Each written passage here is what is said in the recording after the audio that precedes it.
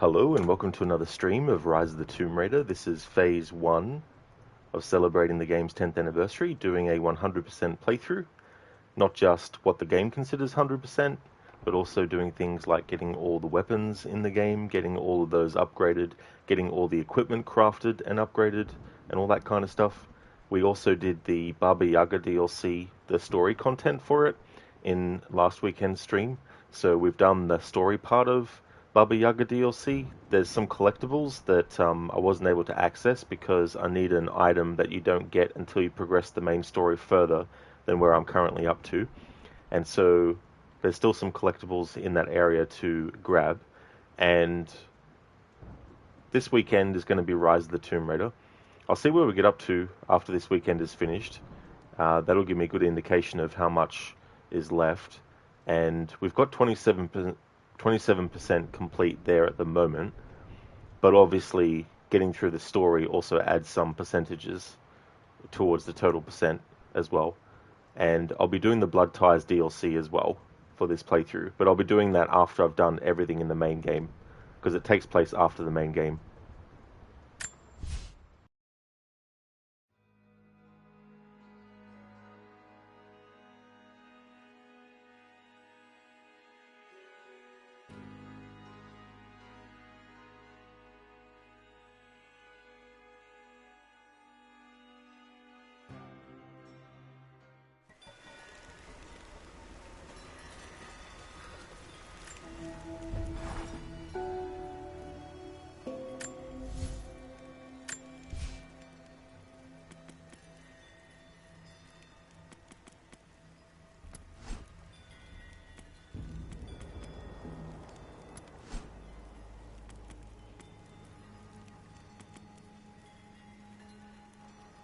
Death Cloud arrows increase the size and duration of the poisonous cloud created by poison arrows. Hey there, Lucas. How's things going today?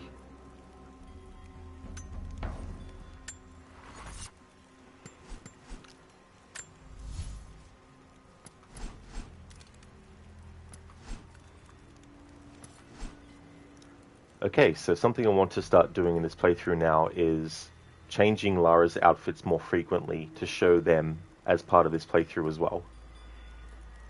Oh, that's good, Lucas. Glad to hear that you're going fine. As for me, I'm doing well, having a good Saturday.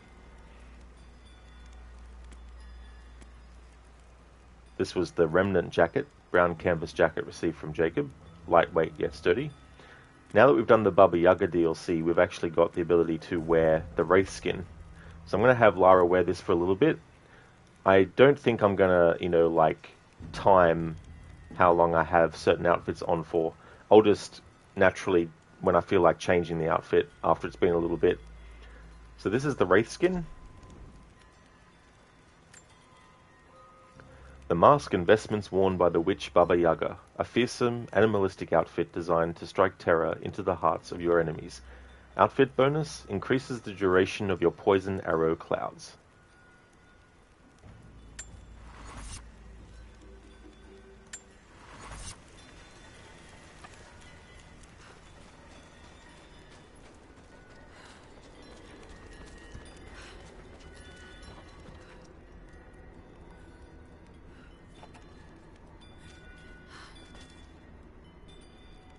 Hello, Sona. How's it going? Hey there, Code. Welcome on in. Good morning. It's cleaning day for you, is it? Well, I hope that goes well. Hopefully it's not going to be too much of a pain for you.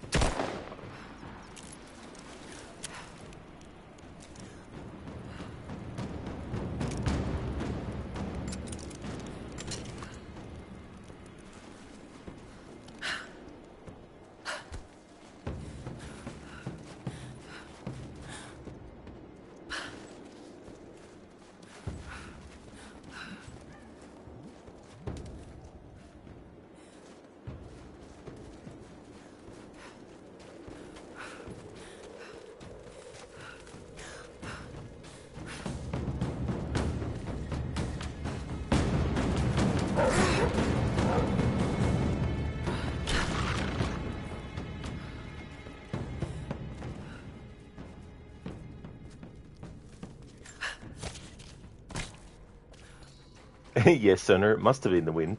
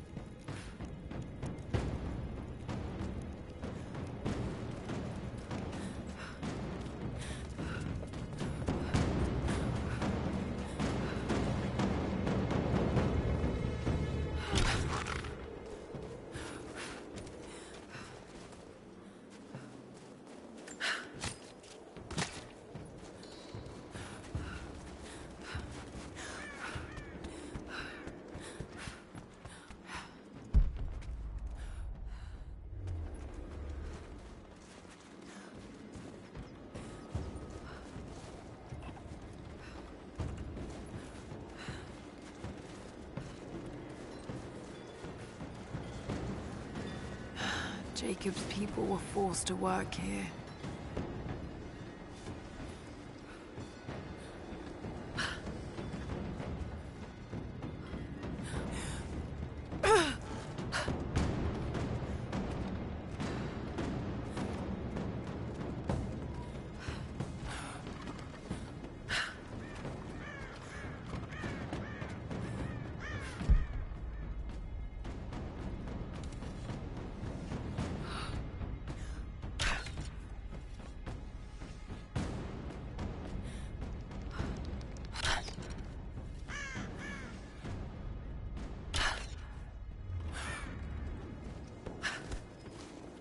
Hey there, Ryu.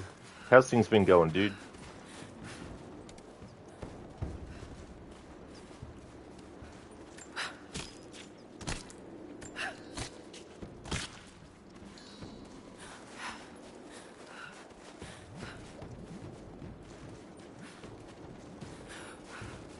Oh, nice, dude. That's good. Glad to hear that.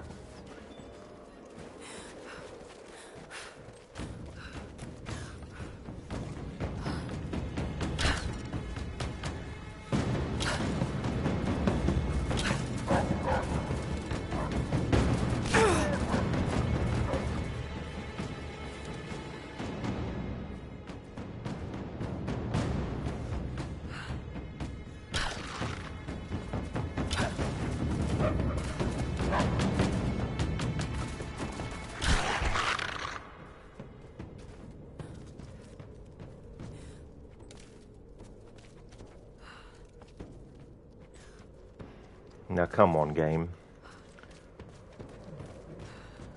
I don't know why the prompt to actually skin them is not available on all sides of the damn thing.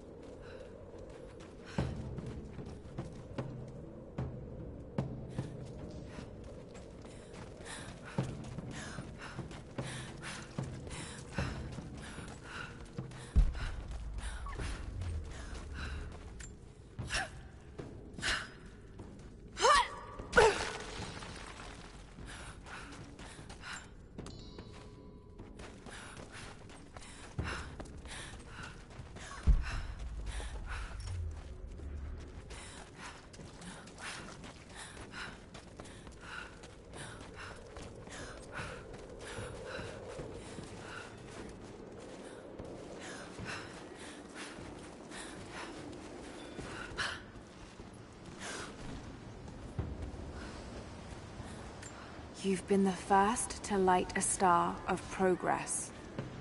Huh. In praise of cosmonauts.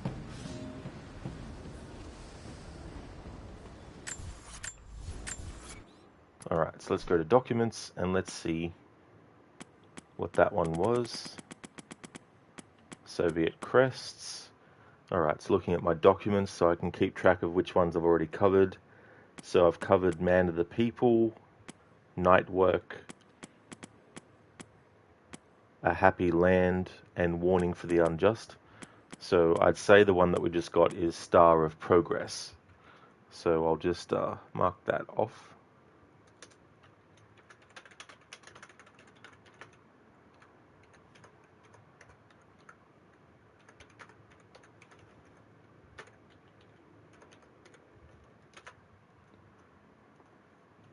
Star of Progress in praise of cosmonauts. I can get behind that. A plaque celebrating the scientific achievement of the Soviets. It reads, Motherland, you've been the first to light a star of progress and peace over the earth. Glory to science, glory to labor, glory to the Soviet regime.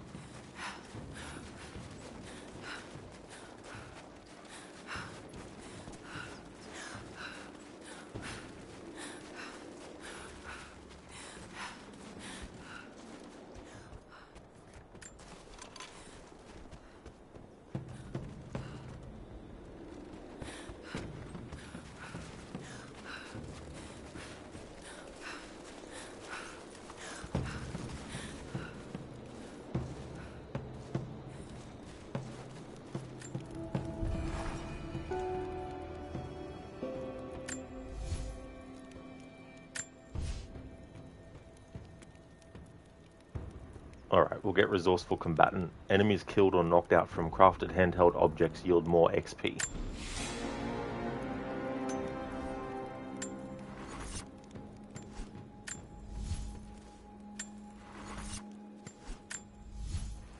Alright, so we unlocked a new bow.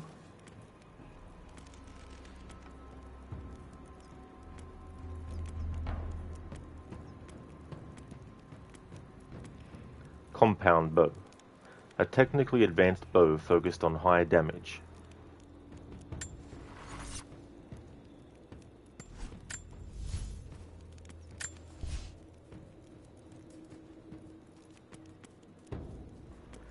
Alright, so let's craft the stock-mounted shell holder.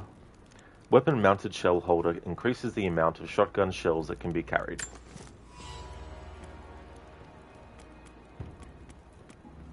And let's also get Hunter's Quiver, medium-sized, sturdy hide quiver that increases carrying capacity for all arrow types.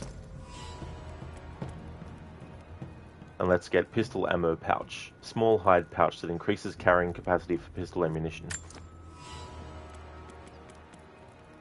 Shotgun Shell Bandolier, leather sling that significantly increases the amount of shotgun shells that can be carried.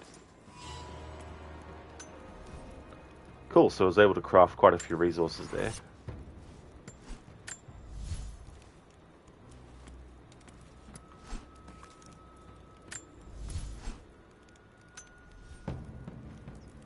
So no lurk unless there's a question you can answer. No worries at all, Sona. Thank you for leaving the lurk.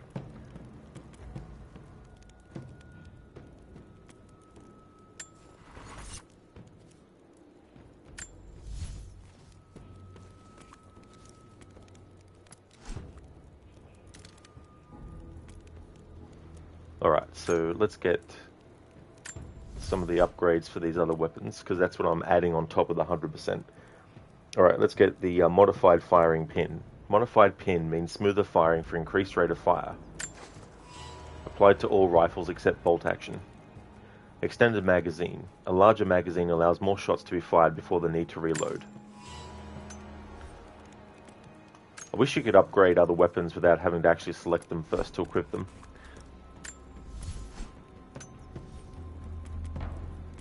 Okay, I had the Venom hand cannon. Semi-auto pistol.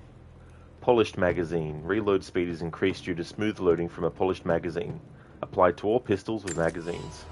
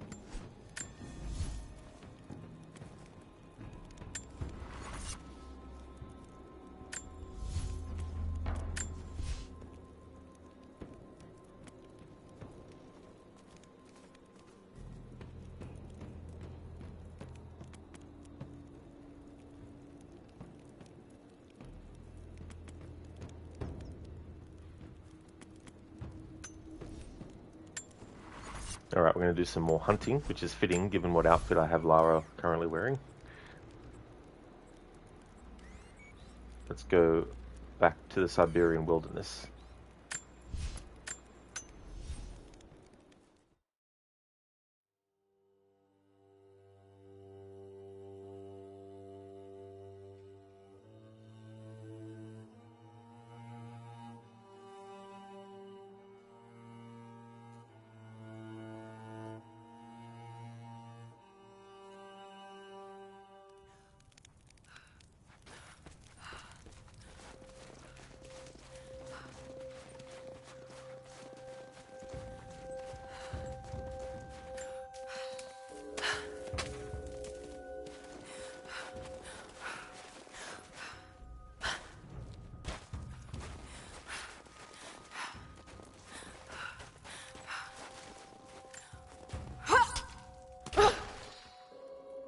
Hey there, Grail. Thank you for the raid, dude. How was your stream? Welcome to you and your raiders. Hope things are going well. How was Borderlands, the pre-sequel?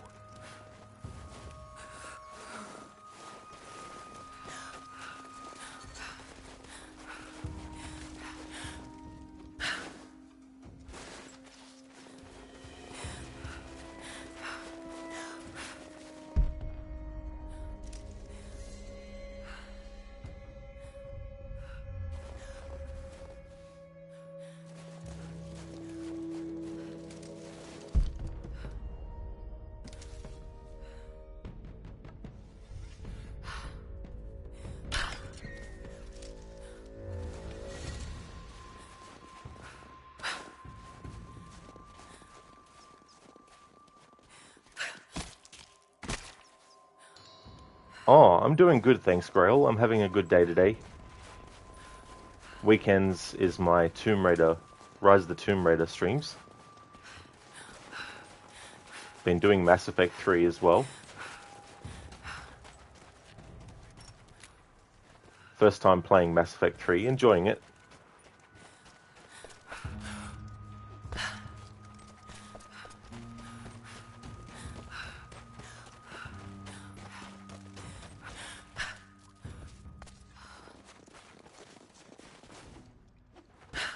Doing 100% for this game. The game doesn't count upgrading all the weapons as part of 100%, but I'm counting it. So I'm doing that on top of what the game considers 100% as well.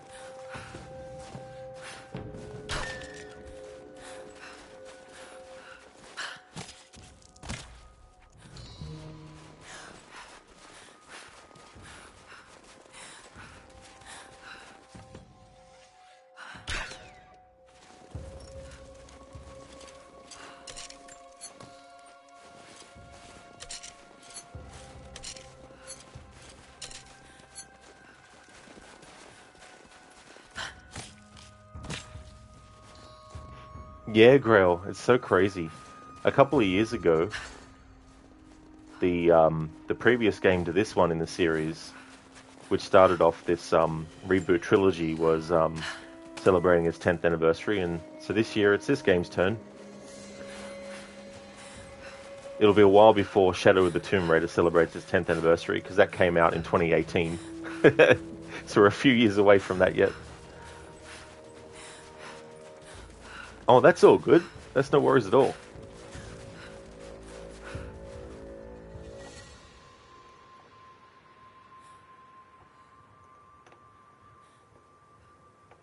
Ah, Simone, one of these accounts.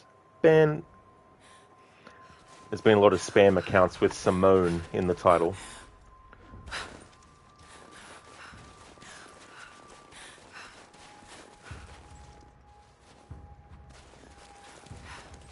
Yeah, Grell, time just flies so quick. It's just crazy. Like, there's several games that are celebrating 10th anniversaries that I'm doing playthroughs for. Like, you've got Assassin's Creed Syndicate.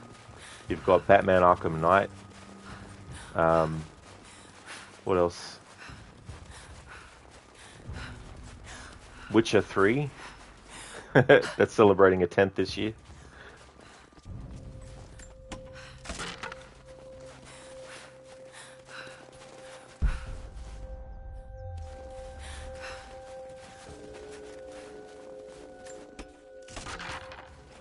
Yeah, Grail, it's just crazy too, and then there's games celebrating 15th anniversaries that I'm doing playthroughs for. Like Assassin's Creed Brotherhood, Alan Wake 1, Red Dead Redemption 1, Dead Rising 2, just to name a few that I'm doing 15th anniversary runs for.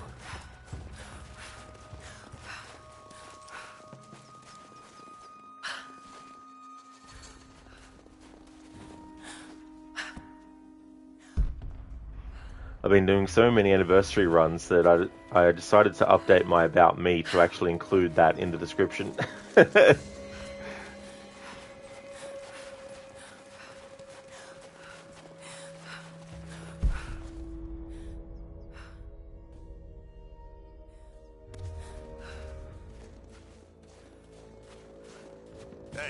thought you said Pickett was gonna be on this job. I thought so, but word is he was on the job with Constantine in Syria. Ah, shit.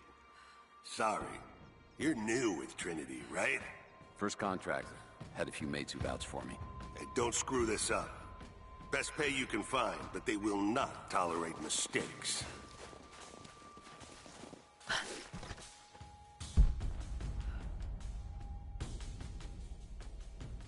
You see that plane? Crashed in the mountains when we came in.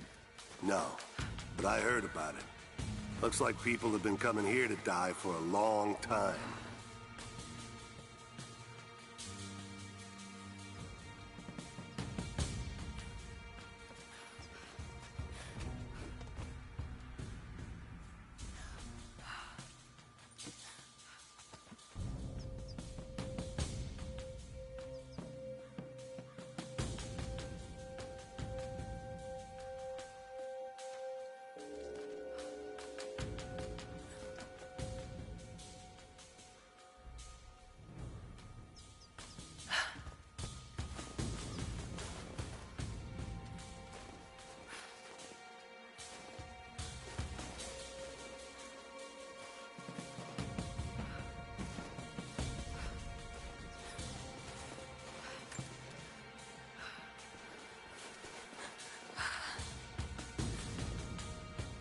Heads up!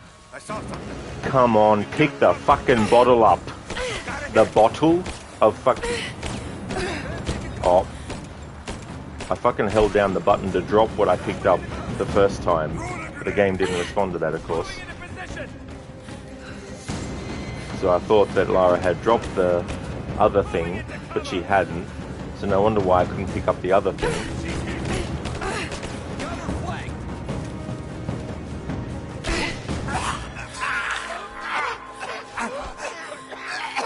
Choke on him.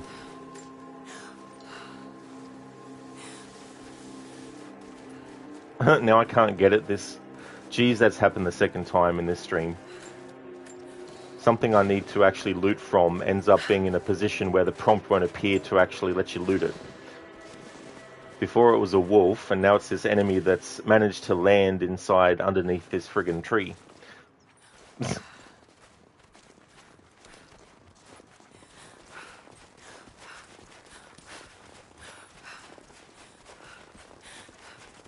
Grell, well, you are the AC guy, lol. Yeah, Assassin's Creed is on the channel quite a lot. In years past, I had dedicated days all year round for Assassin's Creed streams, but last year I decided to only do them when I wanted to do them, and then... Because sometimes it was a bit hard to think of a playthrough to do just to make sure I had an Assassin's Creed playthrough happening. There's still a lot that I do, because the annual playthroughs alone, there's 17 games basically that I do. Not to mention anniversary runs and stuff. So there's still a lot of Assassin's Creed stuff on the channel, but I just don't have a dedicated day for them anymore all year round. Which is good, because it frees up those days for when I want to do other games.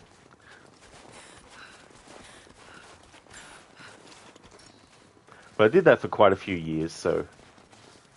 I think 3 years, maybe 4. I had that schedule where there was always going to be an Assassin's Creed game all year round being streamed on my channel.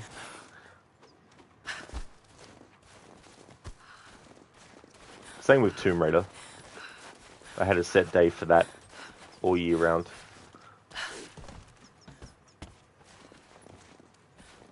That's right, Lucas. Yeah, Red Dead Redemption 1 is 15 years old. I mean,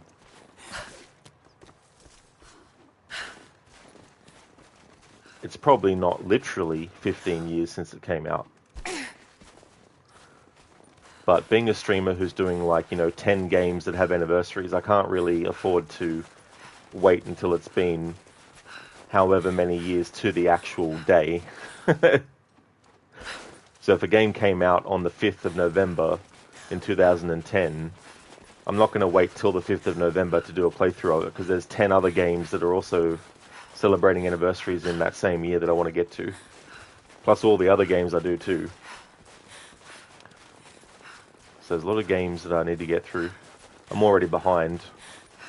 And the year just started. Star, welcome on in. Why do you have horns? Holy, that is an awesome hood. Yeah, this is from doing the Baba Yaga DLC. I'll try and get a good close-up shot, because this game doesn't have photo mode, but the next one after Shadow of the Tomb Raider does. But yeah, you get this outfit, the Wraith skin outfit, from completing the Baba Yaga DLC. And she's also got claws on her fingers as well, like a clawed glove. Can't really get the camera to go where I want. So I can't really get too close to Lara's hands to be able to see the claws.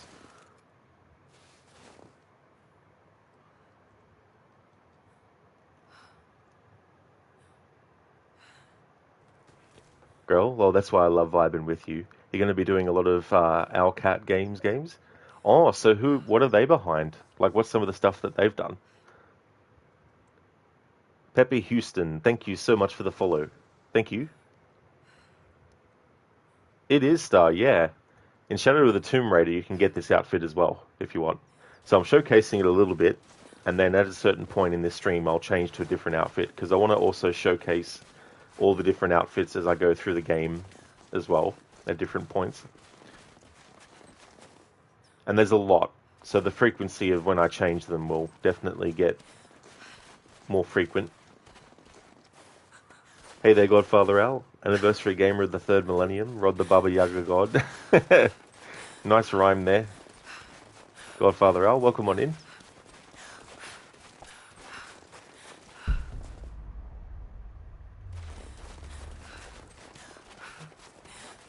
I'd rather leave as little upgrading as possible left until, closer to the end of the game. I'd rather have a lot more of that stuff done, so we're just basically going back to previous areas and getting resources.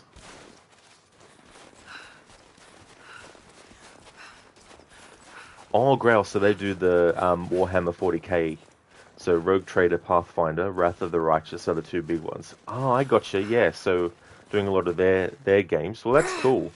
It's always good to find like a theme or things that connected to each other, to do marathons of. Like sometimes I like to do first-person horror game marathon where I do a few first-person horror games back-to-back.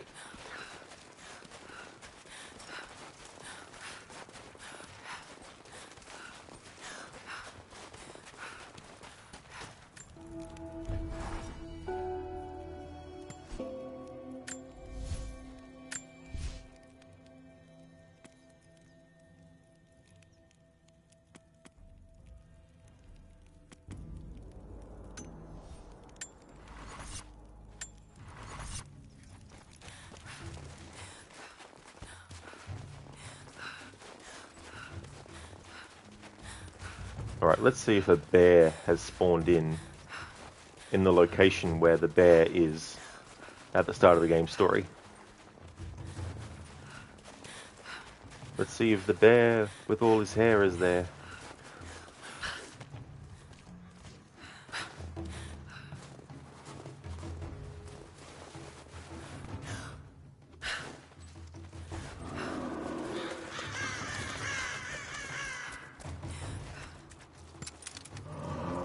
The good thing in this game is using a weapon like a rifle, it won't actually do any reduction of quality for pelts and stuff in this game, so you don't have to worry about what weapon you use.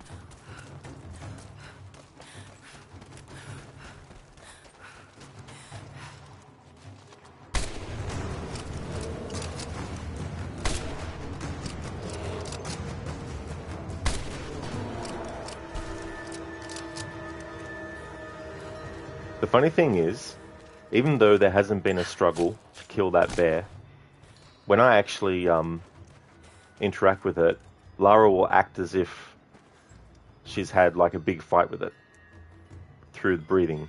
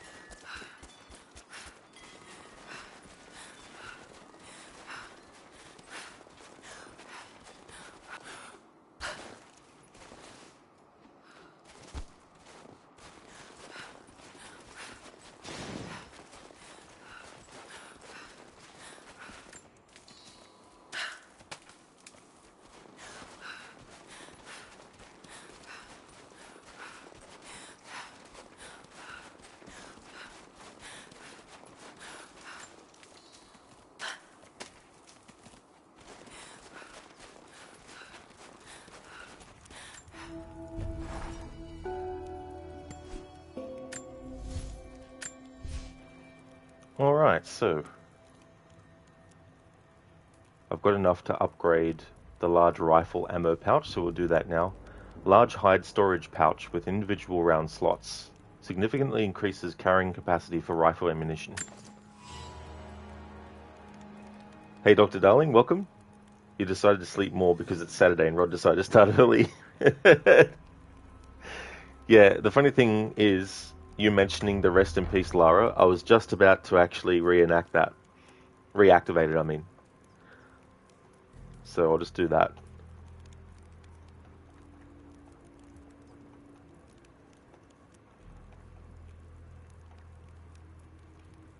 Alright, that'll now be active.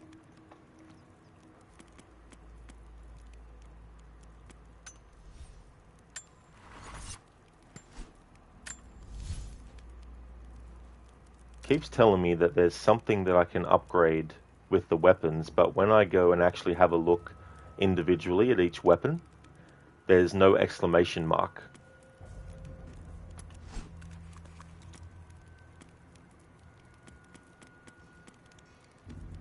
Really annoys me in games when that happens.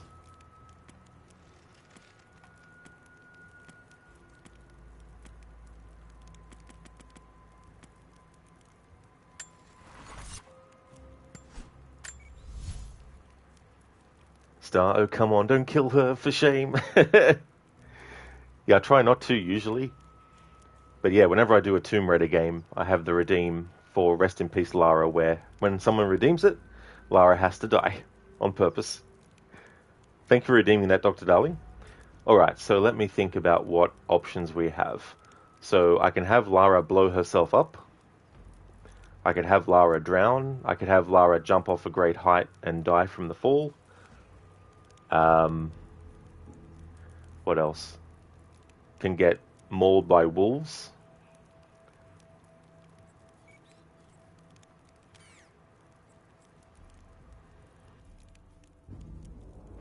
Hey there, Spectrum. It's going good, thank you. Things are going well, having a good weekend. How's things going with you? Star, wolves for sure. Dr. Darling, it's cold and the wolves are hungry. There you go. There you go, Star. Dr. Darling agrees. So wolves it is. Alright, let's go back to over this way.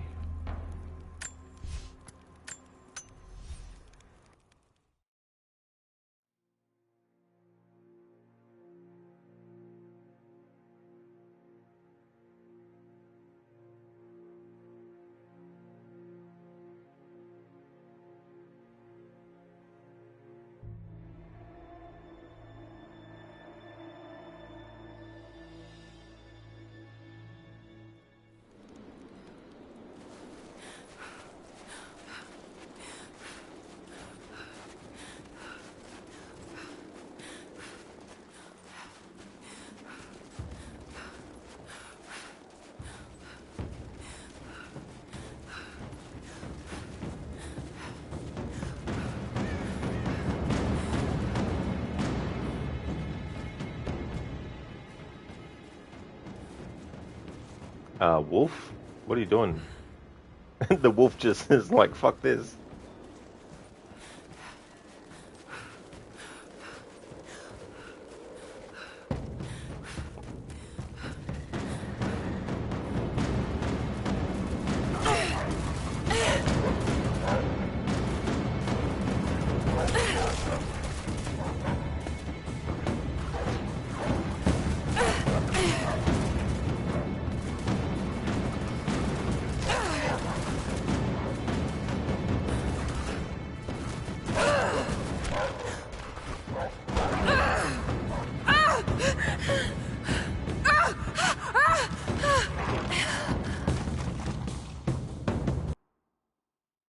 There we go, Dr. Darling. Thanks for redeeming. Rest in peace, Lara.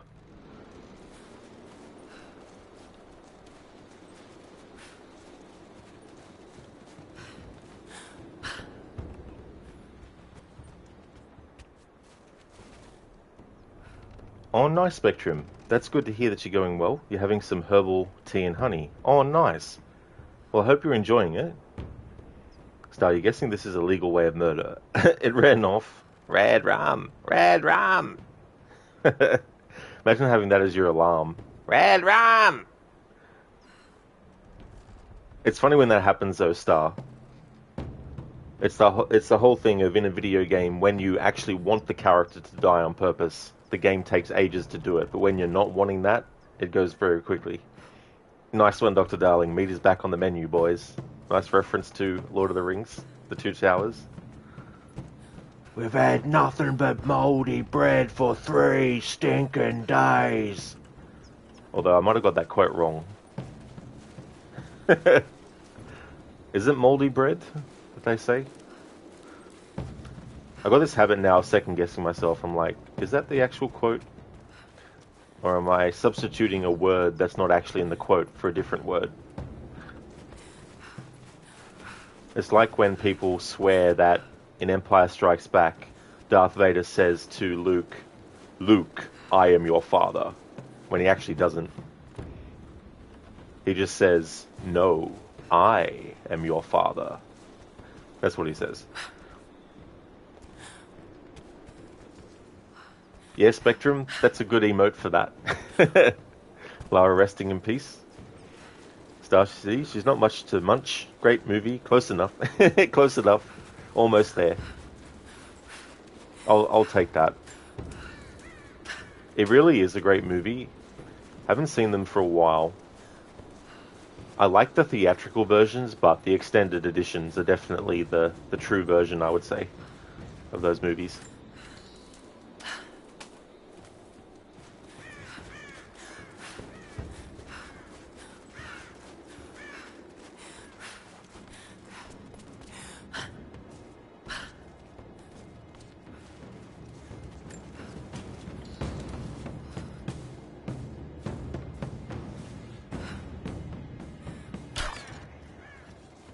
Lara's now going to get her revenge. Star, you like watching the extended by far? Oh, absolutely. It's cool that they were able to actually do those versions, that they were given the money to actually put them together and release them, because it just did such a great service to the overall stories, because it adds a lot of stuff in, of course, that was from the books that they couldn't fit into the theatrical version.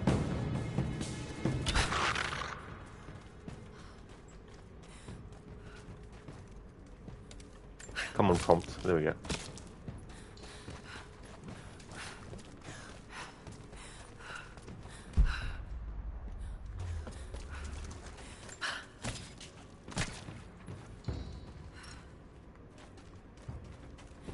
Spectrum, you have the box set of the extended versions, over 12 hours total. Oh, very nice, Spectrum. Yeah, a lot of really good content on there in terms of behind the scenes as well.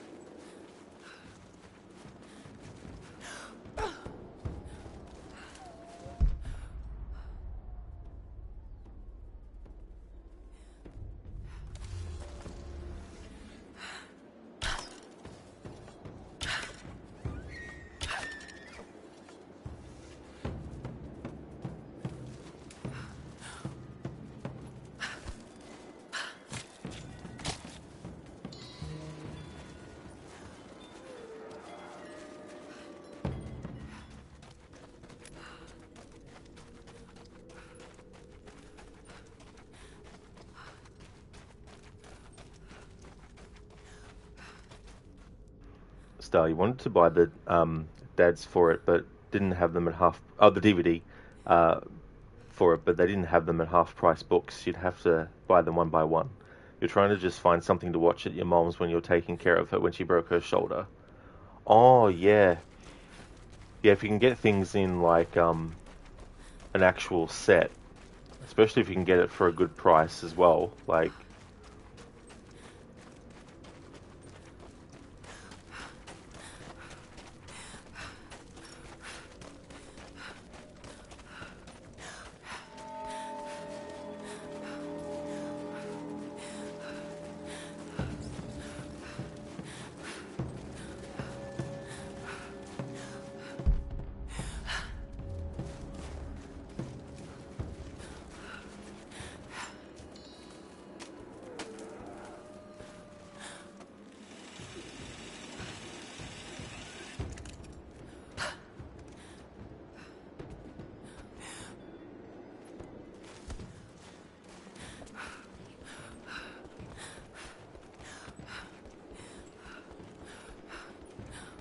Star, you got the theatrical box set for about $25. Oh, that's pretty good.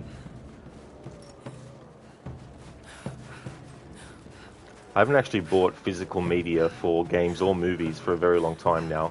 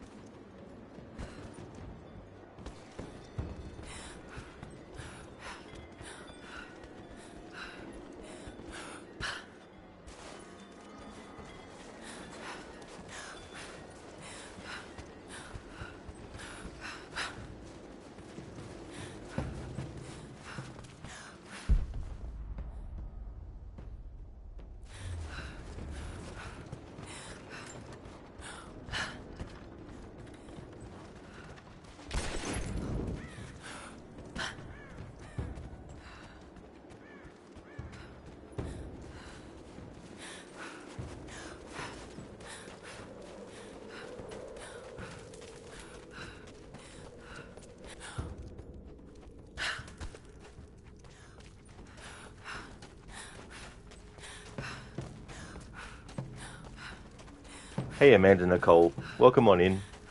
How's things?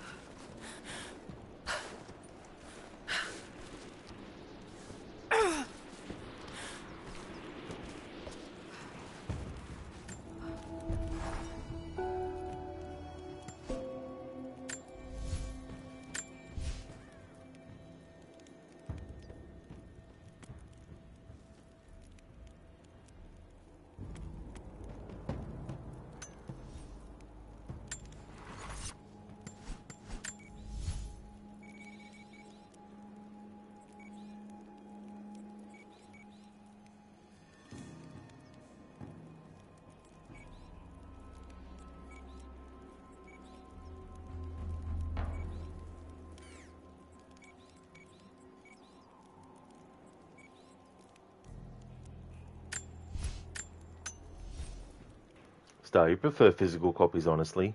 Oh, that's fair enough too, as well. Yeah, I used to be really gung-ho about getting DVDs, the special editions of stuff, and then for some Blu-rays, but then I got to a point where it started to feel like the special features for Blu-rays were just very basic, short clip videos, where I'm like, I could just go to YouTube to watch that if I want to, you know what I mean? Like, I really like the behind the scenes videos and stuff that go for 30 to 5 hours, you know. I'd rather that kind of stuff than like it. I'd rather that than just 5-minute videos each, you know. Doesn't really make it that special of a special edition, you know.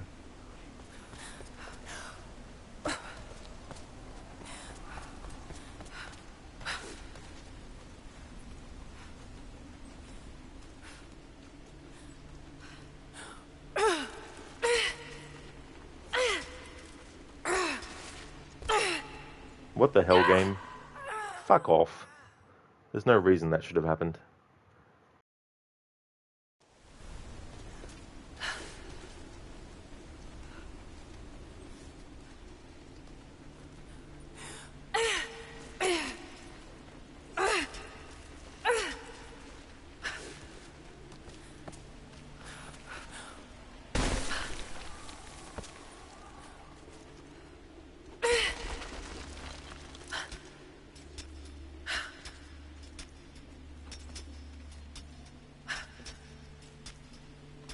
Yeah, Grail rip.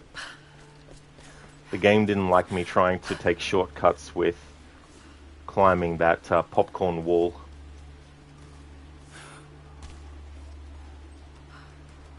Dr. Darling, you played Silent Hill 2 Remake yesterday, and it was amazing. Oh, that's good. That's good you're enjoying it. Had you played the first, like the original, I mean?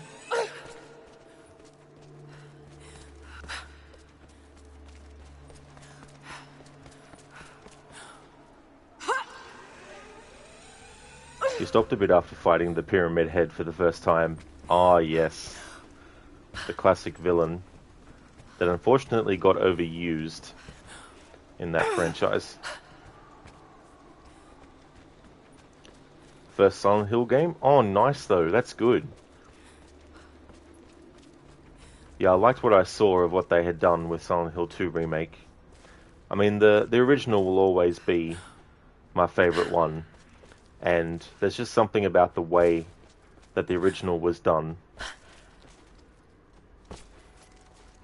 But the remake definitely looks like a good remake as well. It seems like they had a lot of respect for the source material.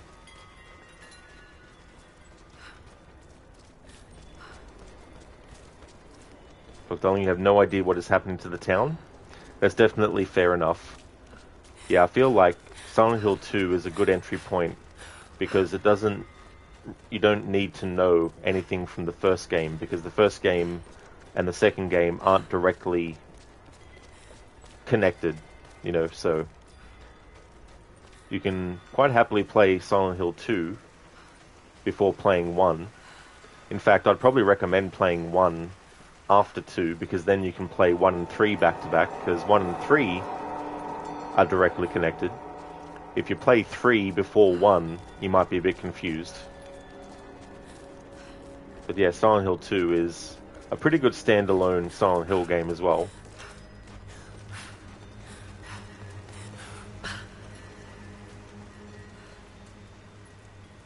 Love Pyramid Head stuff. Do you have a shirt with him on it? Oh, very nice. That's cool.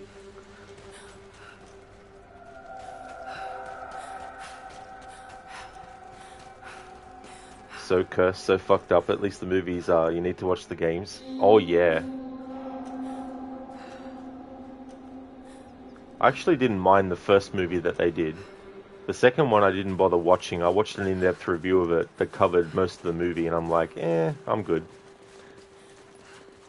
That new one that they're doing, though, it looks a bit cheap. It looks like a cheap knockoff adaptation of Silent Hill 2. Like, no offense to the people who've been cast, but it's almost like they just picked the first person who put their hand up to play the role. Just like, yeah, you'll do, yep, good, okay, no worries, let's go.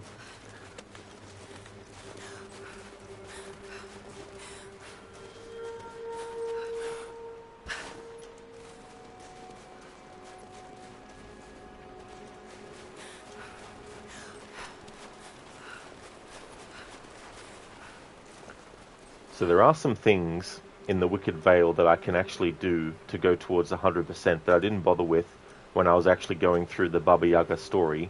But I'm going to leave that until I'm actually up to the point in the story where I've unlocked... They call it the wire spool. So that's what it is, but I call it the grapple still, because that's its function. There's actually an item that you need to get for the 100% in the Baba Yaga area that is inaccessible unless you have the grapple.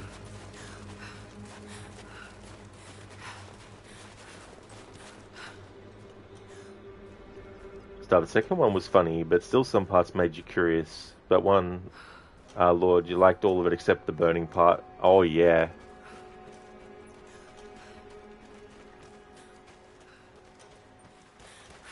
There's a lot of messed up stuff.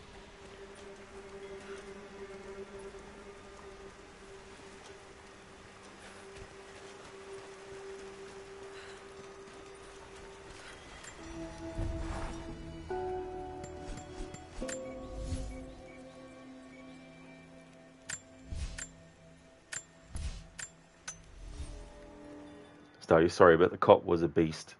Oh, in Silent Hill 1 movie? Yeah, I think it's is it Kim Coates? I think he plays a cop in Silent Hill 1 movie. He's the one that keeps trying to turn away Sean Bean's character from investigating what's happened to his wife.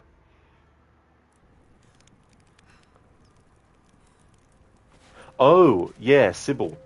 Yeah, Sybil's actually really good. Laurie Holden, that's it. I was going to say Lauren Holly, but that's someone completely different. But yeah, Laurie Holden. She was good. She was good in this first Silent Hill movie, and I thought she was good in The Mist as well.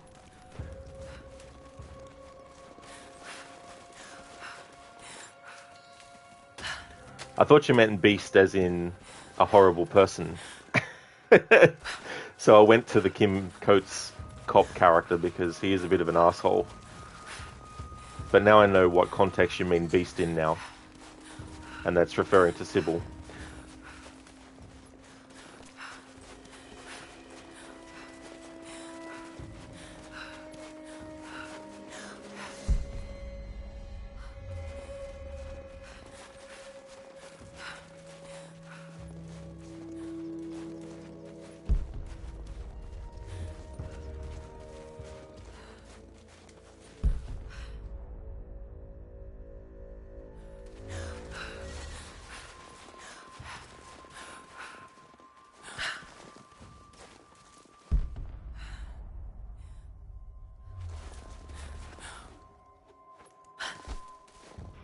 Star, she was great and fucking beautiful. Yeah, you're a woman, but who cares? She's pretty. Yeah, that's the thing too. Like, it's definitely fine.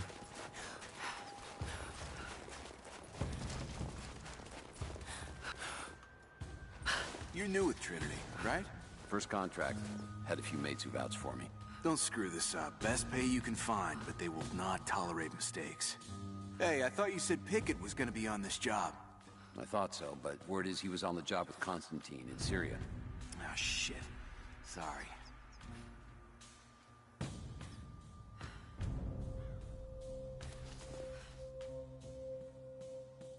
See that plane? Crashed in the mountains. Alright, so all this dialogue is something I've already heard in the playthrough. We're under attack! That is Lara Croft.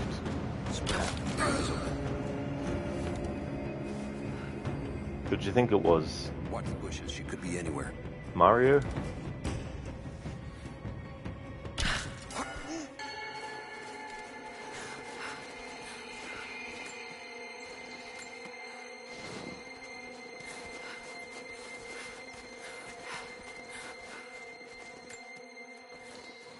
Star, you wish you could pull off a pixie cut, but nope.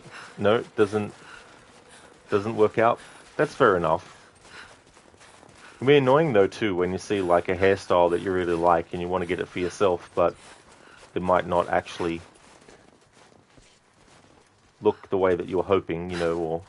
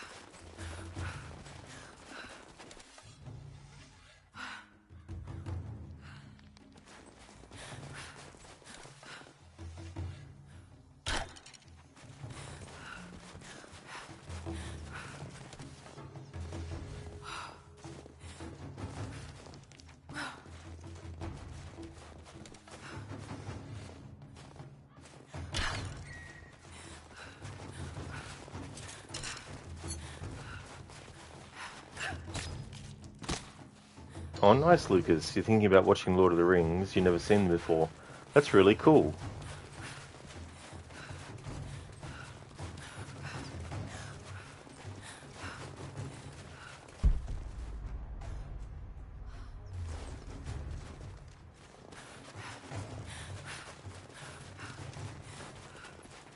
They're long movies, just a heads up. Like, I can't remember the exact times, but the first one and the second one are at least 3 hours long. I think Return of the King was 3 hours and 30 minutes or something like that. But they're the theatrical versions. The extended editions are almost 4 hours long each.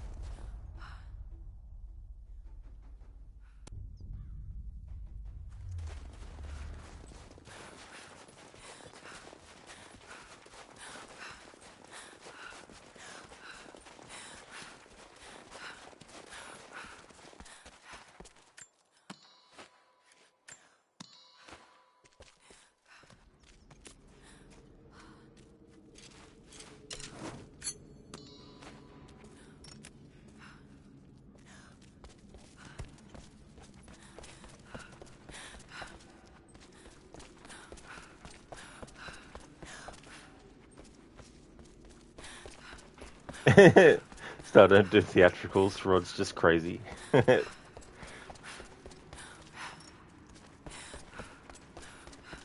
the extendeds, I'd say, like, if you're really into Lord of the Rings, or if you've already read the books, then probably that would definitely be the best choice. But if you're kind of new and you're not too sure, and you also want to watch versions that aren't as long in runtime, then definitely the theatricals for that purpose.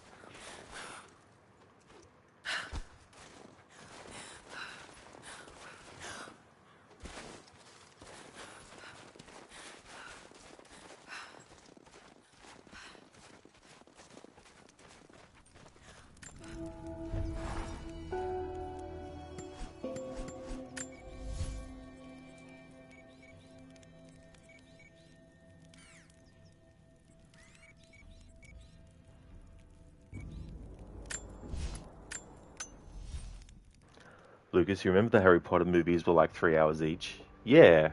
Yeah, if you don't mind long movies. I find some movies, though, even if they're 3 hours long, sometimes they can feel like they're shorter, because the pacing of the story is done well. Because even like a 1 hour and 30-minute movie can really drag sometimes, depending on the pacing of it. And interest, too. I find if something's boring, then perception of time will make things longer. Same if you don't like something. Like if you said to someone, I'm going to give you 10 minutes to do something you hate, you'll probably be looking at the clock a lot, looking at the time and being like, oh man, it's only been 5 seconds, it's only been a minute. When's this time going to be up? Versus when you really like something, you would hardly look at the time, and then when the time's up, you'd be like, what? That wasn't just that much just now, was it?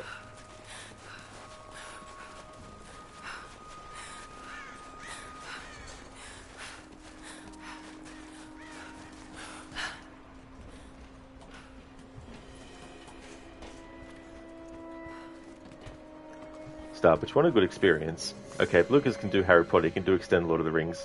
Got to watch the Hobbit series, then Lord of the Rings. Really depends.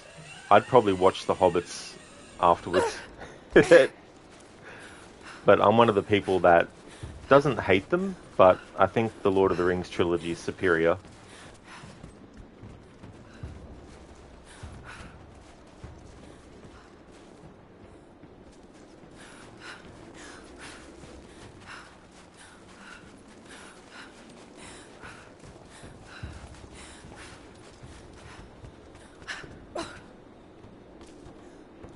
Lucas, you don't mind a long movie. If they need 3 to 4 hours to properly tell a story, so be it. Yeah, because some stories, especially when you're adapting certain source materials, the more time you can actually spend adapting that information is definitely good. I mean, you can do recaps and you can shorten things and stuff. Like the opening for Lord of the Rings, The Fellowship of the Ring. I think it's pretty concise, and I think it really helps bring people into the know of what the basics are of what's going on. In fact, the opening sequence for Fellowship of the Ring, I've always felt that that would be the best template to use for a Legend of Zelda movie. Because with a Legend of Zelda movie, you could have an opening sequence that gives you an overview of Hyrule, the three goddesses that created Hyrule, you know, the Triforce, and all that kind of stuff.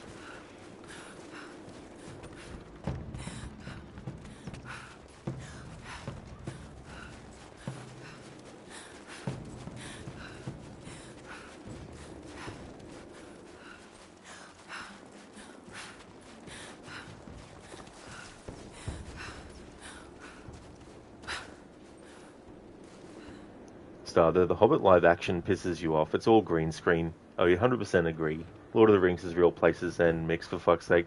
That's true too. Yeah, you know, like I've often wondered what always struggle with saying his name. Guillermo del Toro. I've often wondered what his version of The Hobbit would have been like. Also visually too, as well.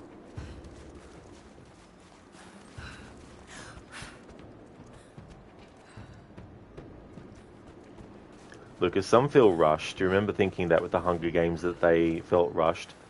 Yeah, that's the tricky thing too. Like, you want to make sure that people who haven't read the source material still have something that they can sink their teeth into that helps them get their orientation within the world of the story. But at the same time, you don't want to make things for the fans who have read the source material to be too long in the tooth.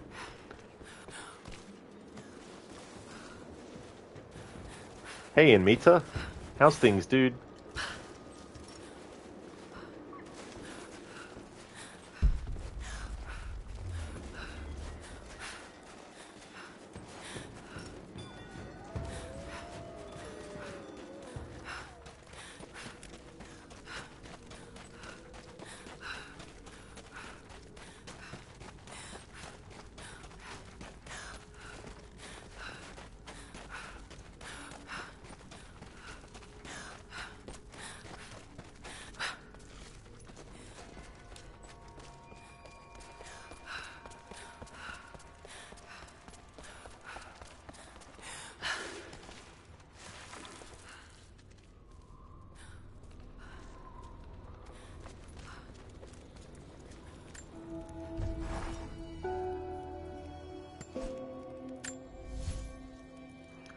So you haven't finished all the Hunger Games or Maze Runner either. You need to try the newer Dunes. Dunes? Yeah, I never actually read any of those novels and didn't actually hear about them until the movie adaptations. All good in Mita? Nice. You just arrived at your workplace? Excellent, that's good, dude. I hope that work goes well today. As for me, things are going well. Been running around getting resources so far in the stream for upgrading stuff. Actually, only have a couple of things for equipment to upgrade, so that's working out well. So, goodness, Rhoda, lungs must be burning by now. Yeah, that's the funny thing, like, sprinting in this game, after a while it becomes like a remix of Lara's breath as she's running and sprinting. Lucas, you're not even sure what Dune is about. Me neither, to be honest. Yeah, I never read the books, never saw the David Lynch movie, never saw the new movies. So yeah, I'm pretty much in the dark about Dune. Cheers, Anmita. Thanks, dude.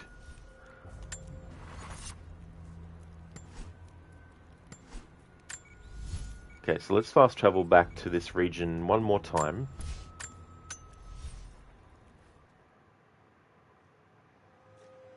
But I think I'm at the point now where I want to jump back into the main story.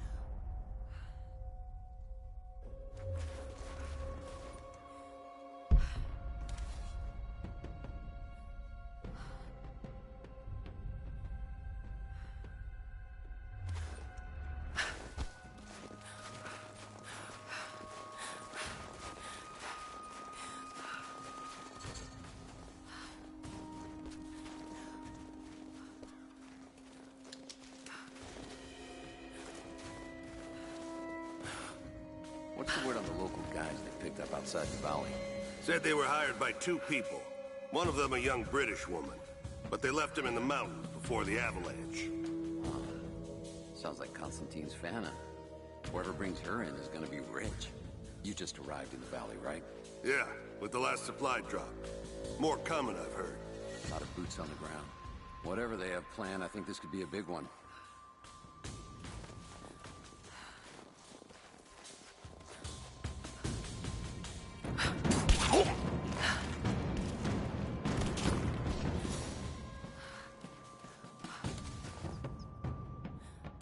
Think I heard something. I'll take a look. Don't go far. They're here!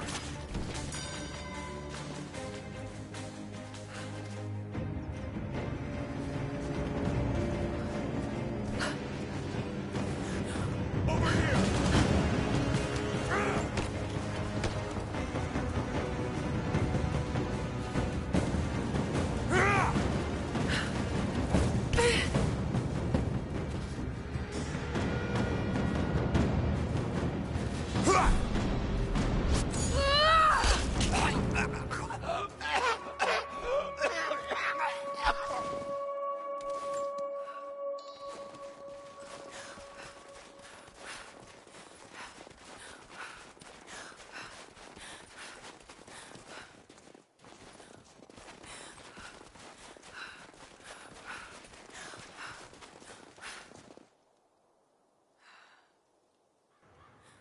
This morning, I made my coffee with Red Bull instead of water.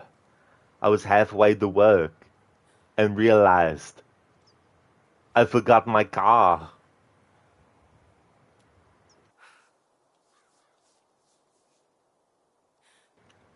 My wife keeps accusing me of being addicted to drinking brake fluid. But I tell her I can stop any time I want. Thanks for redeeming those, Dr. Darling. Thank you. Yeah, and Mita, a British woman. Dr. Darling, is one of your planned anniversary playthroughs a no detection challenge?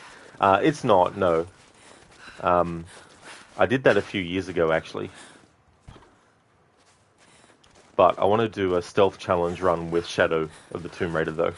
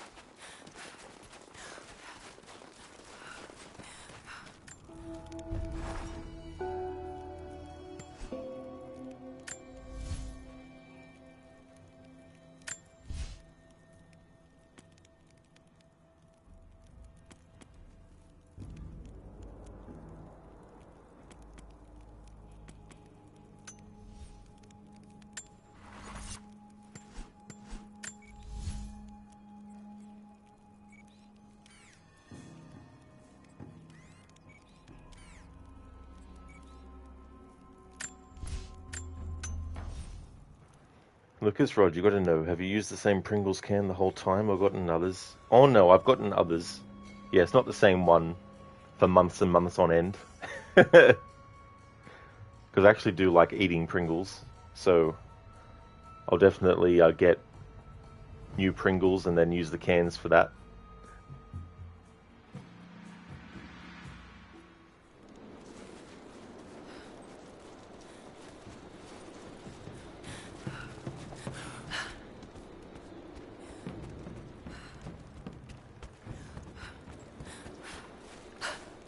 Okay, so this is the plan now. I've got 2 more equipment to craft for the playthrough.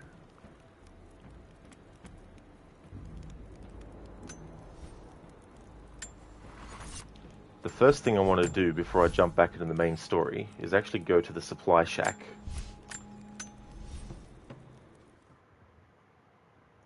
Hey, Sona. Yeah, yeah, Lucas. Yeah, I definitely wouldn't want to just keep the same Pringles can for months and months and months and months and reuse it. Dr. Darling, plan. Why isn't there a command? Because there's not one. But I should add one.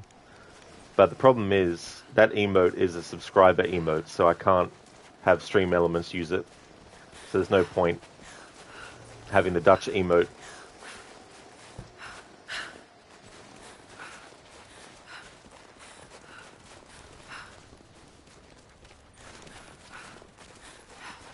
And me too, because there is no plan. Just like there is no spoon.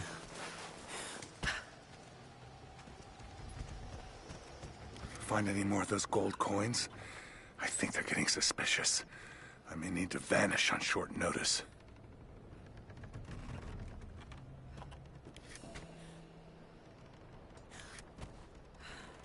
Ah, yes, that's right. I was going to wait for the crafting tool.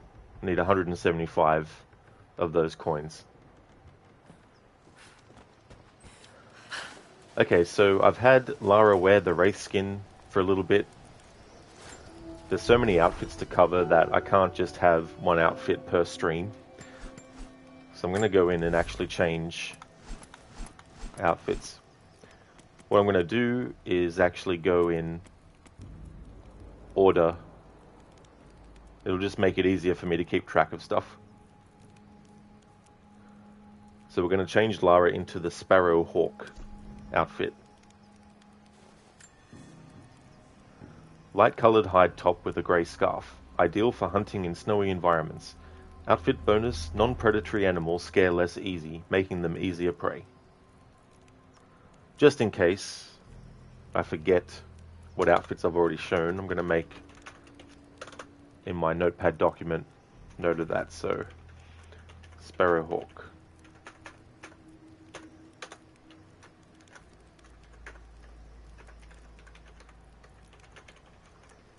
Wraith skin. I've worn that. The remnant one. Where is it?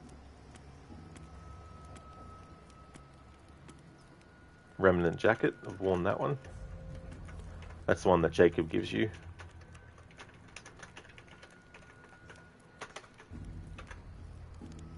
Now I need to see, because there's an outfit that Lara wears at the start of the game.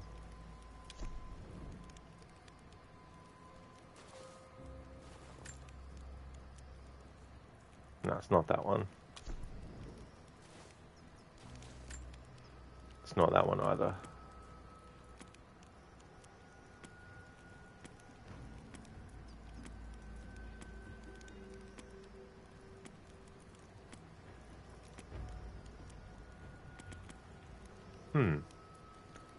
No, it wasn't that one either. Not that one.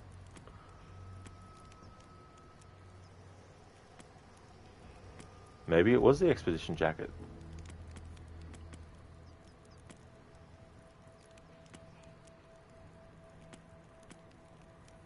Oh well.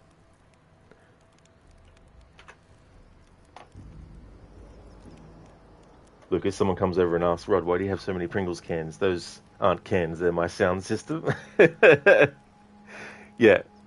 Well, I only actually bring the cans out when I'm actually streaming and have them on the table next to me so I can grab them when the redeem happens. But usually I've got them stored away. In meta, fit for the environment. That is very true. Yeah, that's the thing about a lot of these outfits as well, is that they're designed for the weather in the game. So I'll have Lara wear this outfit for a little bit. I don't really have a certain amount of time in mind before changing each outfit. Just when I feel like it's been enough time in one outfit, I'll have Lara change into a different one. And before I recap what's happened in the story, I'll just get close to the next mission.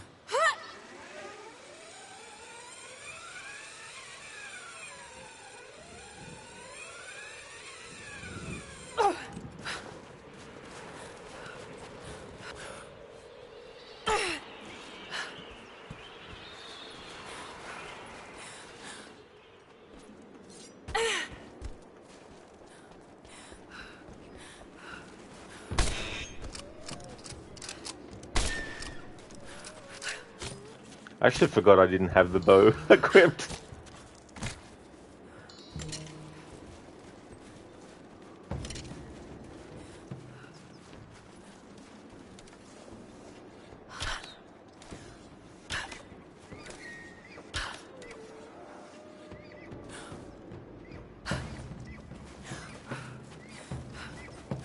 Look, it makes sense to store them. Wouldn't want someone stealing the expensive sound system.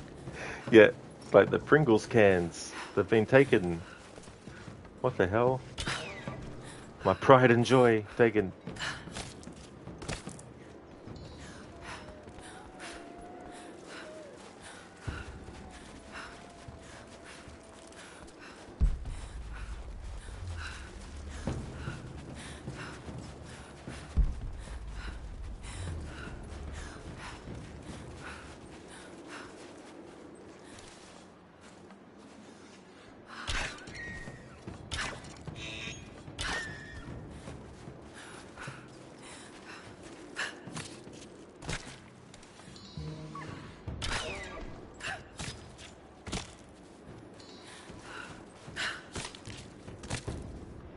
Imita killing animals with a sniper rifle. Oh yeah. Yeah, that's the thing. Luckily it's not like Red Dead Redemption 2, where if you use the wrong weapon on an animal, it'll reduce the quality of it. You can still shoot the animal with the rifle, and it'll still be the same amount of resources you get from it, thankfully. Start, take it easy, I'm just needling you.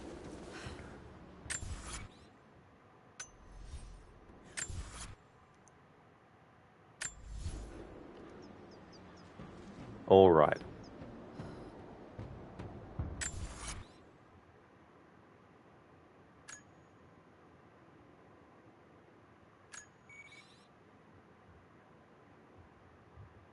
Alright, so basically, Lara was captured. She found out that her stepmother, all along, was actually part of Trinity, which is an evil organization. And she escaped with a man named Jacob. And so we're going to be meeting up with Jacob again. He actually saved Lara from dying, from being drowned, and he went to the copper mill. So that's where we're going to go to now. The way that they've done this game is the Baba Yaga DLC, you can't separate it, so that dialogue related to it doesn't play until you're ready to do it. As soon as it becomes available, dialogue plays to let you know that there's characters and all that kind of stuff in that area. But if you want to do it at a later date, then you have to have that dialogue happen. If you don't do the Baba Yaga DLC until much later in the story, that's fine, because then the bulk of it happens in one big chunk. However, when I did the Baba Yaga DLC, I was up to this point in the main story where I had to go to the copper mill. There was actually an objective for the DLC that went into the same area, so we've already gotten some dialogue related to this next mission, unfortunately. So I can't have that dialogue happen again, so it actually matches with this part of the playthrough where I'm actually doing the next main story mission. But we've already had some of the dialogue for this next main story mission actually play. So I haven't been able to make it seamless and have everything with Baba Yaga happen in one big chunk. But I got the story of that DLC done in one big chunk, so that was good, at least. So now we're up to this part of the story, alone again. Reach the copper mill to meet up with Jacob.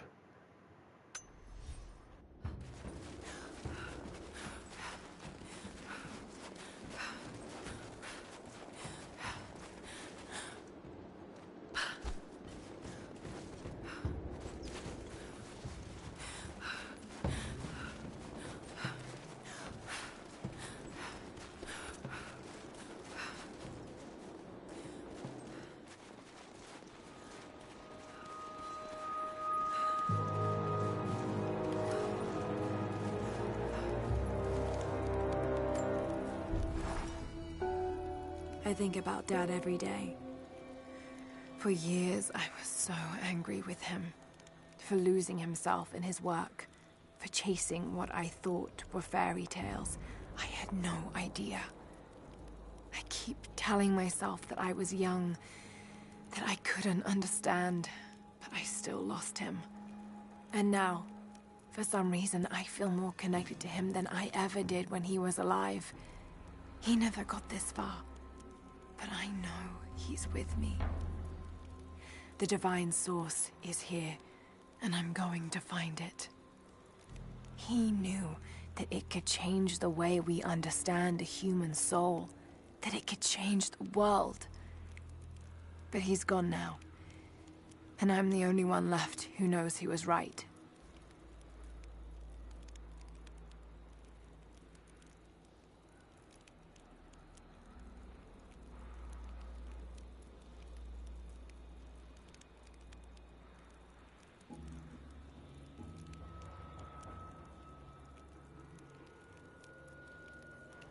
Hey Mita, you realised yesterday that playing Witcher 1 again feels way easier, although you have forgotten some things? Well, that's definitely good, because watching you do some of Witcher 1, there was a lot of stuff that was coming back to me in terms of like annoyances. But I feel like going into that game knowing that there's going to be some annoying parts is definitely going to make the experience better. So I wouldn't actually mind playing it myself in the future again. But I would definitely still be using a guide, though, to make sure that I'm not pulling my hair out and getting really annoyed at the game. But that's good that it feels way easier this time around in Mita.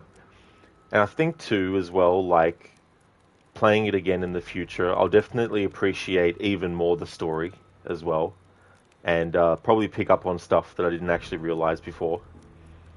Because before, when I played it, I'd never played Witcher 2 or 3, so I had no expectations of what the first one was going to do to match the second or third game. So when I played Witcher 1, it was a raw getting to know the story and all that kind of stuff.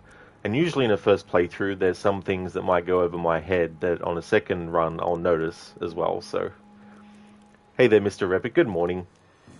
Yeah, I started my stream earlier my time. It was about 4:30 p.m. because I thought, well, I've got a lot of content to get through in this game, so I figured I'll start a bit earlier. Lucas, have you seen Game of Thrones? Might check it out. I haven't myself, Lucas, no. Yeah, I've only heard about stuff of it.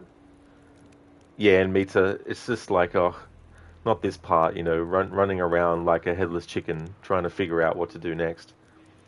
Mr. Epic, Lara be like, day 300 of my daddy issues. Yeah, although I'd say more people have issues about the father character than Lara has about her father. I often wonder if it was the other way around and it was Lara's mother who actually lived longer and she was the one that wanted to actually, you know, find out the secret to immortality. I wonder if they would still have the same criticisms about the story. And Mitch, you've forgotten the fact that to do some things you need to unlock a skill.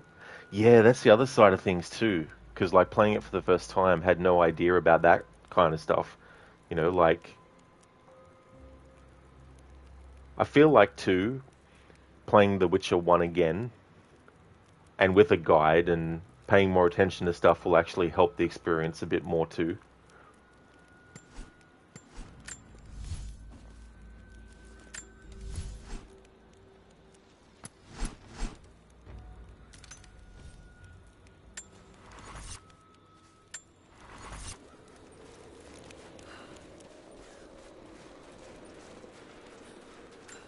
More propaganda. Work hard to fight cold and hunger.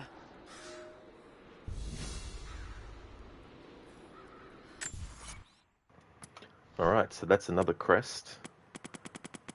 And if we go to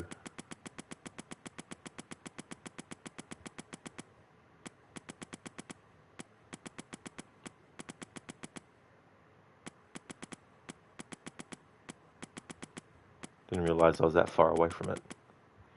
Oh crap, there's some content I forgot to actually cover that I want to cover.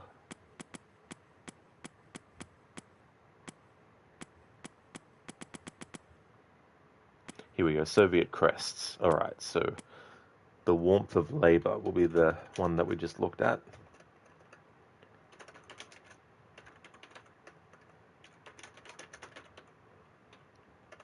But in a lot of cases, Lara will say extra information than what she said when you first interacted with these crests. So the warmth of labor, they had to keep production up to compete with the West. Another plaque to promote a good work ethic. It reads, "Work hard to fight cold and hunger." If only it were that easy.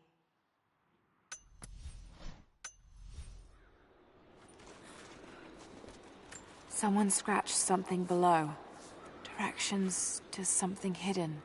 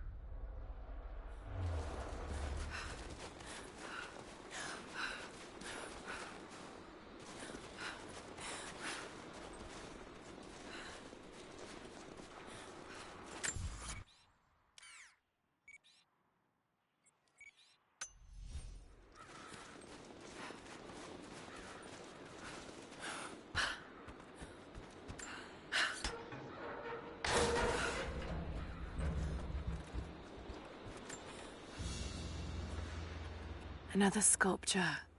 But this one looks like a game.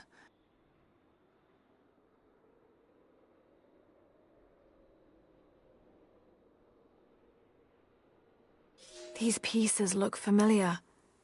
I know I've seen something like this before.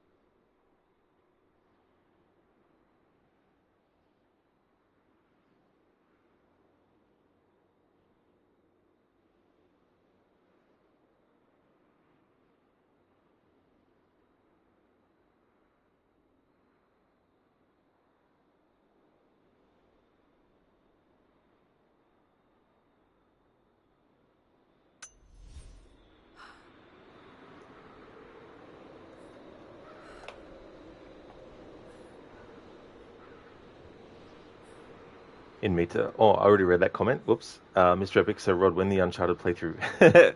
It's actually a good question. I've played through them all before on the channel, but I just haven't found a good time to actually slot them into all the other games I've got lined up. But we'll see if this is the year I can fit it in. Dimitri, you're wondering why you can't pick up plants. You did some Googling and read that you need to unlock the skill. Then it just came back to you and you're like, oh yeah, you'd forgotten.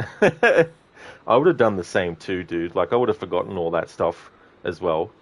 I mean, in a way, it makes sense. Yeah, you need to, unlock the skill to actually pick plants in the game. You can't just know how to pick the plants, Lucas, it's kind of surprising that you don't play Fallout.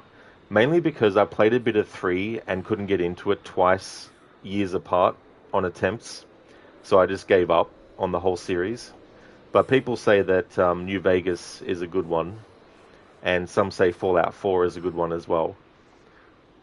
Mr. Epic, you really liked Uncharted. The ending was nice too. You hated the DLC though. That's because you hated the Nadine character. She was so unlikable. Like Chloe though. Yeah, you get characters like that sometimes where you just can't gel with them. There's something about them that they've done and that kind of stuff. Dimitri, another tricky part about that game on PC is that you don't actually attack with the left mouse key like you usually do. You need to first press left mouse key until you see a circle around the sword icon and then immediately press middle mouse key to attack. Sometimes you confuse the mouse keys and do the opposite. That is just really poorly thought out design to do it that way. Like, it's just ridiculous. Mr. Epic, only Far Cry games you liked was part 3 and 4. That's another series that I tried to get into 3 separate occasions with 1, 2, and 3, but I just couldn't. But I wouldn't mind actually trying again, though. But then again, there's 50 other games that I haven't played yet to try and fit into a schedule where I've already got 50 other games that I usually play as a regular thing. So I'll try to fit some games in that I haven't played all the way through before. There's also the Max Payne games as well. I played up until a certain point in the first Max Payne, then never finished it and never played the other 2.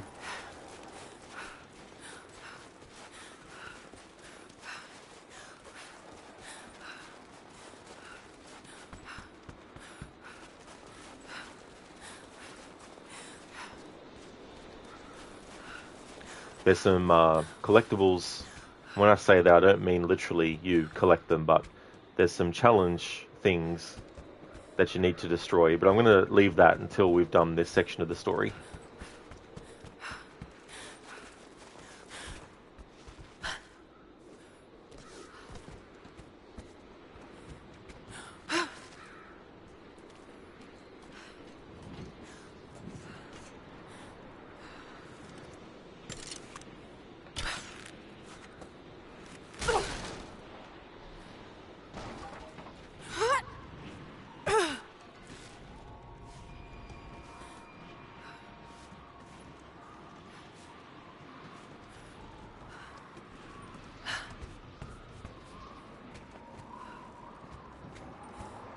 Cages. Like they were animals.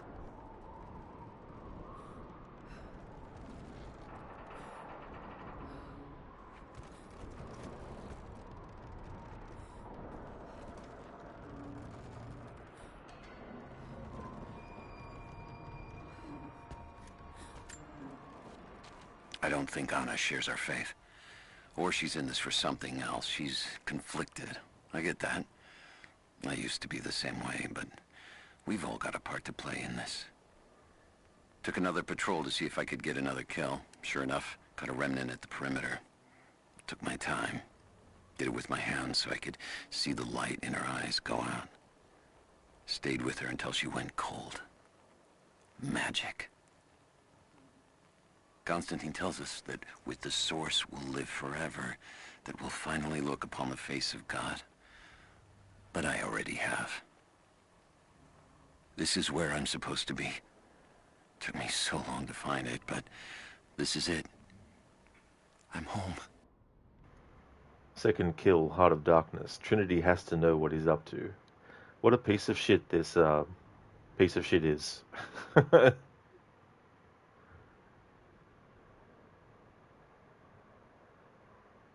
You like Primal, Lucas? Oh, that's cool. Yeah, I saw Crocodile's play through that. It looked interesting. Plus, it's cool that Elias Defexis is playing the main character in that. Basically, had to speak an entirely different language. Primal was nice as well, Mr. Epic. Oh, that's good. Lucas, sometimes when you know a game has a really long story, it can be intimidating starting from the beginning. Sometimes it can, and sometimes when you know that there's a game that has a reputation as well, you know that there's going to be a lot of people that will want to tell you what to do and where to go and all that kind of stuff, which, is one of my pet peeves. That's why I have no backseating tag, on the channel. Like, I don't mind being told, hey, look, you've spent 30 minutes trying to open that door, but you have to progress further in the story. I don't mind being told that kind of stuff. But if you say, go left, go right, pick that up, you're using the wrong weapon, don't use that, upgrade this, get that skill, don't do that, that's when it's like, just let me play the game. Mr. Epic, Far Cry 5 was way too big for you, tried multiple times to play it, but you always gave up. Well, that's fair enough too, as well, Yeah, me too, and the middle mouse key isn't really a common control in the game. You usually use it to scroll instead of pressing it to attack in games. Yeah, that's the other thing too, as well. Like when things have to be used in a way that doesn't feel natural. Well, thank you, Sona. I appreciate that. Mr. Epic, middle mouse is always grenade for you, and side button is melee, is really handy for you. Well, that's good too, to have the versatility to change the keys to be in that way as well, instead of it being like a fixed thing.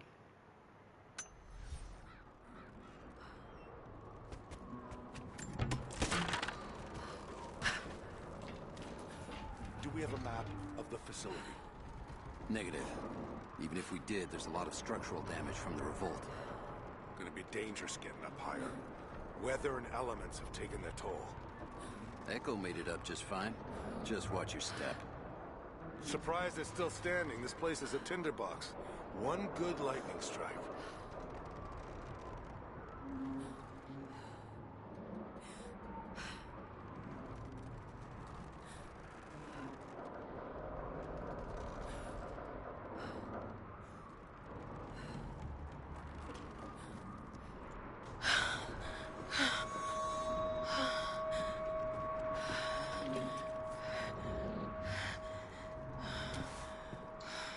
This is where the Soviets broke through. Yeah. First contact was in one of the mine shafts, and they shifted all operations to retrieval. But it looks like the revolt came within a week. Workers finally had enough? You've seen this place, right?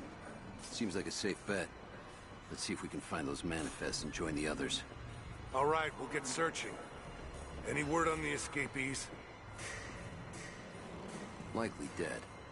Constantine saw them go into the ice, but he's not convinced. Just keep your eyes open.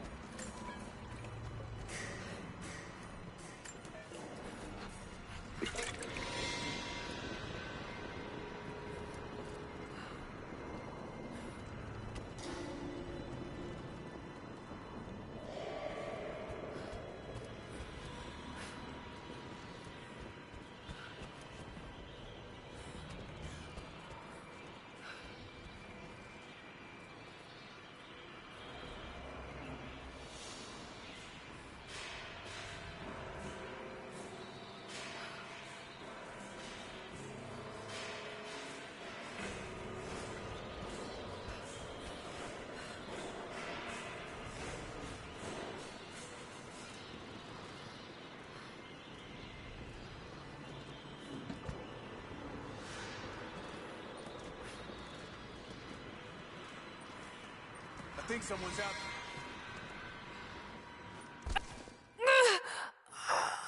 Alright, so there's no more dialogue, it seems, from those enemies. I'm also listening for all the dialogue in this playthrough. This is where the Soviets broke through. Yeah.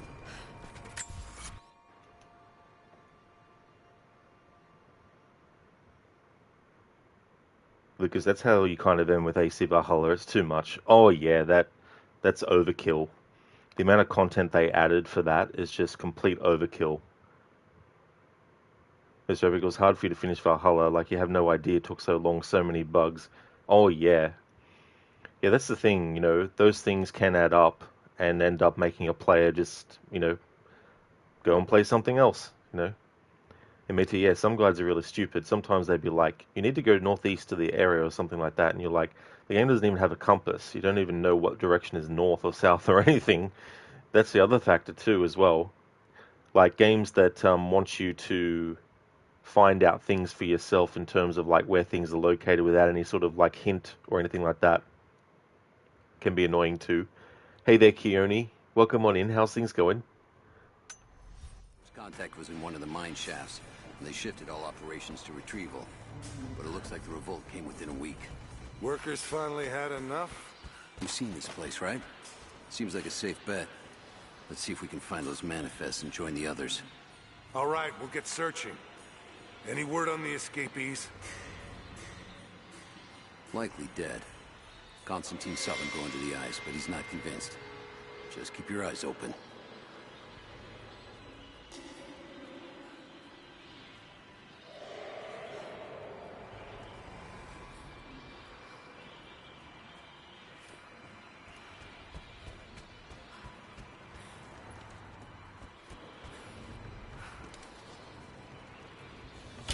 I'm gonna check it out. Be right back. Understood. What?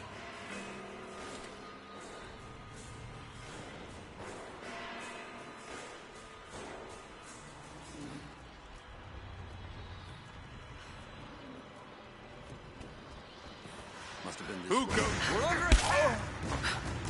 Got contact!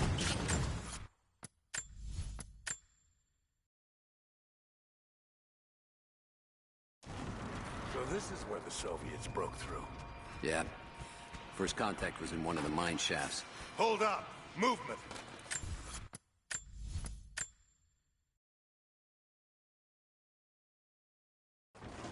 So this is where the Soviets broke through. Yeah. First contact was in one of the mine shafts. Mr. Epic and AC Shadows is supposed to have even more content for a few years, and the map is gigantic. Oh, absolutely. They were saying they want to have 3 years worth of post-game release content, and I'm like, too much. All right, we'll get searching. And then it's like, will the actual ending of the story happen in the base game that people pay for, or will we have to wait 3 years to get the final chapter, or whatever they want to call it? You know, bullshit like that, which I'm like, I've got no time for that anymore. You know, I don't have time to wait for the ending, the proper ending of a game story. Just give me the proper ending of the game story in the base game, and then if you want to do DLC content that starts off a different storyline, then so be it. But don't finish off the main game story in DLC content.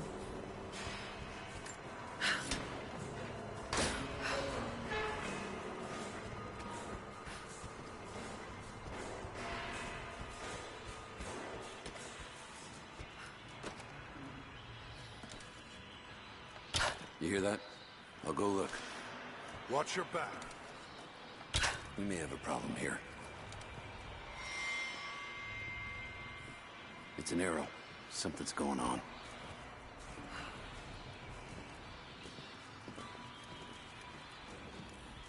Came from this way. We got it! I'm trying to see if the enemies beyond where I am now actually have dialogue or not. So this is where the Soviets broke through. Yeah.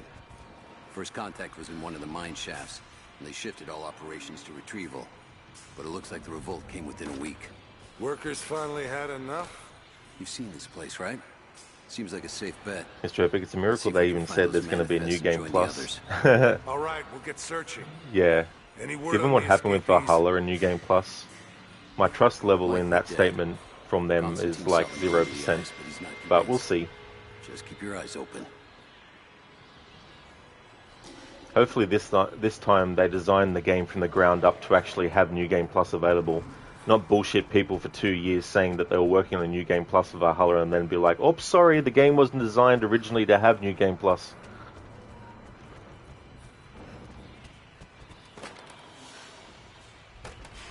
Me too, they'll probably release at least 3 DLCs.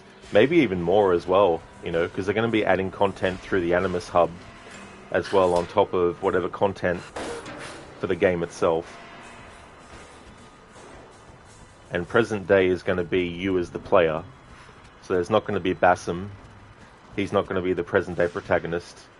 Nor is anyone else. It's going to be you as the player. Just like in Black Flag, Unity and Syndicate as well. And they've set the game, the present day story, a few years into the future so they can have an excuse that they don't have to be tied down to any sort of like storyline.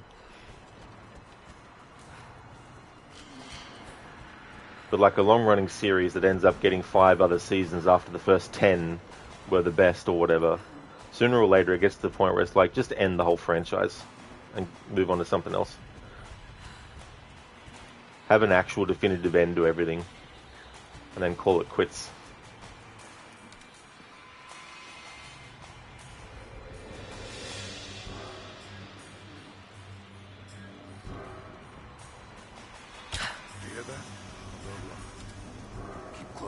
I mean, to imagine if Lara had a hidden blade. Oh, that would have been cool. I mean, Valhalla had 5 DLCs. That's true. A lot of time and hours spent It's an arrow. that you would have to do. Something's going on.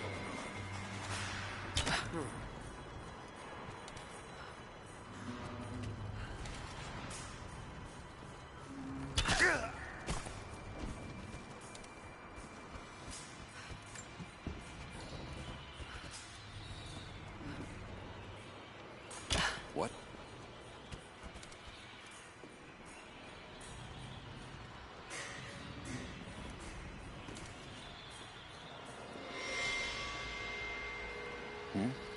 Somebody's fucking...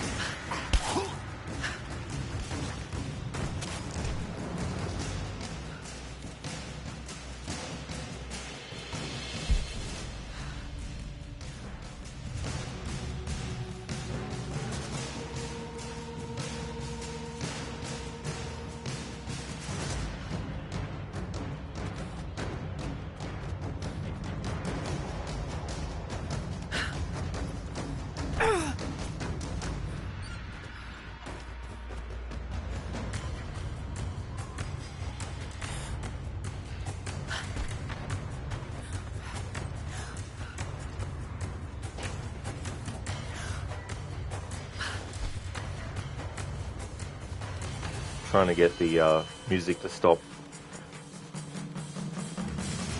Considering the enemy that did notice me is now dead, and the other enemies that are there didn't notice anything at all, yet the music's still going to keep playing.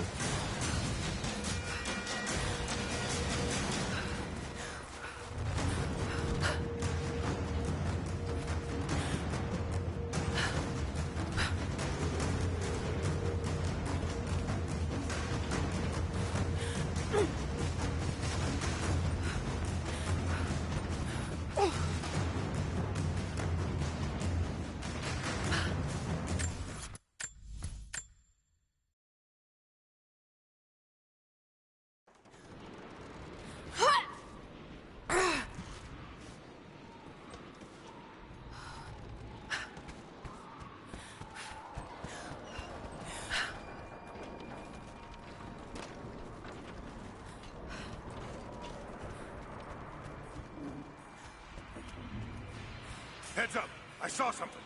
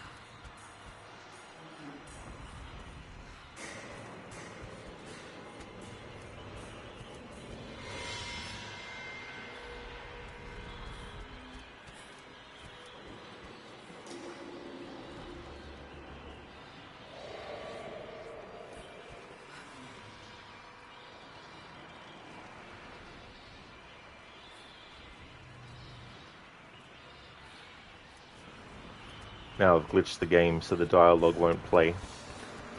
And the third enemy that usually walks away isn't going to walk away now.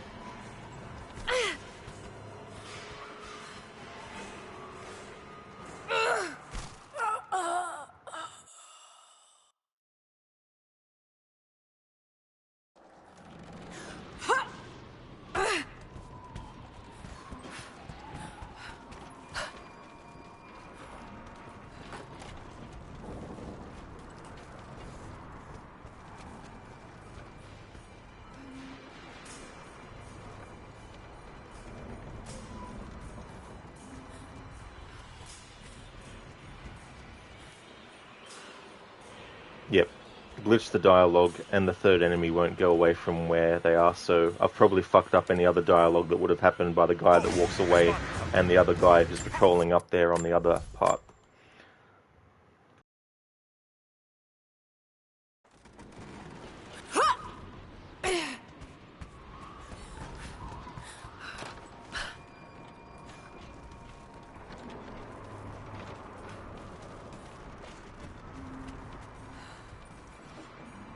Hold up. Gonna check it. Stay alert.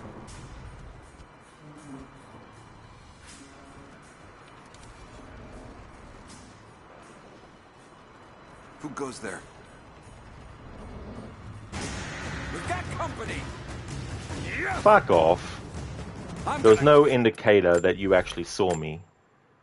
Usually it goes yellow when the enemy is starting to get suspicious of the fact that there's someone there. Don't bullshit me game like this, alright?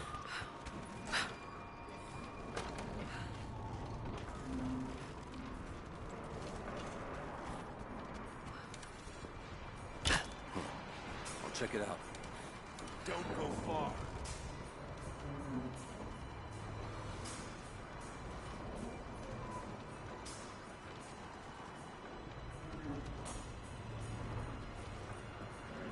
Got an arrow here. Good, you got an arrow in your fucking head too.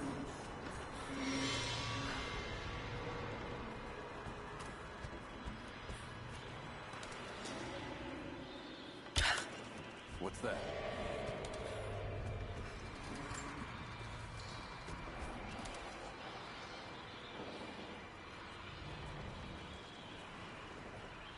Who's that? I like that. The enemy that's furthest away is going to investigate where the arrow hit, not the enemies that are actually fucking close to where the arrow hit. Good fucking job. Nice one. I love the logic.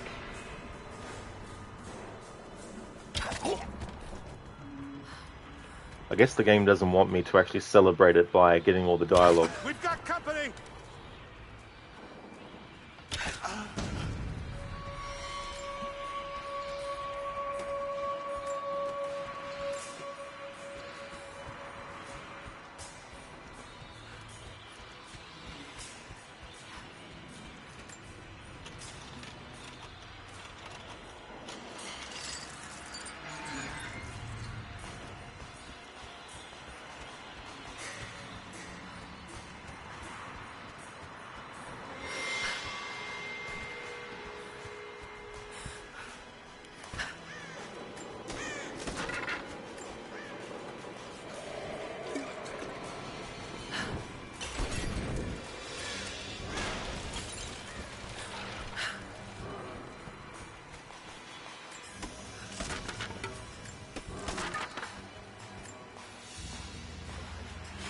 Soviet military dog tags, standard issue. The name is Yuri Ravdonikas.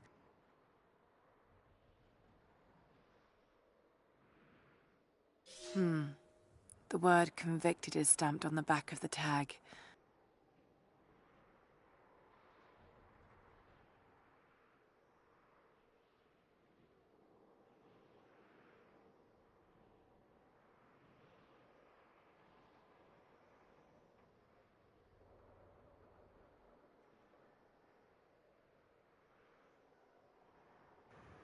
Mr. Epic, Odyssey's DLCs were a lot better, Only two you hated in Odyssey with the story. One is you're supposed to have a lot of option to change the story, but you couldn't save Phoebe, and two, Cassandra giving up her child and fighting and not fighting for it. Either give choices or don't. Yeah, yeah. There's a whole thing that they wanted to make Cassandra or Alexius if you're playing as him, but canon-wise it's Cassandra. But either way, they wanted to have this thing where Aya from Origins, they wanted to have her be a descendant of the Eagle Bearer because they wanted to imply that without the Eagle Bearer existing, that Aya wouldn't exist. Therefore, without Aya existing, that means that Bayek wouldn't have married or even known of Aya. Therefore, they wouldn't have got married. Therefore, they wouldn't have become the people who created the Hidden Ones and the Creed of the Assassins. So they were kind of like, how about we make it that the main character of Odyssey is actually related to Aya from Origins, you know, and they wanted to tie it to the larger narrative of bloodlines and all this kind of stuff. So yeah, they kind of fumbled the ball a lot with that as well. But I think that's what happens when you get different writers working on different quests and different DLC content compared to everyone else as well. Like, you need to sort of like make sure that what you're coming up with actually fits with what other people are coming up with as well, you know, so it all ties together. And Mita, you didn't bother playing the DLCs in Odyssey, you just got so bored with the base game that you were like, fuck the DLCs.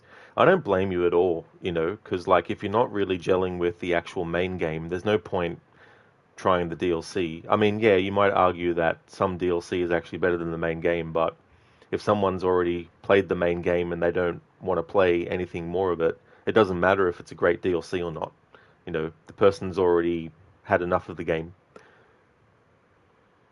Rip indeed, and Mita, yeah. It's funny because sometimes in games, reloading a checkpoint versus dying has different impacts on the game. So I thought maybe if I kill Lara on purpose, it'll change things with those enemies, but nope. Eagle Vision, yeah. It's so amazing how many different games started to have their own version of Eagle Vision. You know, like Assassin's Creed 1 wasn't the first game ever to have an alternate vision mode that the player could activate. You know, Splinter Cell had that, and there's probably other games before Splinter Cell that had that as well. But the thing about Assassin's Creed that was different is that the difference that you could do with the vision was intrinsically tied with the DNA of the person who's actually you're playing as, which ties into the whole concept of the Animus being a system that translates DNA in someone's body and allows them to recreate memories from that DNA, you know, and having like an extra sense as well ties into the whole phenomena of people having ESP and all that kind of stuff. So the implication is that the character of Altair essentially has ESP, where it can basically, you know, see things that people can't and all that kind of stuff. But then you had games like Batman Arkham Asylum, which integrated it, but it made sense too, because Batman, understandably, being also someone that has a lot of tech, it's understandable that he would develop a technology that would actually allow him to see through walls and all that kind of stuff, you know, so it's not like they just copy and pasted and threw it on there without any sort of like internal logic about it as well. And then with Lara and her instincts mode, it's kind of like implying that she has these instincts that other people might not have, which doesn't mean that there's no other people in the world that have those same instincts. It just means that for the character of Lara Croft, they decided to have some kind of like alternate vision that you could activate, which will give you extra information and all that kind of stuff. I don't mind things like that as long as there's some kind of explanation. If they just add it for the sake of adding it without any sort of like in-universe explanation, it's kind of like, you know, it needs to have more than that for me. And me to the whole idea of having an AC game where you have options is totally stupid. Yeah, I don't blame you for feeling that way in Meta. Like, the series worked without that for, let me see, 10, 11 years, because that was about the time when Odyssey came out, was 11 years after the first game. And I feel like not all RPGs need to have dialogue choices either. So you look at Origins, for example, that's an RPG game. It might not be in-depth and everything like that, but It's the first game in the series that started to put a lot of things in it that were more traditional RPG elements. The other games had, upgrading stuff and all that kind of thing. And I guess you can consider that an RPG element as well. But so many genres use that now, like first-person shooters have that kind of thing as well. Even Alien Isolation, which you wouldn't call an RPG, has the ability to craft things in that as well, and all that kind of stuff. But dialogue choices and all that kind of stuff, like if it was like a standalone story that had no ties to anything else in the franchise, then that might be different because the circle of effect of the dialogue choices would only affect the characters in that game story. It wouldn't have wider implications on stuff. Like if you're trying to fit something into an already established thing, then having dialogue choices is pointless. So you're better off not having dialogue choices for those things. Mirage did it better, where the dialogue choices are simply for, do you want to know more information from this character? If not, doesn't worry, you just keep on going. If so, choose these dialogue options and the character will talk to you about something, to give you a bit of background on themselves or talk about an event that happened. I don't mind those dialogue choices, but choices where it's like, do you want the character to kill this person or not? It's like, the person writing the story should be the one that always decides those things, especially in Assassin's Creed, you know what I mean? Dialogue choices where you talk to a character and get extra information about something in the game world, like that would be good too, as well. Like if you don't talk to a certain character, then the game won't open up an area to you that normally when you pass by it, you wouldn't be able to access it.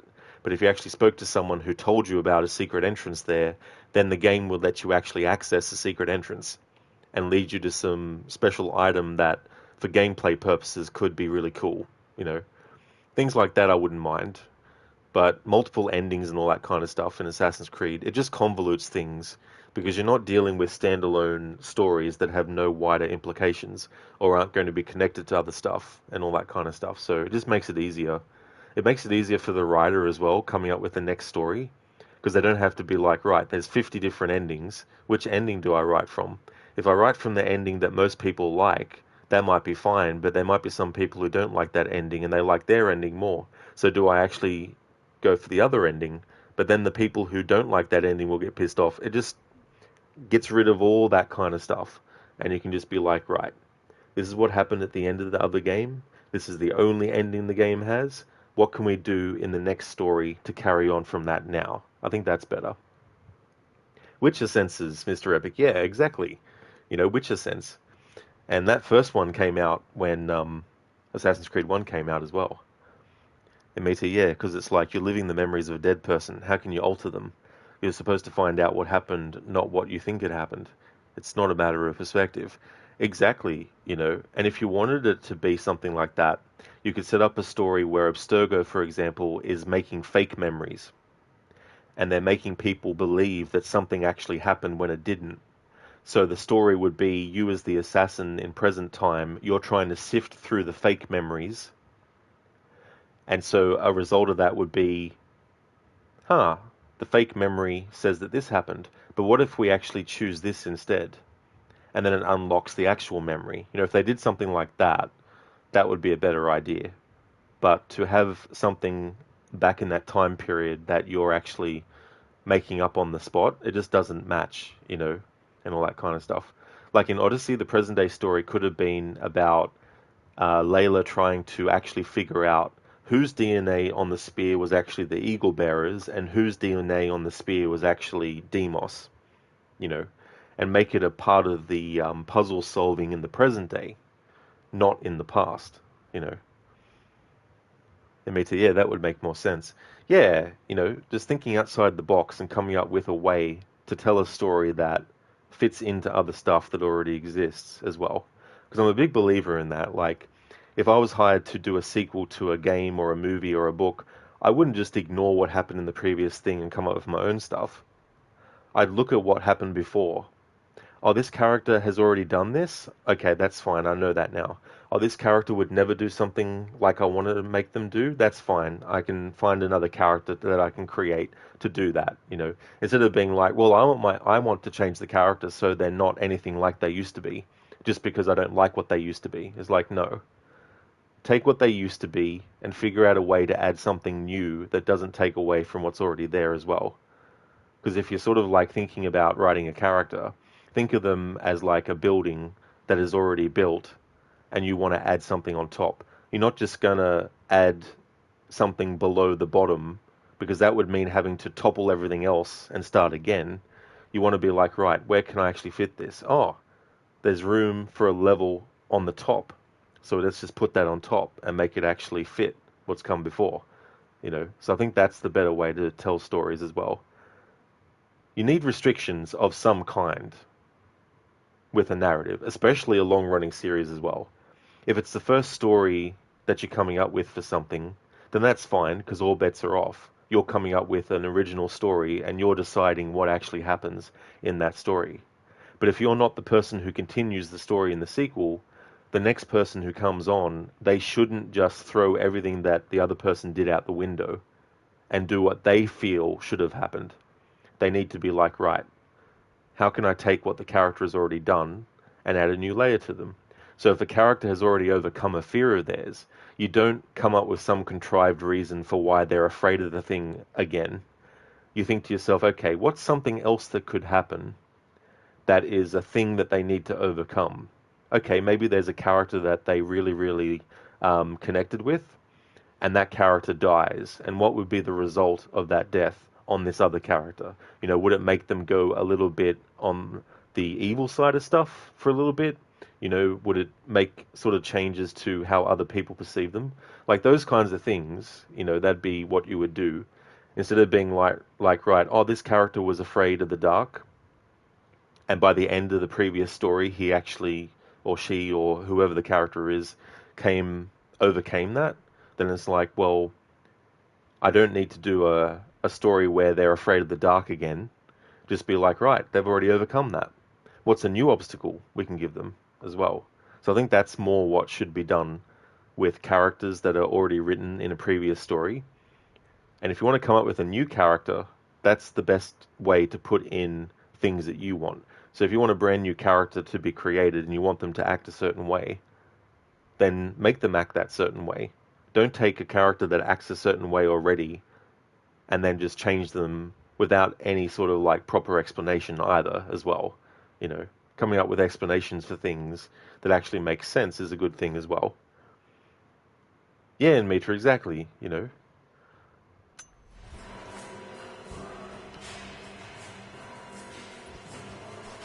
And I feel like, too, you also need to like what you're coming up with. Like, you need to like the franchise that you're working on and coming up with a new story for.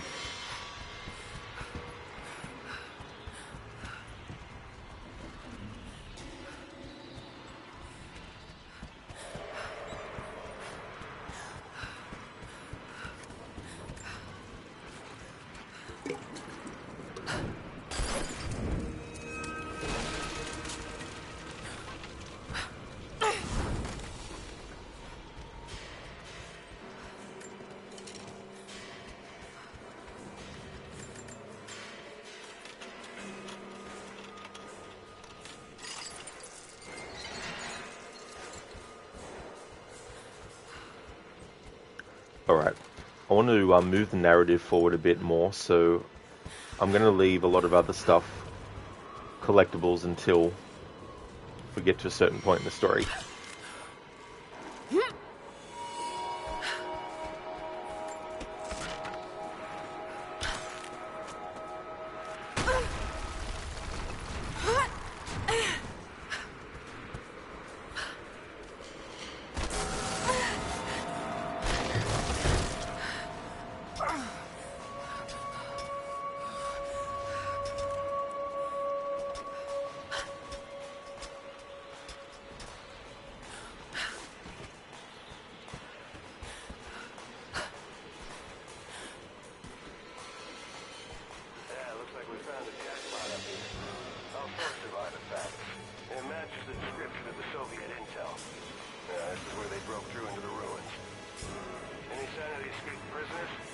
Not sure.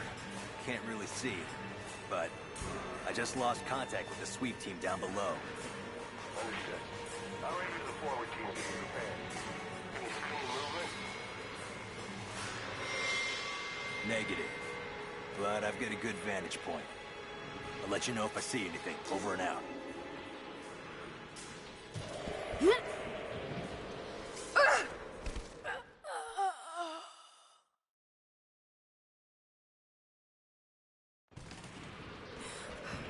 Yeah, looks like we found a jackpot up here. All sorts of artifacts. It matches the description of the Soviet intel. This is where they broke through into the ruins. Any sign of the escaped prisoners? Not sure. Can't really see. But I just lost contact with the sweep team down below. Understood. I'll radio the forward teams to be prepared. Can you see any movement? Negative. But I've got a good vantage point. I'll let you know if I see anything. Over and out.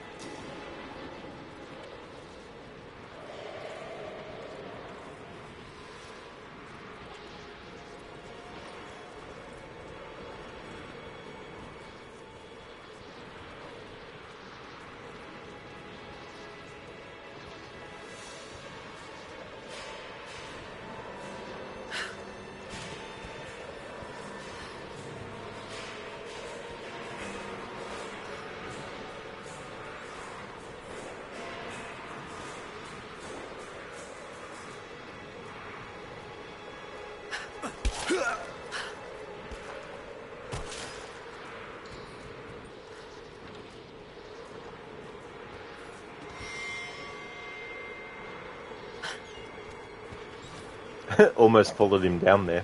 I was trying to see where he fell and slid to with the camera as much as possible.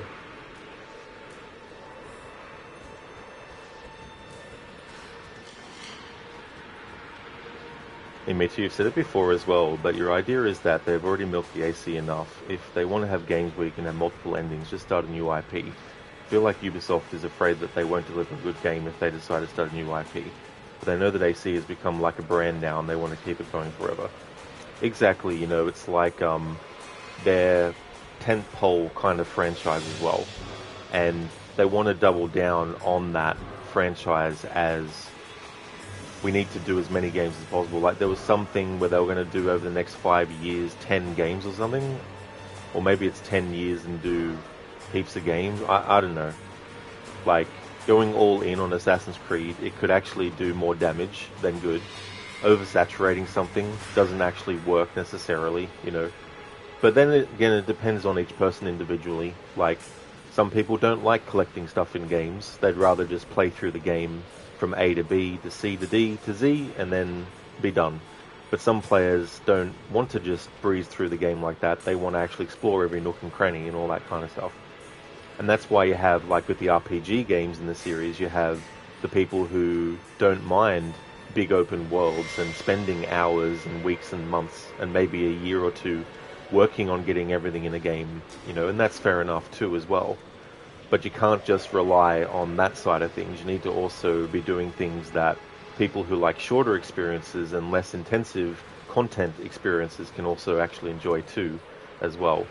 And I feel like a new IP would have been the way to go.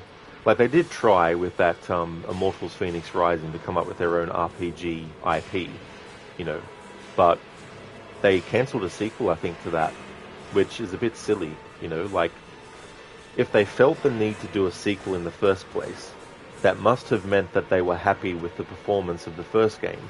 You know what I mean? So, do the sequel. And if it turns out terrible, well, that's just the way things go.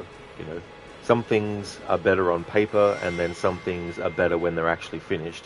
Some things that might sound ridiculous in the concept phase could end up becoming one of those games that heaps of people enjoy, and all that kind of stuff. But yeah, the Assassin's Creed series can be, you know, milked beyond recognition as well. But yeah, creating a new IP with multiple choices would definitely have been the way to go. They're always looking at other franchises too, like, let's do our own version of Ghost of Tsushima. Let's do our own version of Red Dead Redemption 2. Let's do our own version of Horizon Zero Dawn. Let's do our own version of this and that and this and that. you know, and there's nothing wrong doing a game of a genre that some other game has done, but you also need to make sure that what you're doing in that genre is going to be good for the actual franchise too, as well. Like turning Assassin's Creed into a first-person shooter franchise?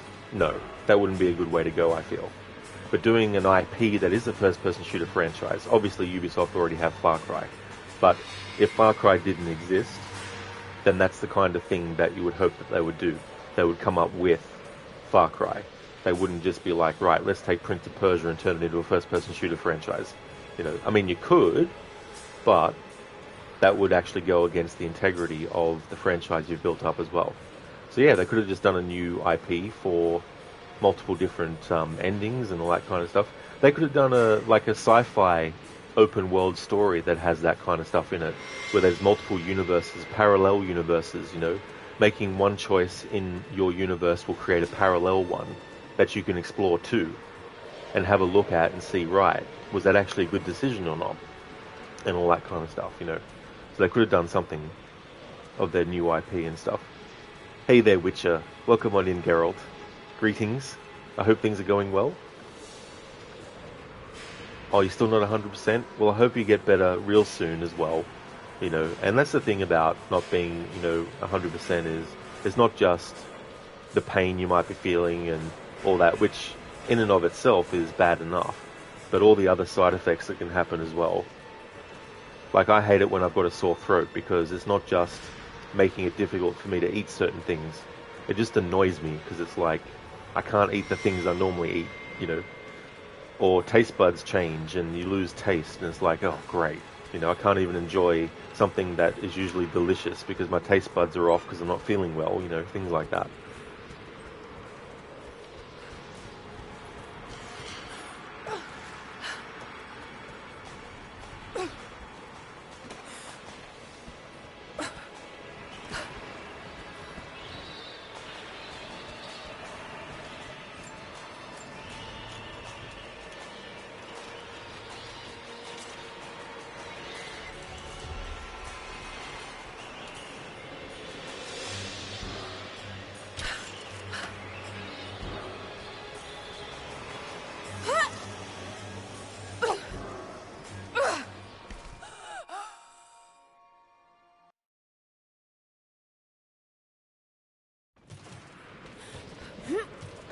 We found a jackpot up here. All sorts of artifacts. It matches the description of the Soviet intel. This is where they broke through into the ruins. Any sign of the escaped prisoners? Not sure. Can't... Understood.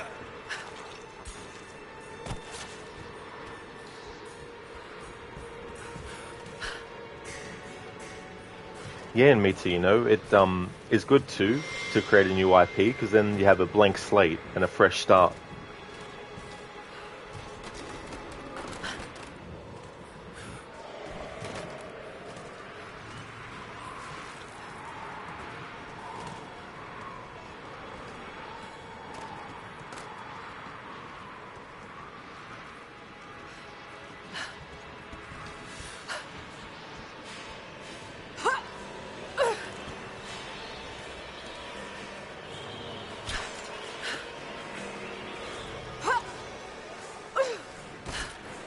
There she is! Open fire! Roger that! Flush her out! Keep her down! Oh! He's dead! I got her! We're getting torn apart! Under fire! Get clear!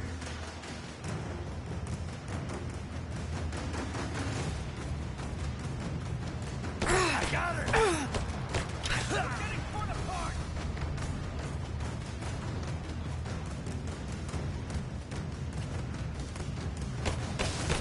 Light her up! We're losing this!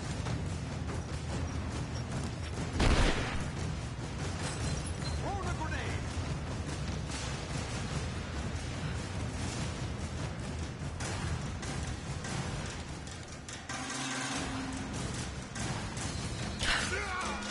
He's gone! She's hit! Fire in the hole! Under fire!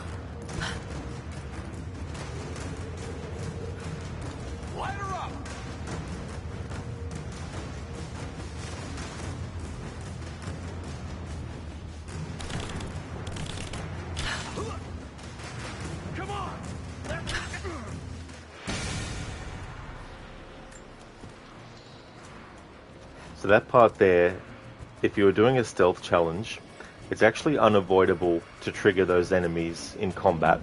They'll automatically be aware of you. And therefore, there's no dialogue that you can hear from them where they're talking to each other.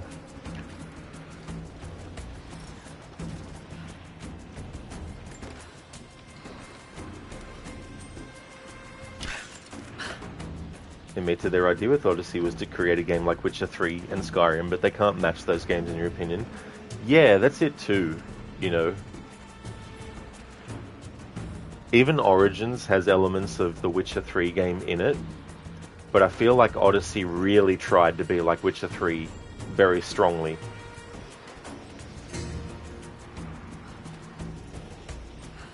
There's also an inconsistency with Odyssey in a way, because like there's a lot of dialogue choices where you can either have Cassandra or Alexius respond in a way where they're very much a believer in gods and goddesses, but then there's also an option in dialogue for certain conversations where you can be anti-gods and goddesses. However, there's a lot of dialogue that happens that isn't up for choice, especially when you come into a new area that the player hasn't been into before. The character will be pro gods and goddesses. So it creates a bit of a disconnect. It's like, why give players the choice to say that they're, you know, making the character be a believer in gods and goddesses when they might not want to? But then again, if you're going to have scripted dialogue where they are, what's the point in giving the choice when you do give the choice, you know?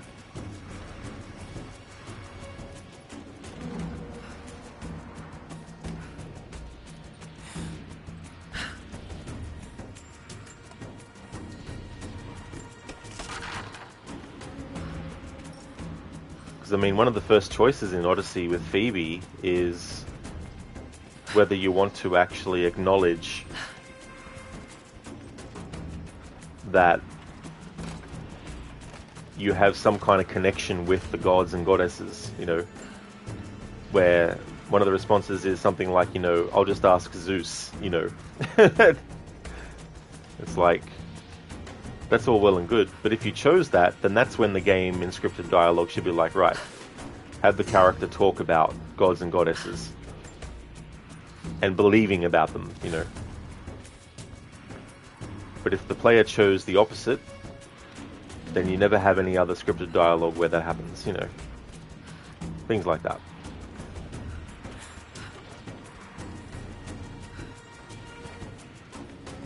But not everyone's going to care, which is fine. But there might be some people that are like, you know what, I want to play my character as anti-gods and goddesses. Which is fine, you know. So if you want to give that player the option to be able to do that, then you need to make it consistent with their choice. Not only in other choices that get offered, but also in scripted dialogue.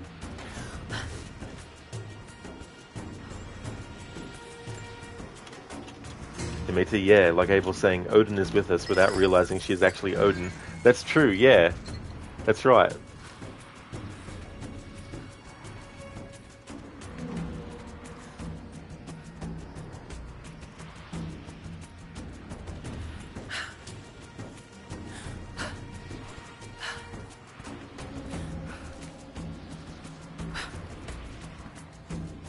Mr. Epic, you chose that option more to appease Phoebe, not because in my mind Cassandra really believed. Well, that's a good point too. Depending on your reasoning, you know, like a certain choice in a game might be why you chose it, not necessarily like how it's being said to the character and stuff like that. Like you have those moments where a character will be like, you know, you must have been sent by the gods. And you can choose to say something like, yeah, you know, I'm sent by the gods, like, you know, seriously, or, you know, no.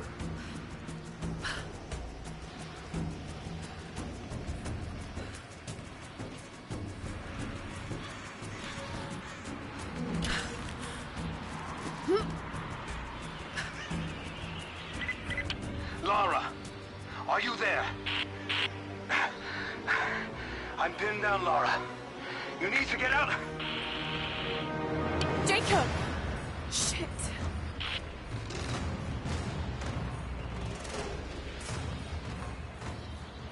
I really wish they patched photo mode into this one. In the next game afterwards, Shadow of the Tomb Raider, they do have photo mode in it. But not in the 2013 reboot or this sequel, Rise of the Tomb Raider.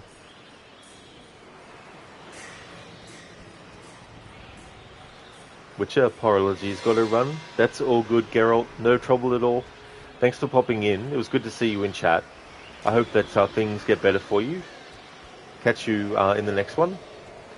Catch you in Mita's stream. Thanks for joining.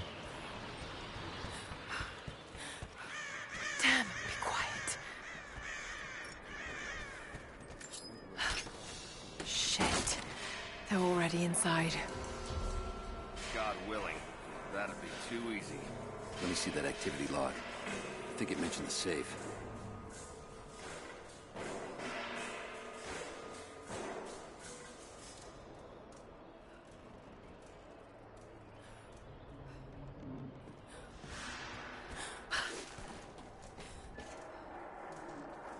Manifest says the Soviets stored the most valuable artifacts from the site in this safe.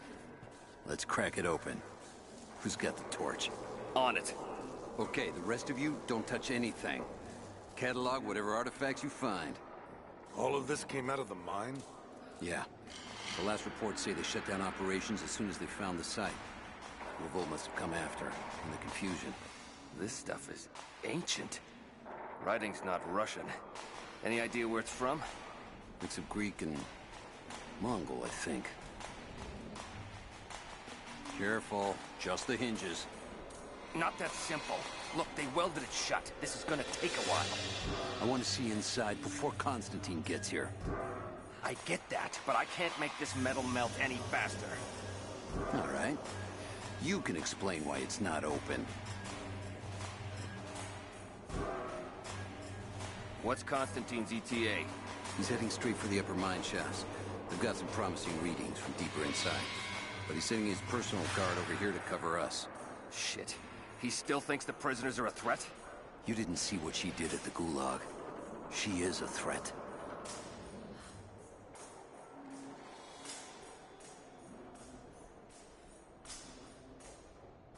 If this is it... God.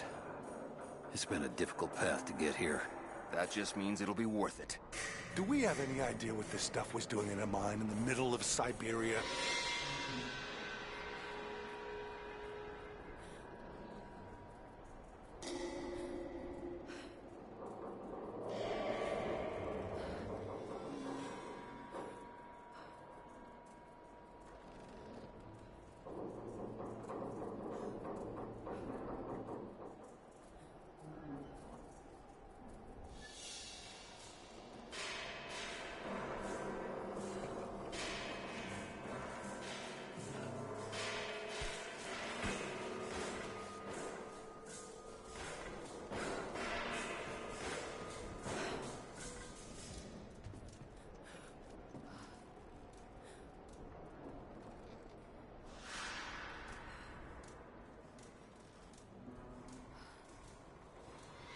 Mr. Epic, yeah, to make Phoebe happy was your reason.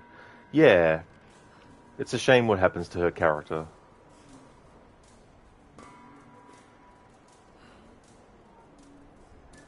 So no, welcome. Doing the Arno dance. I need to actually look into that emote because I was gonna see if I can improve it. I probably have to go in. I was thinking of removing the background.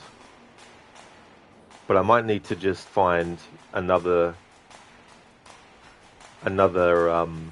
part of my playthrough in Unity that I did, where I did that kind of dance with wearing something different.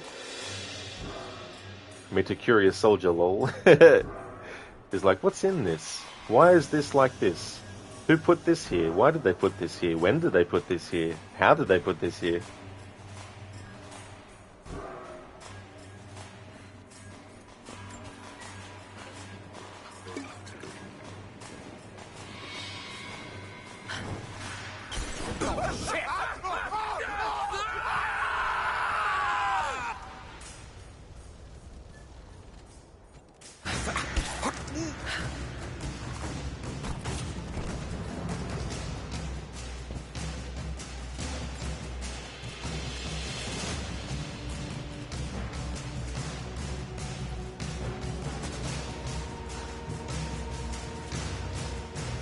Dimitri's like, yeah, like, aren't you curious? Don't you want to know all this information?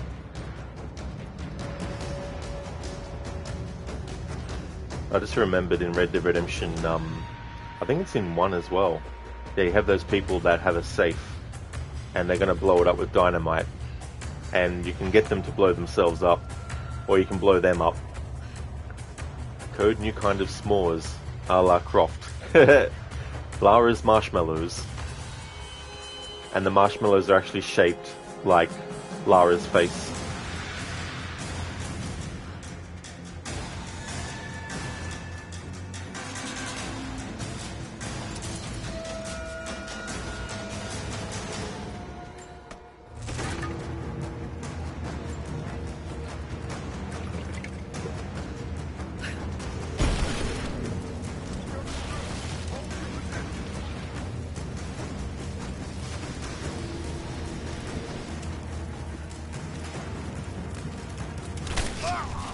Taking casualties!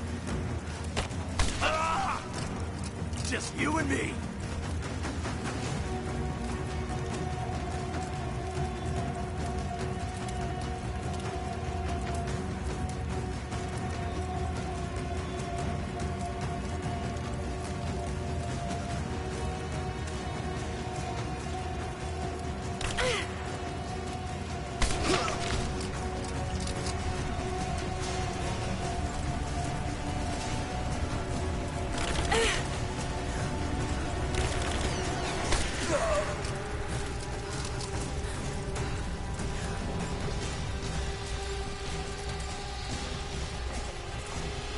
Kill her! Now!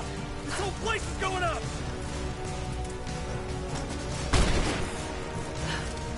Flush her out!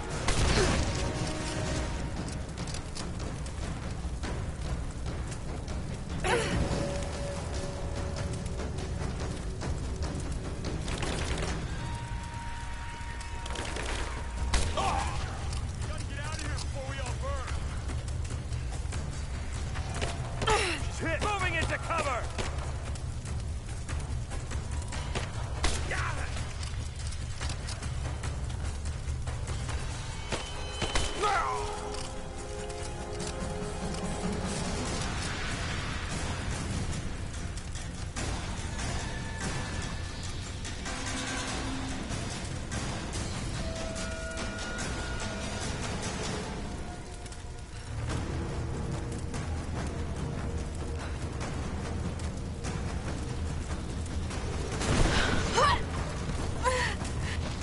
Back me up!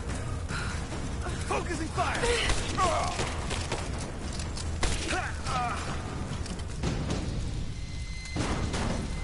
I have visual confirmation. Kill her. Now. Yes, sir. Fan out. We have her surrounded.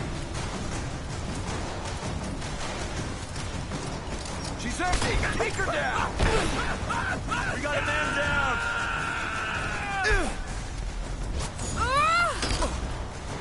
It's over!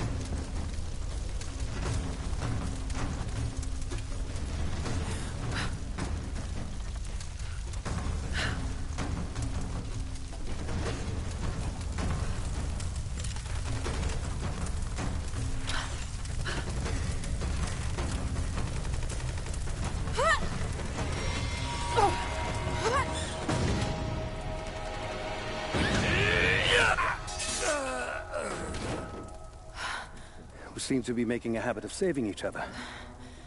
Thanks. I'm glad you're okay. Is that the way through? Yes. There'll be more of them inside. You don't have to do this. Can't get rid of me so easily. I still need some answers. And there's no time to waste.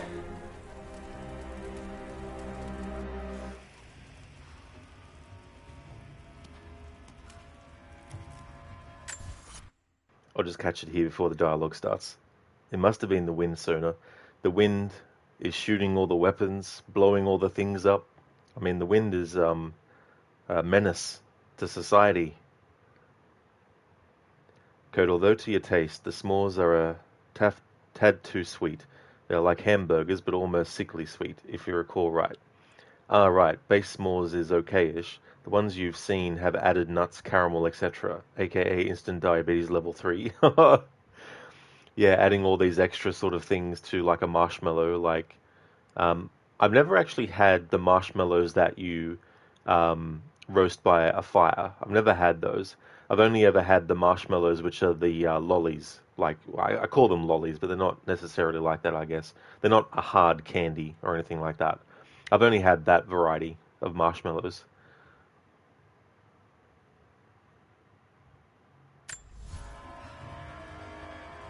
Come on. You better get moving.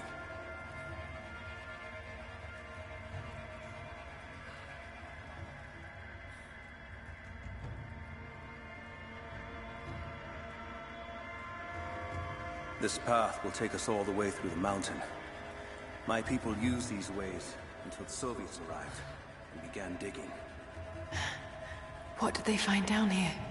Enough to make them curious. They used machines and explosives to dig deeper. Did quite a lot of damage. Many of the old paths collapsed, but it's safe now.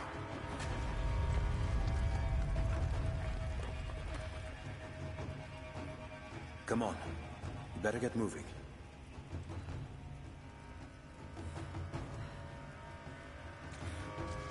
Or it used to be. That doesn't sound good. Trinity must have found the old mining equipment. They're trying to finish what the Soviets started. And there's no other way through. I'm afraid not. Not anymore. This complicates things.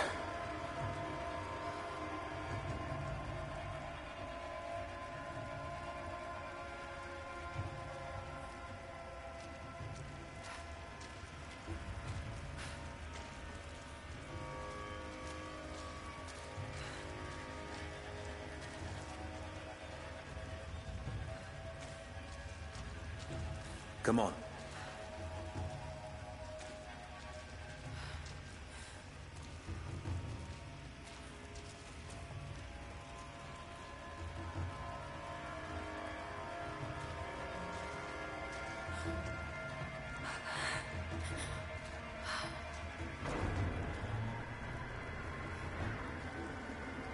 Come on. You better get moving.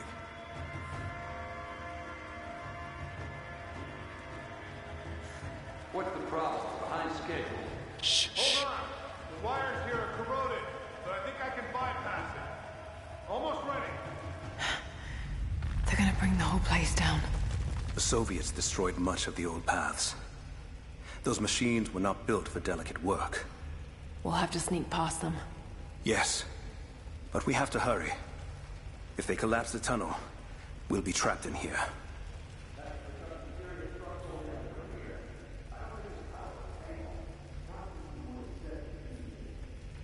Come on. You better get moving. What are they looking for? They're trying to get into the ruins. Ruins? What's down here, Jacob? You'll see for yourself soon enough. I hope.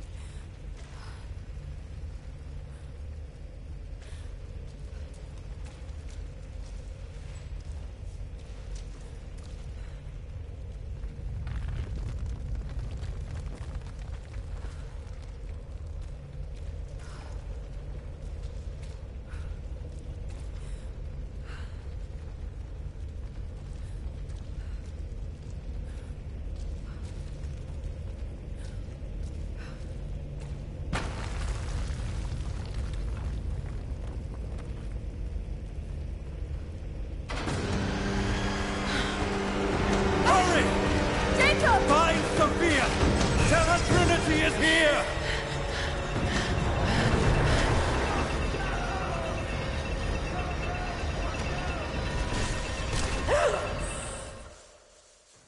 Thanks for redeeming that, Mr. Gote. The rest in peace, Lara.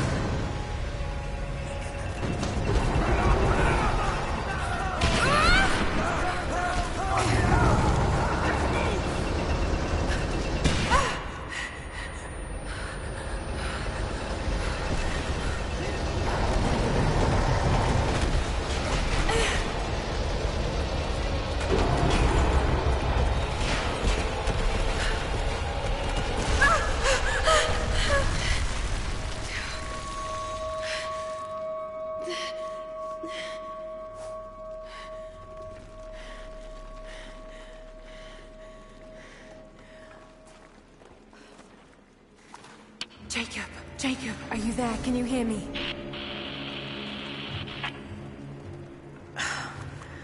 This is bad.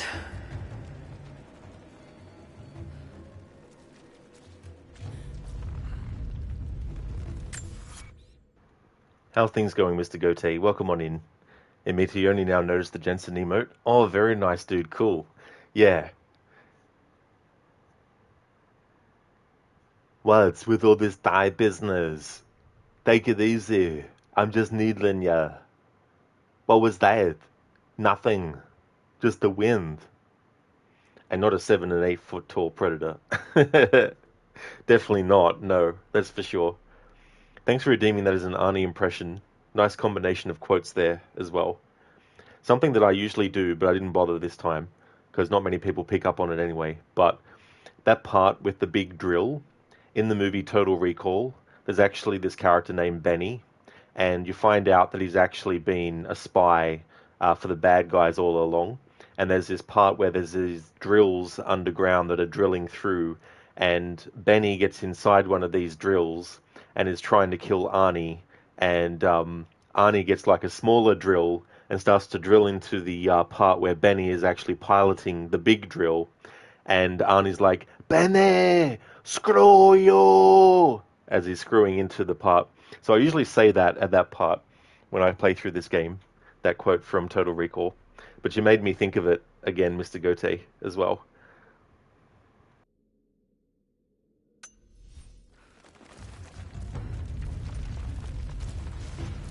Maybe we can get the elevator working. Gotta be a way out up there. Hold on! I think I can... Thing. Okay. I can get power to that console. Well, we're not getting back the way we came. Now we gotta fix that lift. I know! Just let me try something here. Damn it. The elevator's jammed. Track looks rusted through. Okay, spread out. Find something to pry it loose. On it.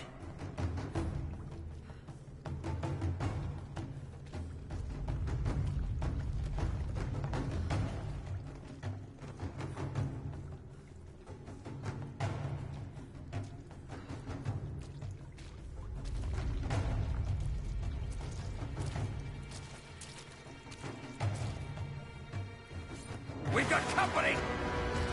Sure you saw. Sure you saw. Sure. Yeah. Screw you, Benny. Screw you. You could hear it as Bane. That'd be funny, actually, seeing Arnie's movie scenes with Bane's voice instead.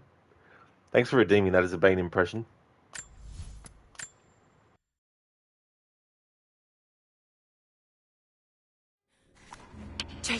Jacob, are you there? Can you hear me? Maybe we can This is bad. Gotta be a way out up there. Hold on! I think I can... Thing. Okay. I can get power to that console. Well, we're not getting back the way we came. Now we gotta fix that lift. I know! Just let me try something here. Damn it. The elevator's jammed. Track looks rusted through. Okay, spread out. Find something to pry it loose. On it.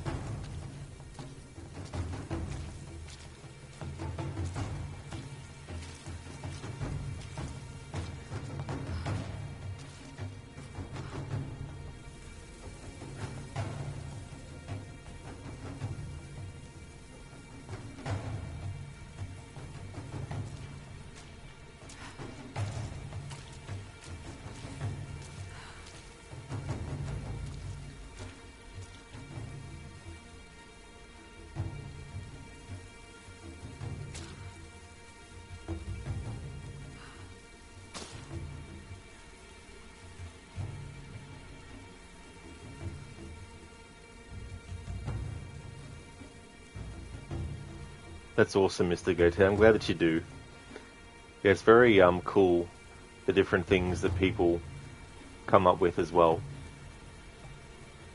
Taking things that references other stuff as well, you know, and sometimes taking dialogue from one character that was played by Arnie, but giving it to Bane impression, you know, things like that, back and forth.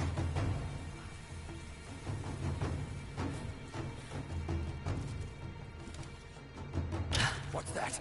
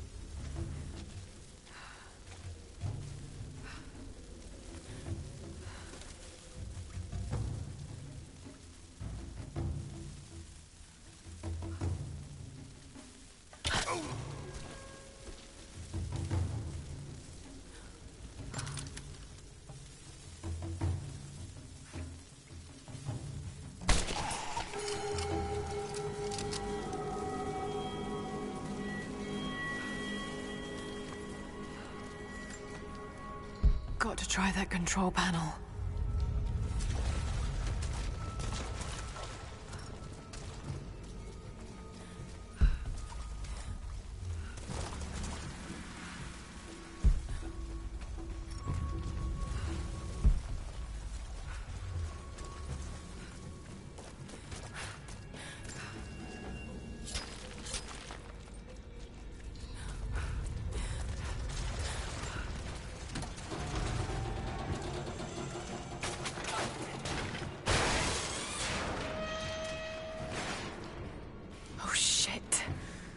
Now what?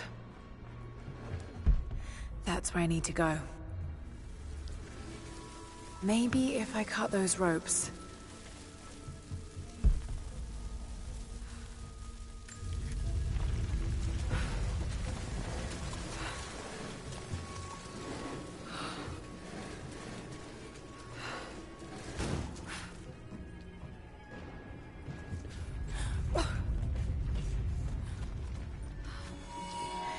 This should come in handy.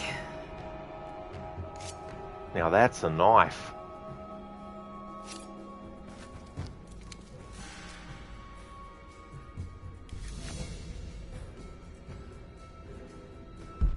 Not gonna be able to use the elevator. Got to find another way up.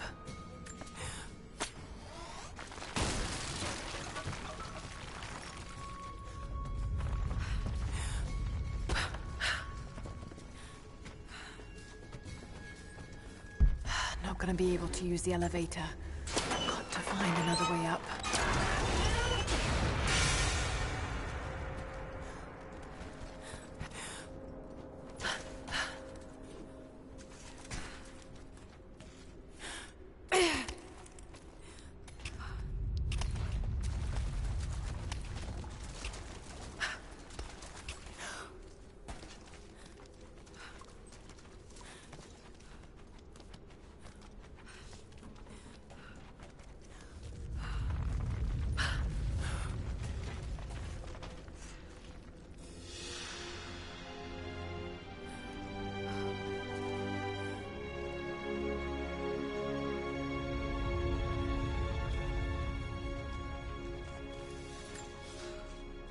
Comrades, this report comes to you following an unprecedented discovery in the mountains of Freedom Station. Our deep mine crew has broken into a massive cavern filled with incredible ruins and artifacts, the likes of which have never been found in the motherland. The workers that we acquired from the native population have become agitated following the discovery. They clearly know something about these ruins. We will begin working the prisoners around the clock, for I believe we are on the verge of an even more amazing discovery.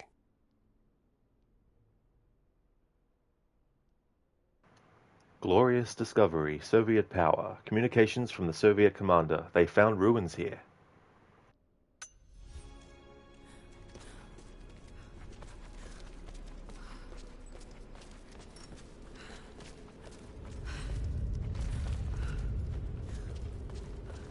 Could this be part of the lost city?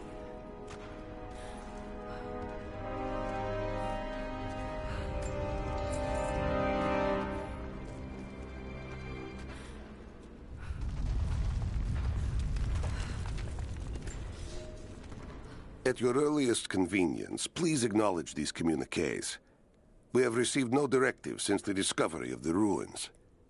Examination of the artifacts and scrolls recovered from the site continue. As impossible as it may seem, it appears we may have discovered the ruins of the legendary city of Kitesh. There are also numerous references to some kind of messianic figure. If I'm interpreting the texts correctly, he was a prophet who fled Byzantium sometime in the 10th century. The inscriptions say he carried with him an artifact of great power. For the time being, I have suspended normal mining operations. It is my intent to discover the truth behind this mysterious prophet. Noble efforts, Soviet power. He mentions artifacts, as well as the natives. Jacob's people?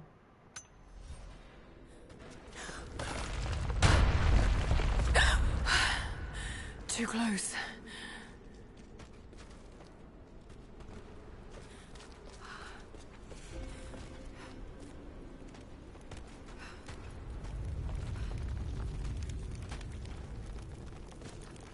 This mural shows the prophet preaching in Constantinople.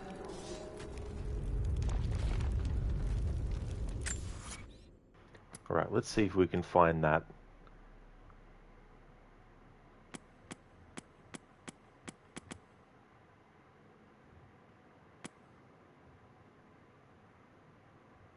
Here we go.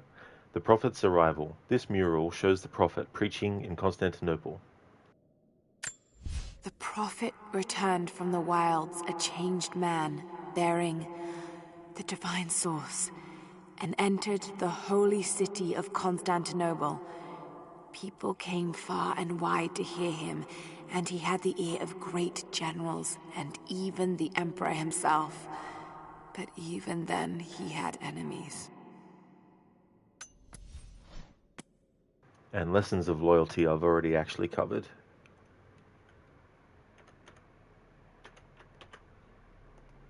Something I didn't know, and if you're a player that likes to get as much dialogue in a game as possible, when you come across murals, Soviet crests, things like that, if you actually go into the documents menu and then look at those again and actually enter into the entry for it, you'll get extra dialogue from Lara. And that's an example of that. Something which I didn't even know until this playthrough, because usually when I do a playthrough of this game and I'm going to be doing anything extra, if I'm going to do extra stuff related to the story, I'll go and cover the therapy sessions that Lara had with her therapist and listen to those. And also the father's journal, her father's journal, listen to those as well. But there wasn't ever anything else in the documents menu that I felt the need to actually select and look at further. Because when you come across things and you find a journal entry, then you just listen to the journal entry and you've already listened to everything related to that journal entry. But there's things like these crests and all that, which if you actually go into the document menu and look at those more closely, you'll actually get extra dialogue about them as well. So I'm glad I found that out eventually, because in this playthrough I want to cover as much dialogue as possible. So that really helps in that respect. So that was a Byzantine inscription. So as you can see, there's a lot that I haven't actually gotten yet, but we'll get there.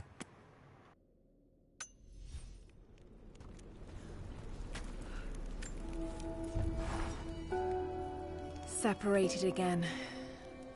I just hope Jacob's still alive. I don't know exactly where I am. That's rapidly becoming the story of my life. I'm fighting to survive, yet strangely, I feel hopeful. There are incredible ruins all around me. This must be part of the Prophet's lost city. But how much more is true? The divine source. Could it really be here? Well, Lara, nothing is true. We have 2 skill points. Alright. We'll get Body Trap Specialist. Craft traps on enemy corpses that detonate a deadly poison gas cloud when investigated. Hold R1 near enemy corpses to craft a trap on their body. If other enemies investigate a trapped corpse, the trap will detonate, releasing a silent poison cloud that will take out any nearby enemies without alerting other foes.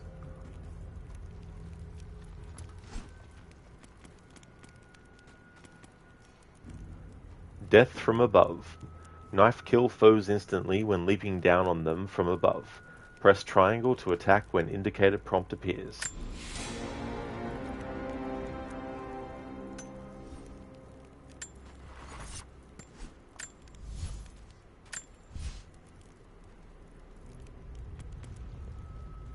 Alright, so in terms of equipment, we've got the rope, coil of braided rope, used for making rope lines and swinging across large gaps.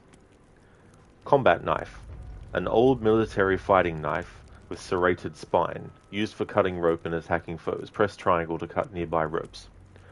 Ascender, modern military rope climbing device, used for quickly traversing rope lines. Hold square when on rope lines to quickly ascend the rope. And lockpick, an old handcrafted lockpick set that shows considerable signs of wear, used for opening locked strong boxes and doors. I don't think I read some of these, so I thought I'd cover it considering we got the knife recently as well. Alright, so I've got enough to craft the Adventurer's Quiver, large fur-lined quiver that significantly increases carrying capacity for all arrow types. So in terms of equipment, I've only got 1 more to craft.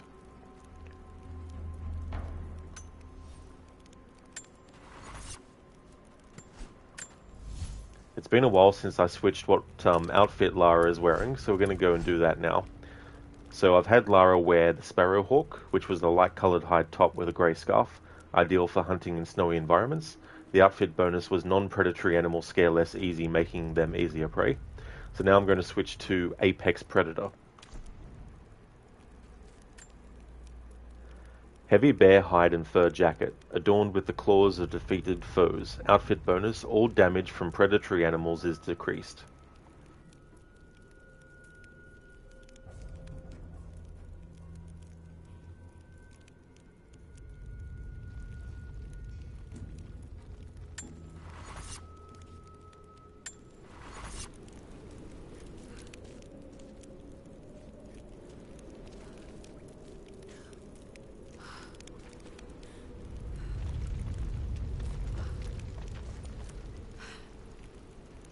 Just give a bit of a closer look.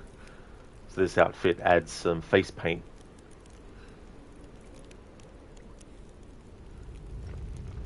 Or maybe that's supposed to be blood smeared on the face.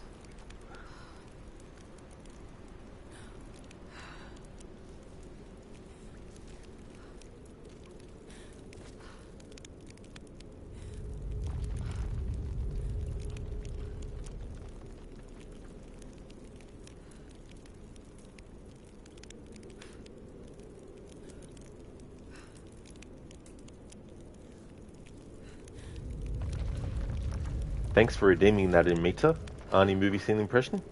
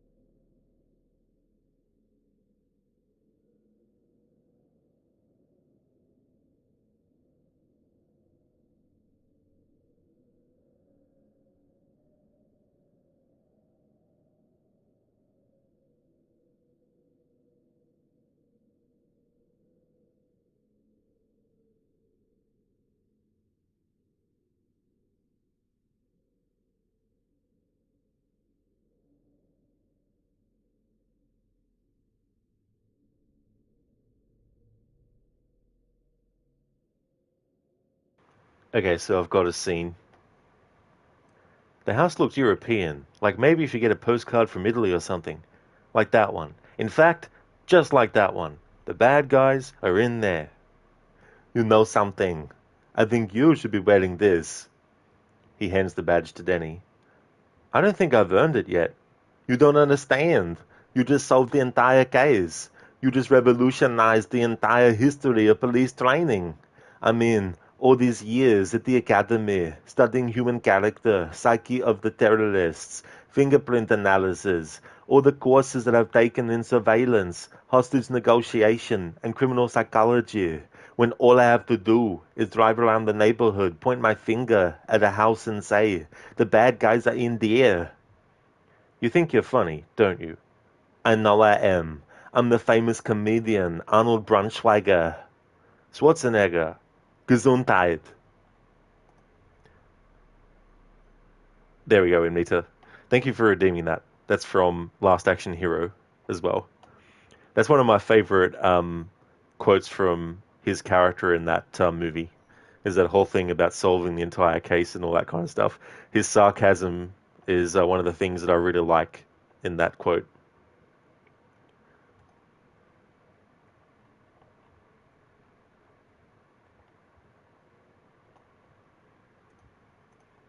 It's a shame that that movie never actually got a sequel, because I think you could really play with the idea that you have a character who actually is aware that they're a character in a movie, and that the other characters that are around them don't actually know that they are. So you could have a lot of really, really funny moments where Arnie's character is fully aware of everything that's going on in the real world as it pertains to the experiences that are happening in the movie. You know, and he can pull pranks on people and just all this kind of stuff, and could also do like a parody of movies where the character is really old now as well, you know, and you could have a scene where they've de-aged Arnie to when he was in the first Last Action Hero, and you're going to have a whole conversation between the older version of Jack Slater and the newer version of Jack Slater, you know, have some kind of like thing has been messed up with the golden ticket, and so it's gotten in the hands of someone who is actually like using it to go into different things. And I think there's so much stuff you could do anyway with a sequel to Last Action Hero. But as it stands on its own, it's actually not a bad movie. I quite like it a lot. Hey there, Oliver. Greetings to you as well. Rod Raider, I missed you. Jinx. Welcome on in, Oliver. It's good to see you in chat again. How's things been? Hope you're having a good one. Hope your weekend is going well. I'll definitely recommend it in Meta. Yeah, it's a really good action comedy. And so, yeah, like, the setup is quite interesting too. And it came out in 1993.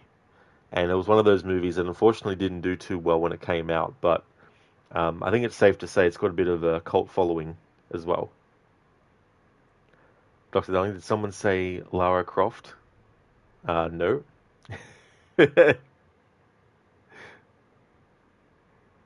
Tomb Raider? Yep. Mr. Avagani's Cocainian will always be funny. Oh yeah, in the movie Red Heat. Yeah. I didn't really think much of that one. Like, I saw it, but it was a bit... I don't know. There's something about it that I didn't really enjoy. That is quite a funny line from that, though. Oliver, you had a busy long work day from Wednesday to Friday. Oh, that's fair enough, Oliver. Yeah. Well, I hope you get a chance to relax a bit now as well.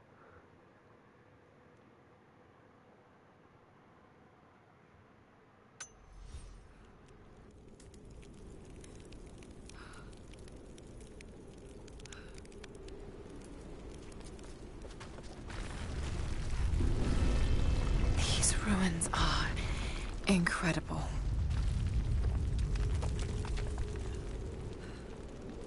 All right, we're ready. Let it fly. Oh no! Good shot. Looks like that one. Okay, let's get that door down.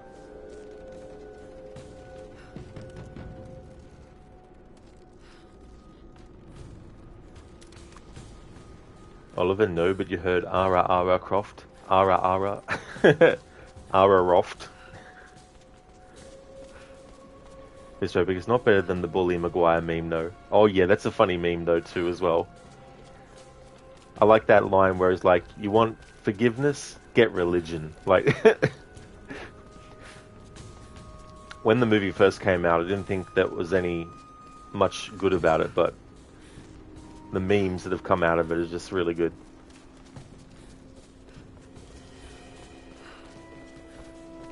Looks like Anna was right about the Lost City. The source has to be somewhere down here. Now this wall looks like it was put up in a hurry. I can feel air coming through from the other side. I'm gonna see if I can break through. Might be another way out. There.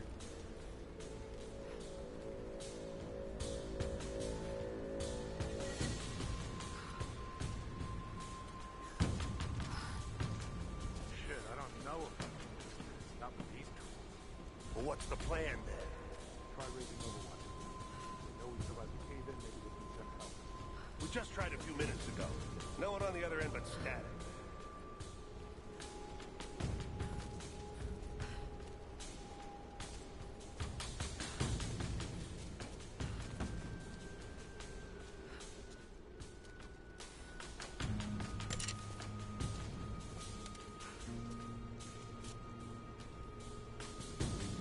Can't get that door open. We'll start looking for another way out of here. Yeah, not looking forward to that. You saw those Soviet corpses on the way in? Yeah. Venus, you think? Yeah, I don't know who else it could be, but the sooner we get out of here, the better.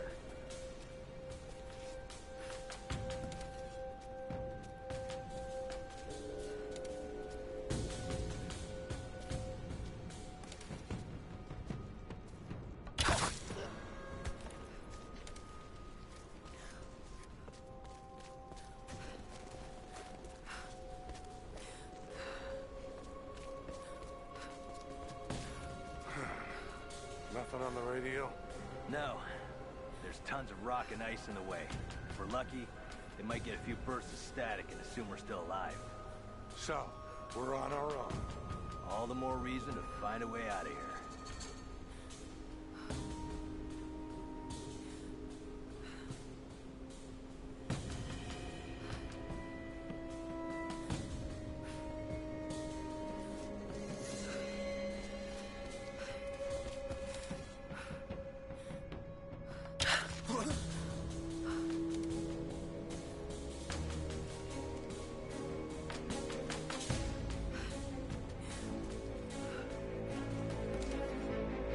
An arrow! What?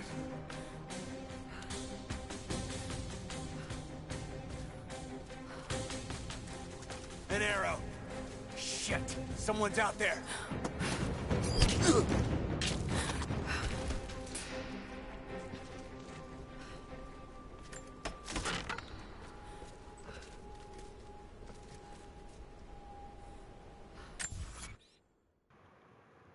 Oliver, absolute savage. You'll get your rent when you fix this damn door.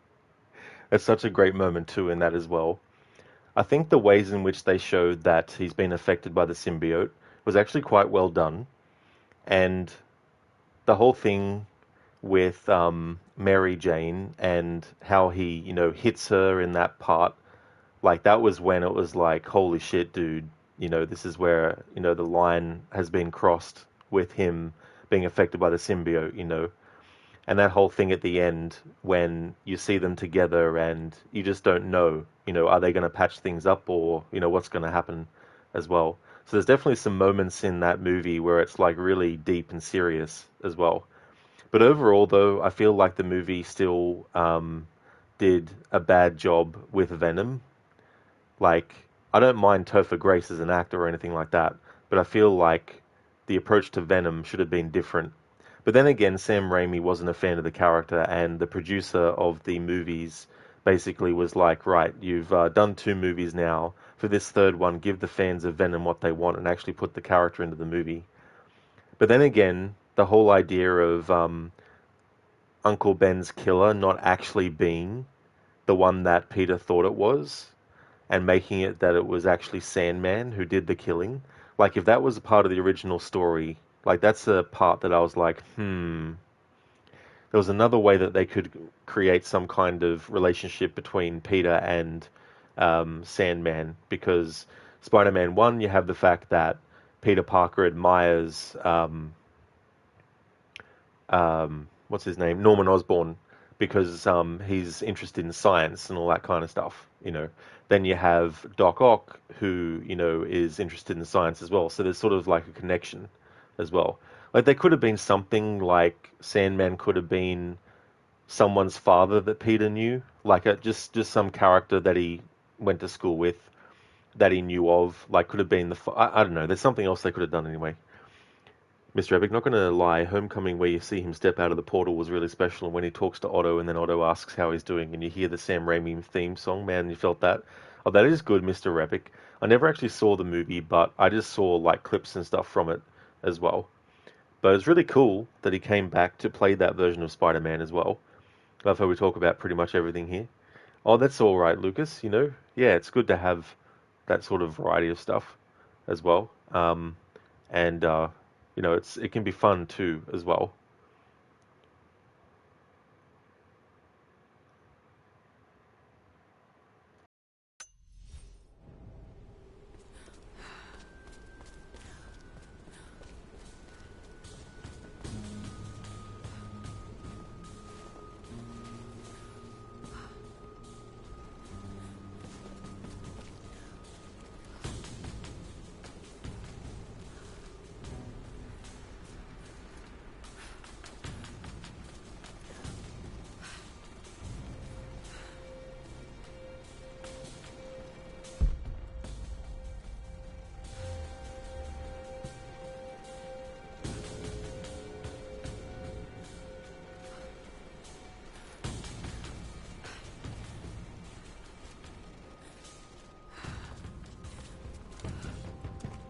I think I heard something. I'll take a look. Keep close.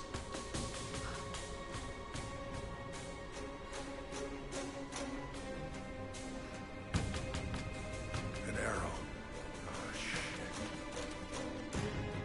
What's that?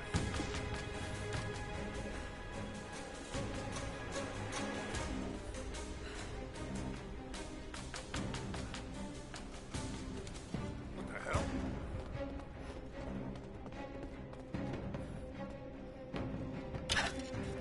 She's there! Open fire! You punk.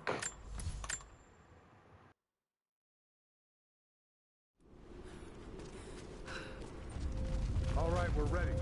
Let it fly. Oh no! Looks like Anna was right about the Lost City. The source has to be somewhere. This wall looks like it was put up in a hurry.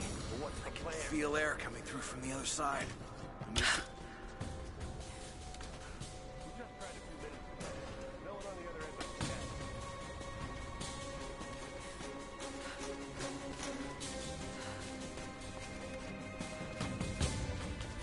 It's an arrow.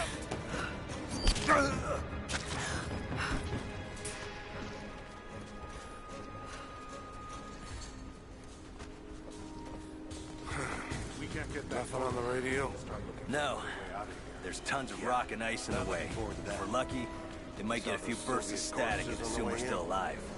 So, we're on our own. I don't know who else All the it could more be, reason to but find a way out of here. the sooner we get out of here, the better.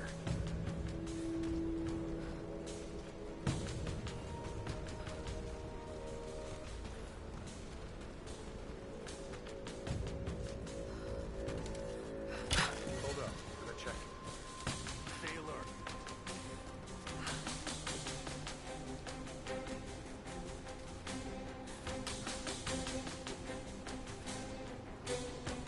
What was that?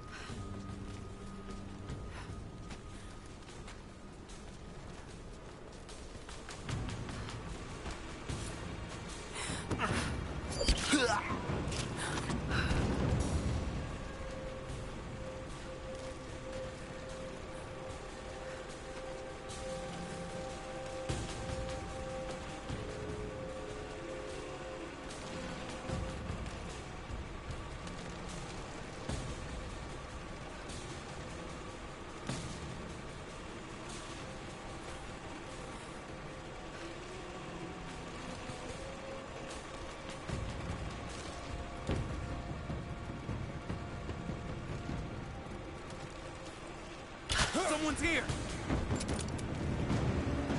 Over here!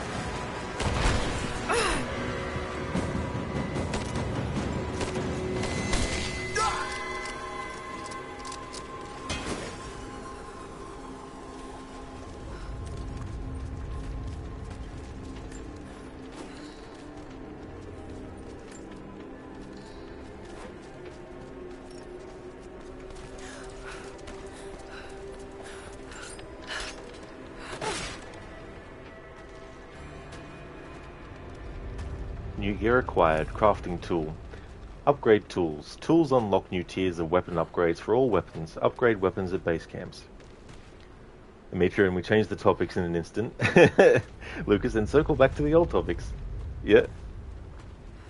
Yes, Repic. What also was funny, the other two use cartridges to use webs, and then he shows he makes his own in his body, which was funny, which automatically makes him the better Spider-Man. You always found it stupid that he has to make web cartridges instead of having the ability to make his own. That's why you liked that Sam Raimi was like, that's stupid, and then did his idea of Spider-Man. Yeah, the organic web shooters I didn't really have a problem with. I can see why the web cartridges, though, were a thing, because of the idea of Peter using his own intelligence and ingenuity to come up with a piece of technology that would be able to, you know, help him and all that kind of stuff. But the organic web shooters definitely still make sense in the idea of being bitten by the radioactive spider alters his DNA. So why not alter his DNA in such a way that he can actually shoot web fluid from his, you know, body naturally, you know. Hey there, Shaky. You decided to keep that copy of Shadow's Rod. What the free, it's worth that. The 6 months of UB Plus is nice too. Well, that's definitely fair enough, Shaky. Yeah, that you want to keep that copy of it. Yeah, and it's good to take advantage of those things if you want to as well, you know. It's like with Game Pass and stuff. I like to use that every so often to test out a game that I'm curious about. Especially one that is going to be $100 Australian. Whereas if I pay $20 something for the Game Pass for a month, you know, I can get access to that game plus all these other games, you know, instead of paying $100 to get a game that I might not end up liking anyway.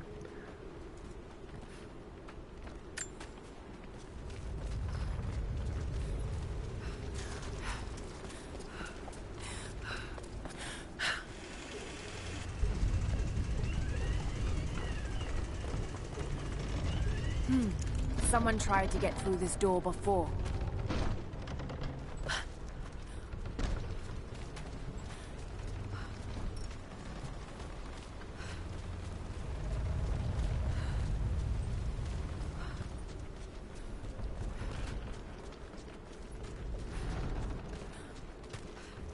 I can use these other cables to rip open the door.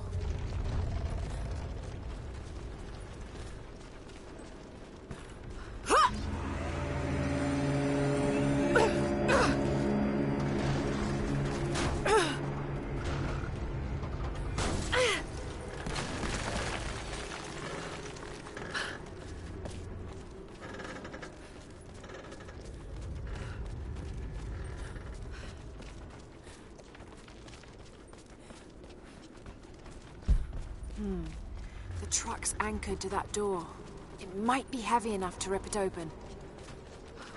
Maybe I can push that cart off.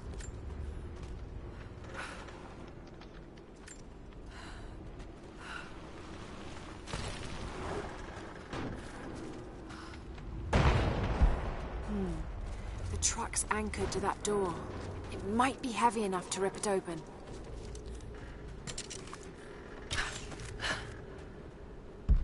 Just need to find a way to push that truck into the chasm. I'm also trying to get as much dialogue from Lara's instinct mode as possible, which means using it when I know what to actually do, but to get dialogue related to it, I need to actually enter into that mode.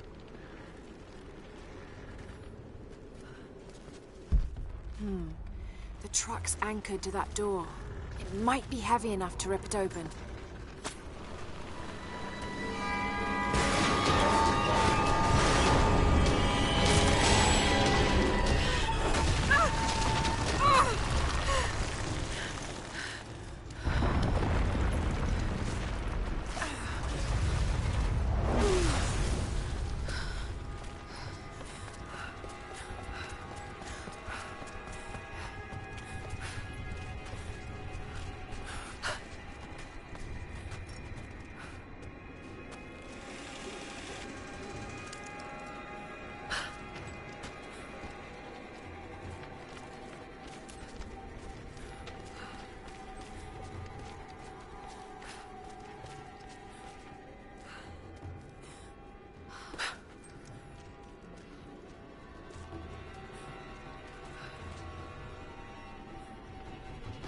She's there by the murals. Open fire! Cover me! Covering fire! Someone kill him already!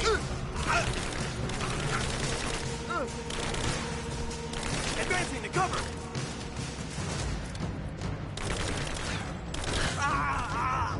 Come on, let's end this! Give me covering fire! Suppressing fire!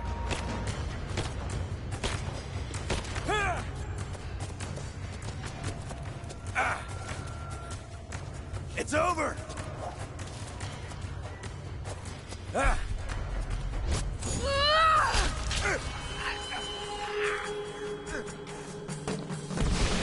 Getting torn apart! Man down!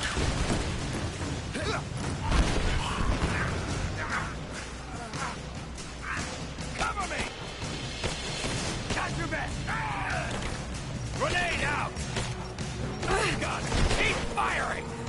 I am gonna kill you! Flush it out!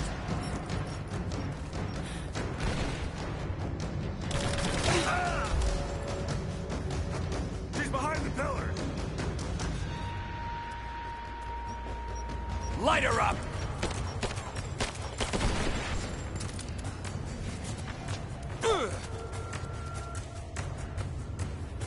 Throwing a grenade!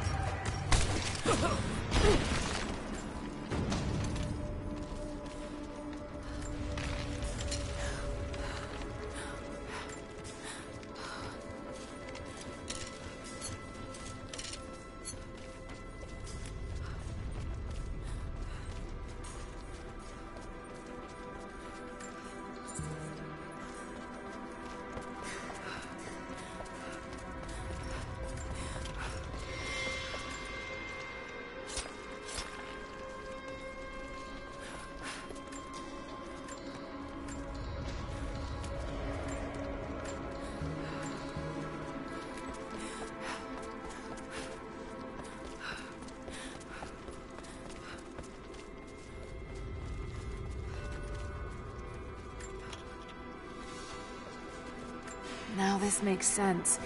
If I follow these directions...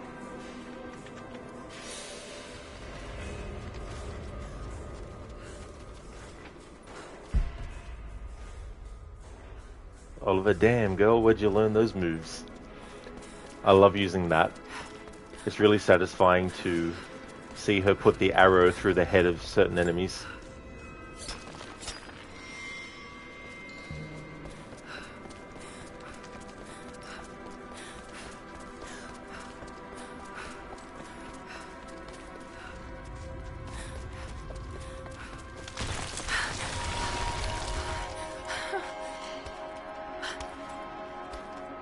Oliver, yeah, throwing a grenade only 3 meters from yourself makes sense. Oh yeah, they don't care in these games. They'll do that. The other thing is too, no matter where you're standing, no matter how far away you are from an enemy, if they're aware of you and they throw a grenade at you, it will always land next to you. Doesn't matter how far away you are from them.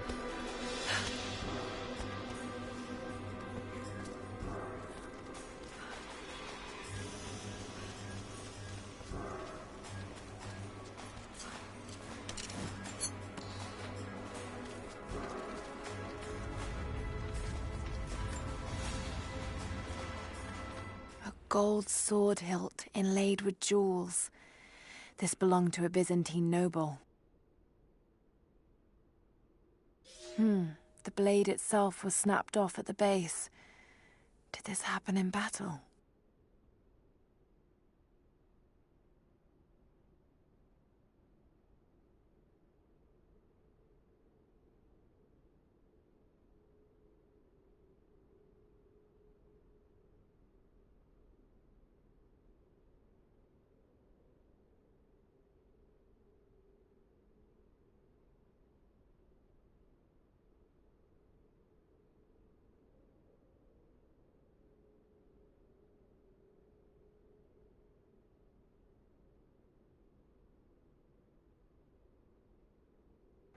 Oh yeah, Oliver, they would be great at baseball. They definitely would be.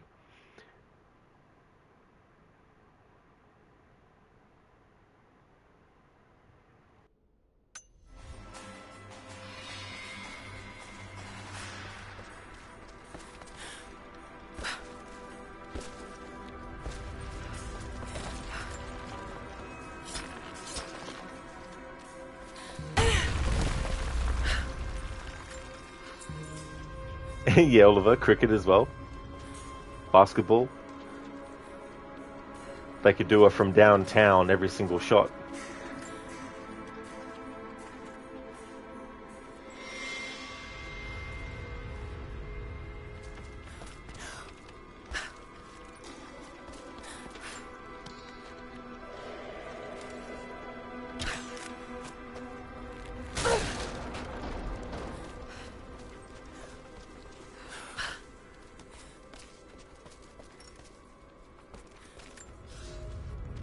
We now have heavy equipment in place within the main cavern. We intend to gain access to some kind of temple, even if we have to rip down its ancient doors to do so. While hundreds of artifacts have now been recovered and catalogued, 2 guard crews have gone missing in the mines. I have personally questioned the native prisoners. They claim to have no knowledge of the whereabouts of the missing guards. And though we've punished them harshly, I fear they are on the verge of revolt. Missing men, Soviet power. The Soviets lowered huge machines down into the cave. Not exactly subtle methods. It's like if you have a fly annoying you, and instead of using a fly swatter, you use a rocket launcher.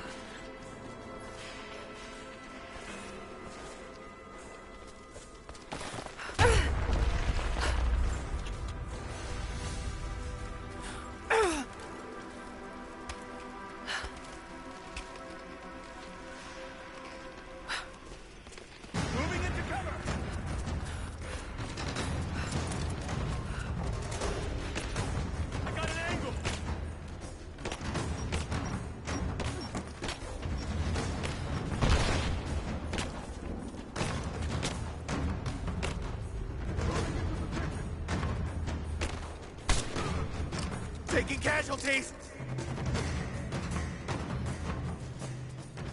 I'm under fire! I got her! Let's finish this! Huh. You're dead! Ah!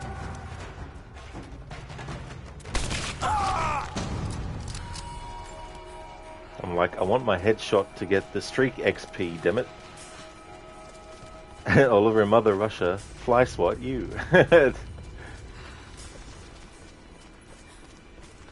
I hate blowflies. They're so friggin' annoying.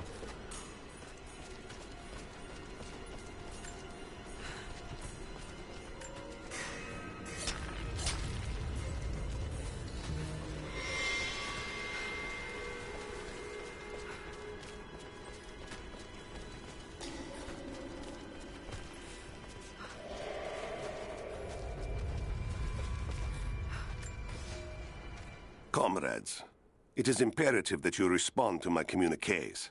We are now in dire need of supplies and reinforcements. A full revolt is in progress, and the prisoners now control the excavation site and surrounding facilities. In retribution, I have ordered mass executions of prisoners from the native population. With any luck, these rebels will lay down their arms and surrender to save their own countrymen.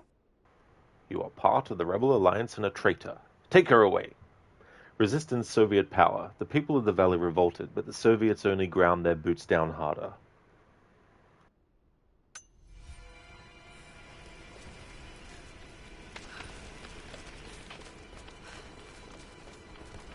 Lucas, I should get a dog.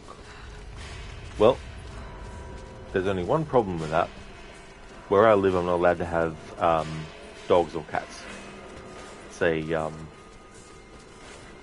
what's the word I'm looking for?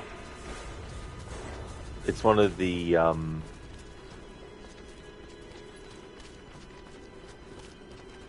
word I was going to use, I actually had and was about to say it, but then I forgot it again.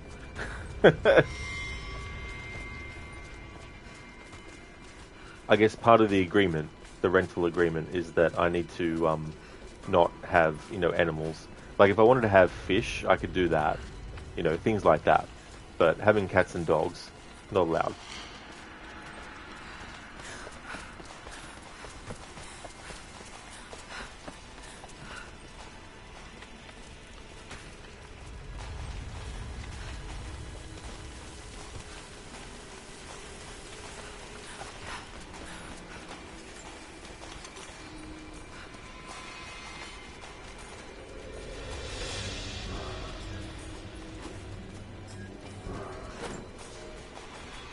It is clear to me now that our communications have been sabotaged. You likely have received none of my cables for quite some time. But I will continue transmitting, as it is my duty. Local natives attacked us on multiple fronts soon after we attempted to sway them with the executions of their countrymen. There are far more natives than we ever anticipated. It is clear that they come from the other side of the mountain and have been preparing their revolt carefully for years. We are now without power and water, and winter is upon us. Those of us who remain will soon be leaving. We have one train transport, and we will take with us as many records and artifacts as we can. Radio silence. Soviet power. The Soviets underestimated the people of the valley, and it cost them dearly. Good one, Oliver. Are you allowed to have a girlfriend? Australian, no, that's illegal. It's like, no, it's arranged. Everyone is, coupled together. You're not allowed, But there's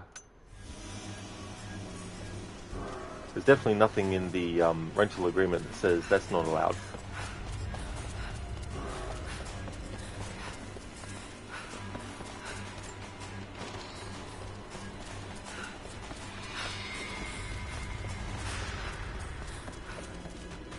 It means that it's not allowed. It's not allowed. Unable to be able to.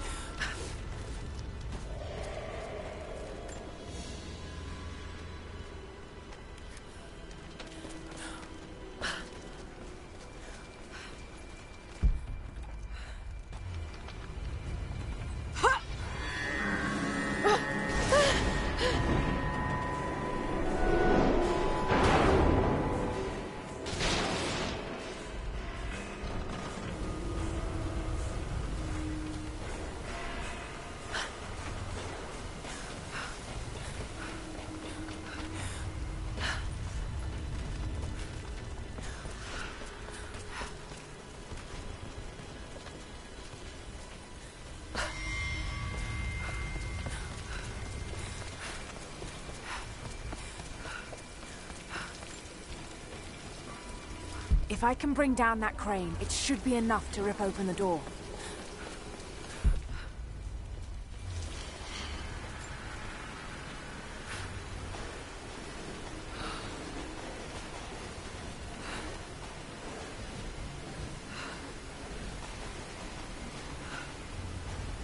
If I can fill that bucket, it might be heavy enough to bring down the crane.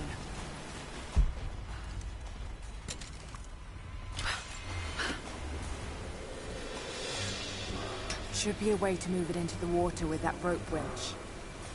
Should be a way to move it into the water with that rope winch.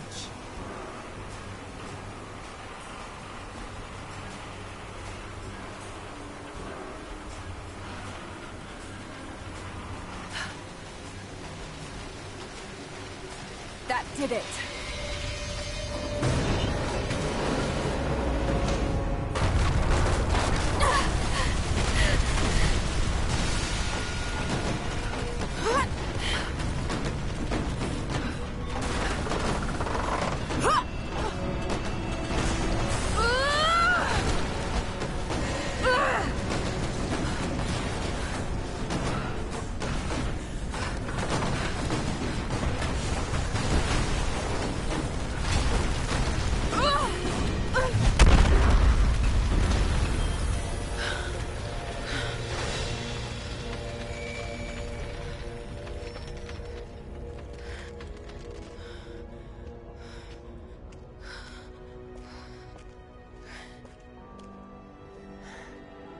This statue must be the immortal prophet.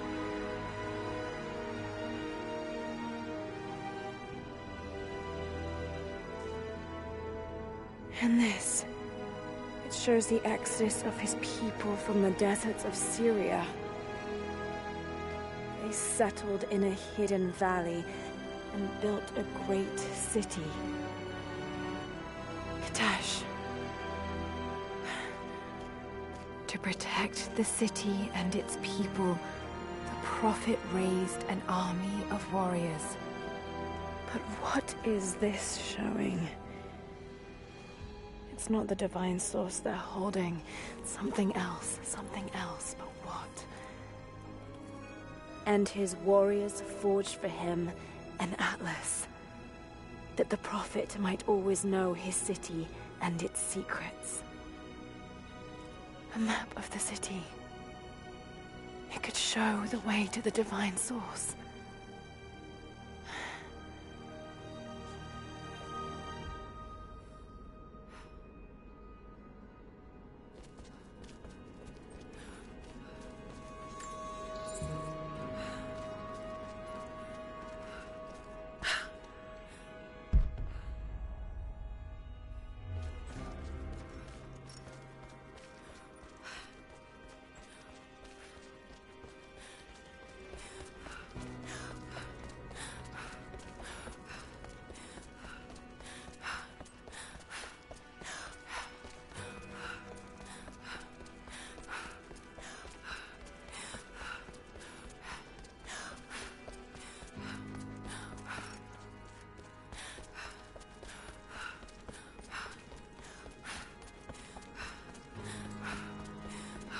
It's a wonder this place is still standing.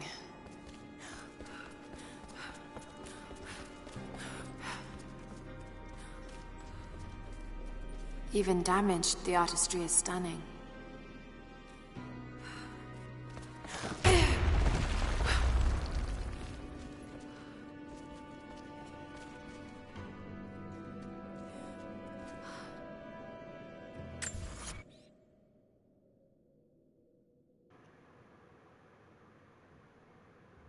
Dr. Darling, what about sharks, crocodiles, or giant spiders?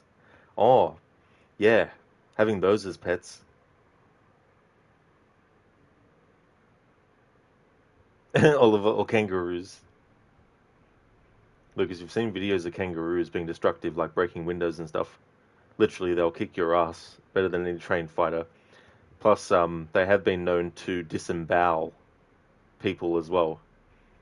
So their claws are very, very sharp. Emita kangaroos can kick your butt. Have you seen their muscles? That's true. Yeah, they got a lot of strength. Oliver, just typical Aussie Friday night activities. Exactly.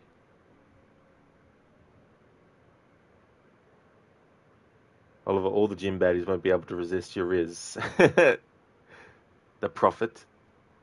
Yeah, it's so funny. Can't help but think of Assassin's Creed 2 sometimes with Rodrigo Borgia, where he's like, I am the Prophet. Although that's a bit more like Cesare, my impression just now.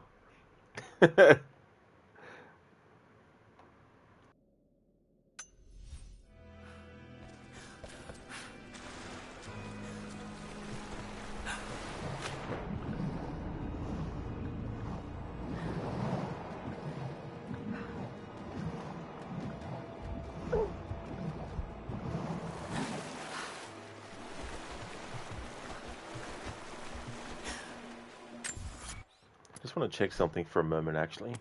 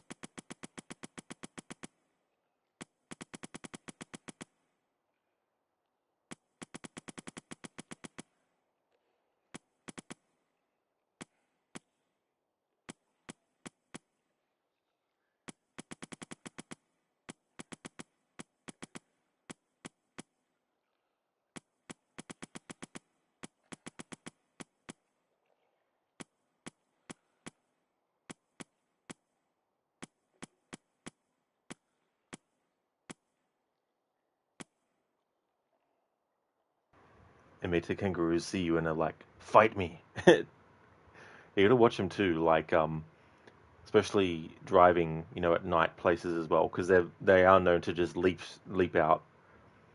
Lucas, g'day, mate. Let's go road fighting.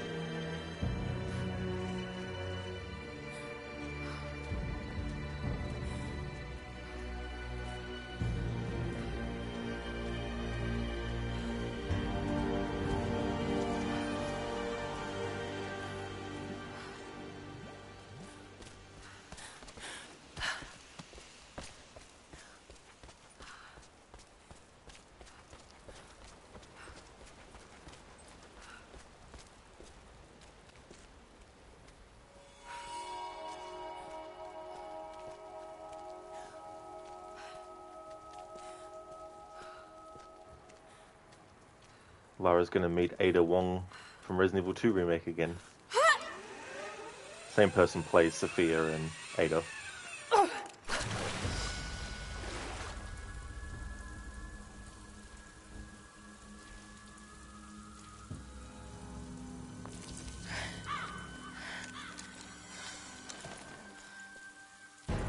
Stop right there! Easy. Easy. You know I'm not with Trinity. Why should we believe you? I escaped with one of yours. A man named Jacob. Where is he now? We were together, but we got separated in the mines. She killed him! No! No! Jacob would never trust an outsider. Please, listen, I am not your enemy. I warned you. You should have left. Sophia! Enough! Father!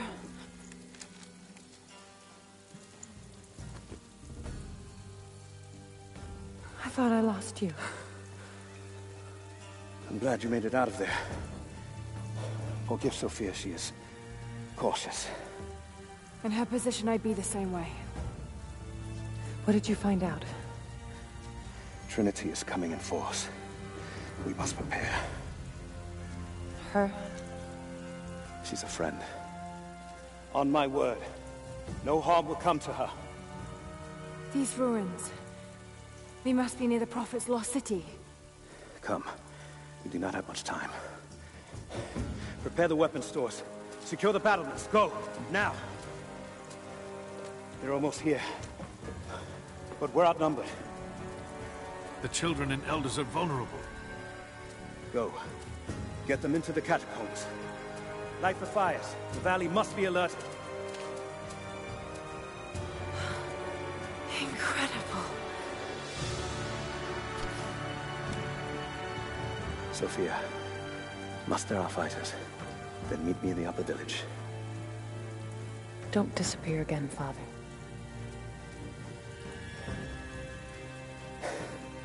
There's much to do. If we had more time. Later. For now, I'll do what I can to help.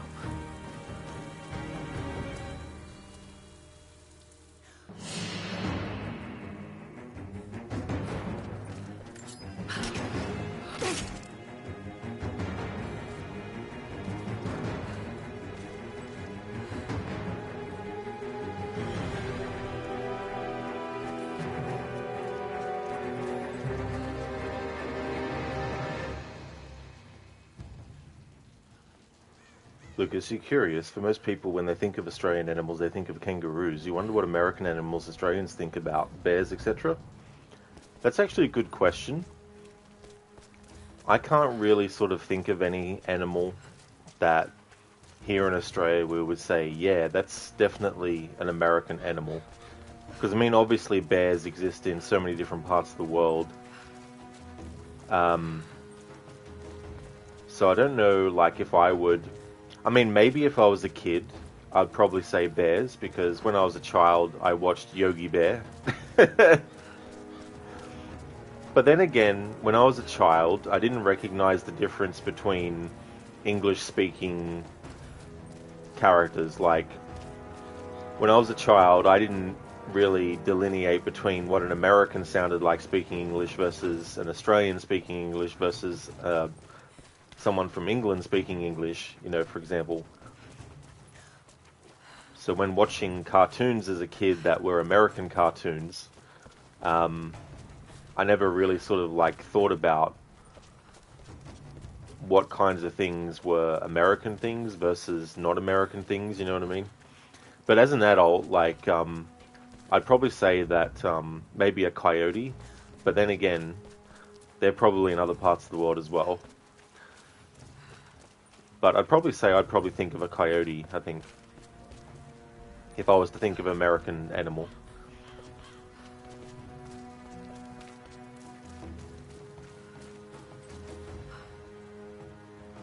And Mita, maybe raccoons? Raccoons. Yeah, raccoons. Ah, Shaky, thanks for redeeming the Rest in Peace Lara. So dealer's choice for what death? Awesome. Okay, so we've had deaths from drowning. I'm going to make Lara catch on fire, but I'm going to make her catch on fire by standing on a campsite.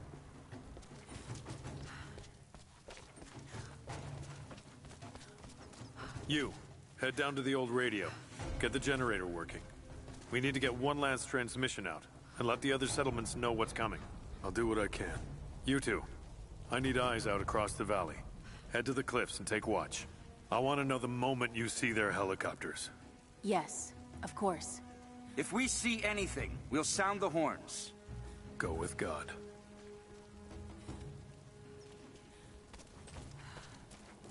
We must keep them away from the Acropolis Tower, no matter the cost. We'll send the families into the catacombs below, but we have to keep the enemy engaged here, on this side of the valley.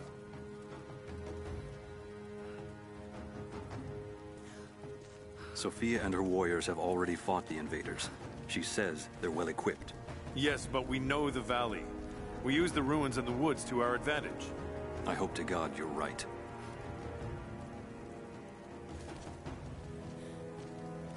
They've got helicopters.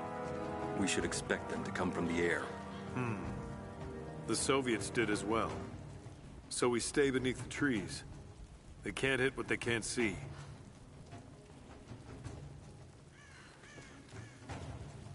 They'll cut us down, no matter where we fight. We know this land better than they ever will. Don't forget that.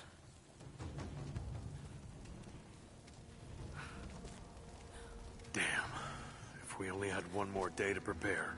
But we can drive them out, can't we? You were there when we drove the Soviets out. People need to hear we can do it again. I didn't think we could do it then. And it took 10 years. Better to say nothing.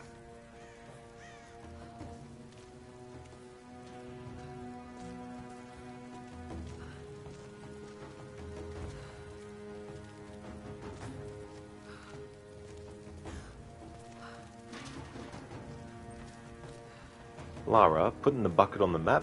Jeez.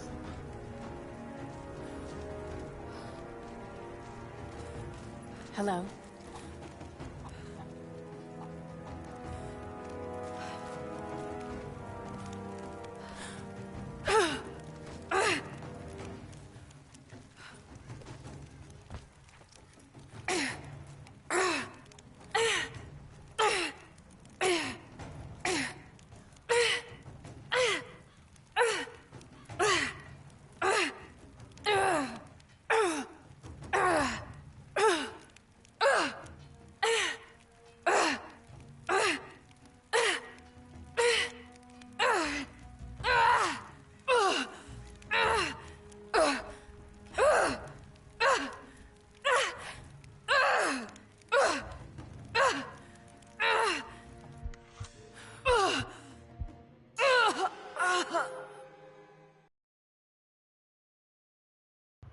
There we go.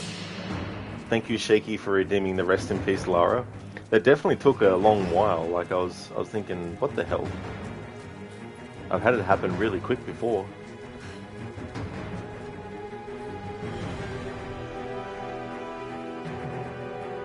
In Mita, for some reason, when it comes to America, you think about raccoons and mountain lions. Oh, mountain lions as well, yeah.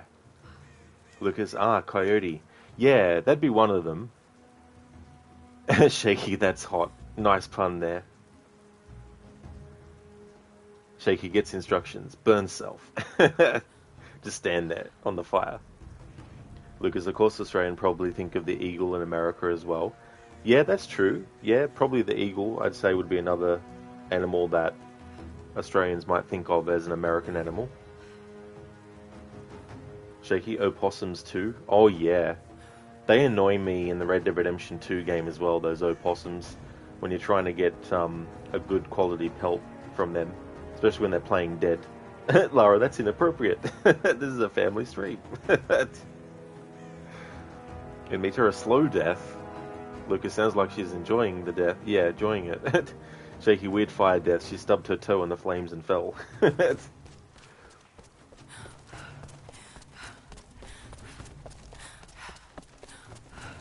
You, head down to the old radio.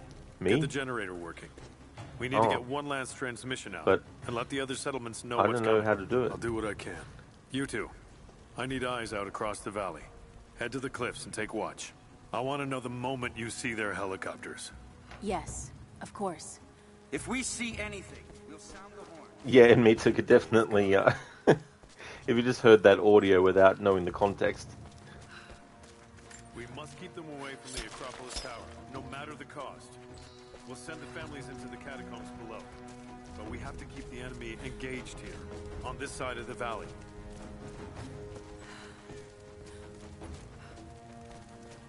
Sophia and her warriors have already fought the invaders. She says they're well equipped. Yes, but we know the valley. We use the ruins and the woods to our advantage. I hope to God you're right.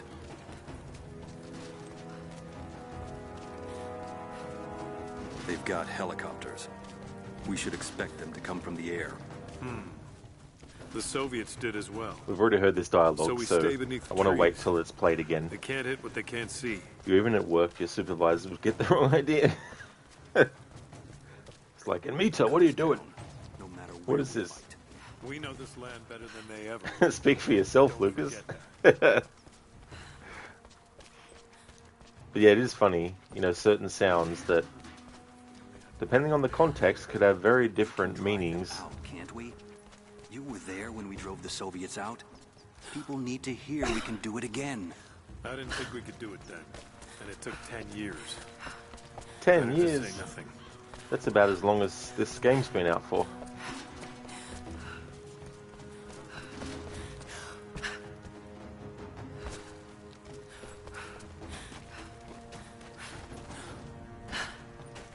Hey there, Adrian.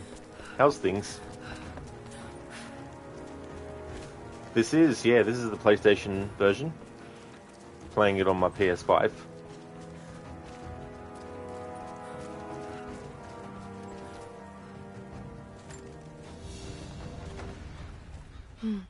This vase must have been beautiful once, but someone's poked a few new holes in it and filled it with dirt.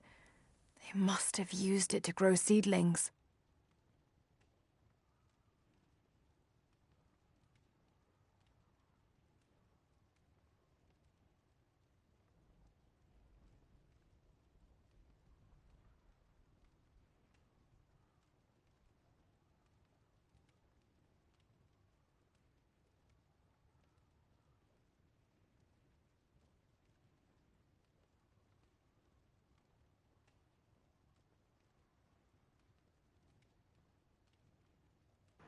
Hey there, James.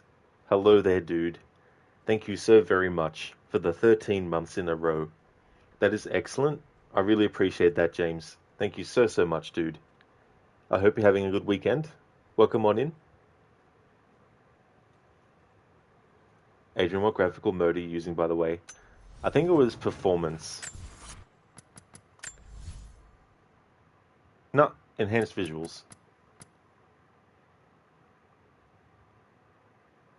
Enriched visuals.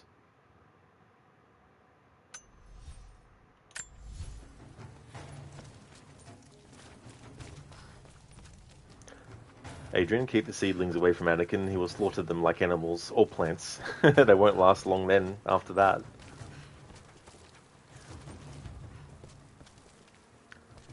Lucas, Rob, the other night you were repeatedly making a Mass Effect character say, "come on," because it sounded dirty. Well, I was actually just pressing the button for multiple characters that you can have dialogue with to make it sound funny that they were saying the same thing over and over again as well. But my intention wasn't to trigger anything that was sexually depraved or anything like that. James just woke up eating jalapeno pizza right now. Oh, excellent. That's good. Sounds delicious. Yummy, yummy. I'm doing well, thanks, James. Working on this game for its 10th anniversary, doing a 100% playthrough. I've just reached a point in the story where I'm going to actually go and backtrack, because I don't like to have too much side content left hanging when I finish a game, so I'd rather have a small amount left to get after the main story's finished versus a whole lot. So I'll go off and do that soon. But yeah, it's going well. Shaky, goes it going, goes it going, goes it going, goes it going. That's a good example as well. Adrian, when the game lets you name a character, you usually go with poo. Some DS games don't allow that. Guess they think it's a dirty word. Personally, you think they're a little paranoid. It is funny when you can do that in games. James, 100% means nobody left alive, right? That's a good way to look at it. The game tracks all the collectibles and doing the challenge tombs and all that kind of stuff. What it doesn't actually count is upgrading all the weapons and getting all the abilities unlocked and all that kind of stuff. So I'm doing that on top of what the game considers 100% as well. And also listening to the dialogues and stuff like that and showing all the outfits as well. So I thought I'd combine all that into this phase as well. Lucas, this game doesn't look like it's a 10-year-old game. It still looks great. Yeah, that's true. There's a lot of games that came out 10, 15 years ago that still look relatively good. Like, graphically, they're not the most advanced, but the aesthetic of them is still well done. Adrian, you mean Come On Earthbound and SNES had a party member straight up named Pooh? Oh, did it? I never actually played that game. Hello there. Hello there. How did you find this place? What brought you here? War is coming. We have to prepare. Soviets left everything when we drove them out. Most of it is just waste, but there's still the odd treasure to be found.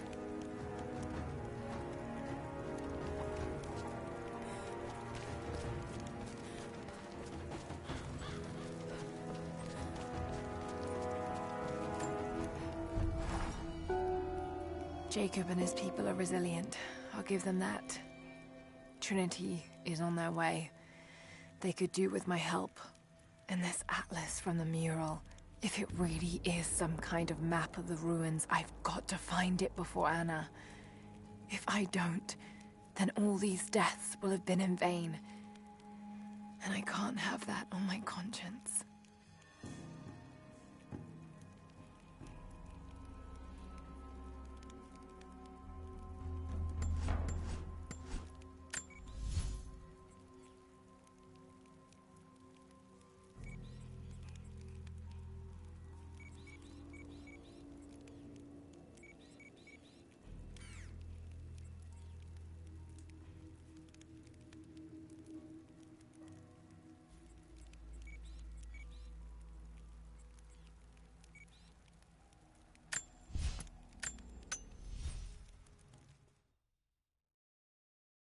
Going to put a hold on the story for a little bit now. James, yeah, agree. Lucas, Lara looks still awesome. Lucas, both AC and Tomb Raider games are amazing in that aspect, next level graphics.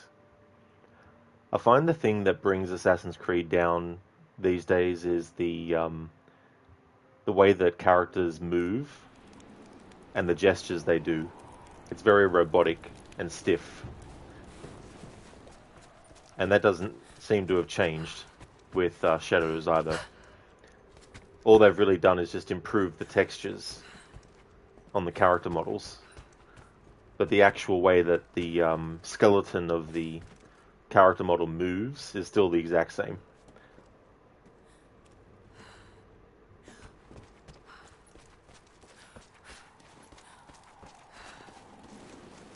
Adrian, Mother 3, aka Earthbound 2, is one of the rare examples of a definitive series finale game. It's set up as the end of the overarching story, and there have been no additional games since. The series creator has been very adamant about it. So they don't want to do a follow-up? Oh, that's fair enough. It's interesting that it would be called Earthbound 2.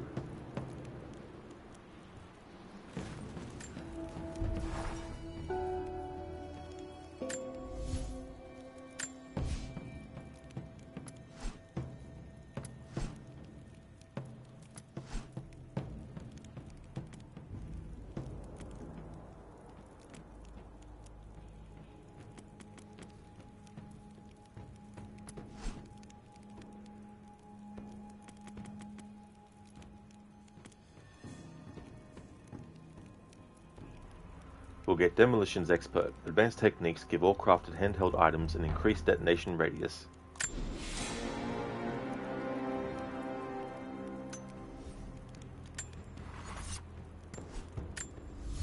I'm going to change what outfit Lara is wearing as well.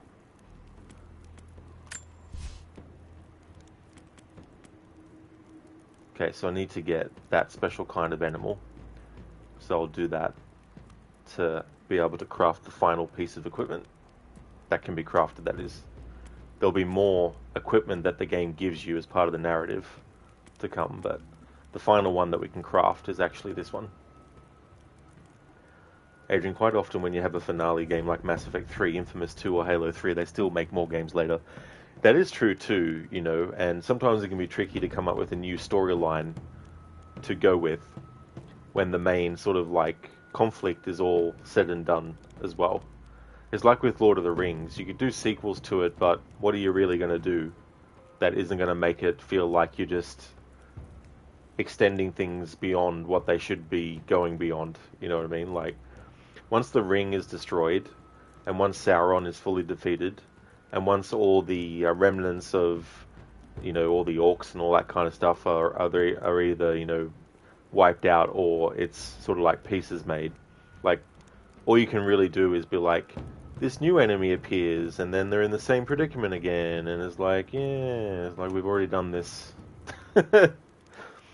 Tolkien did actually want to write a sequel to Lord of the Rings called The New Shadow, but he quickly realized it was probably not a good idea. I don't blame him. Yeah, I think that's definitely understandable. It's a good idea as well.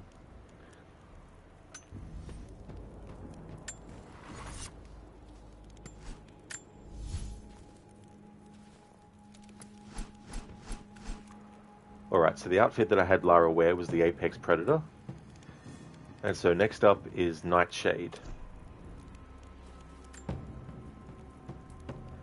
Hide garb pieced together from various exotic skins, accented with a simple scarf for warmth.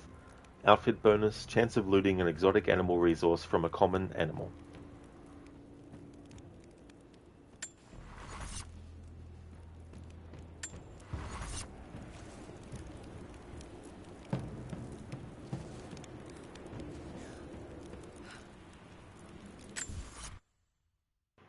What I might do is actually take a break.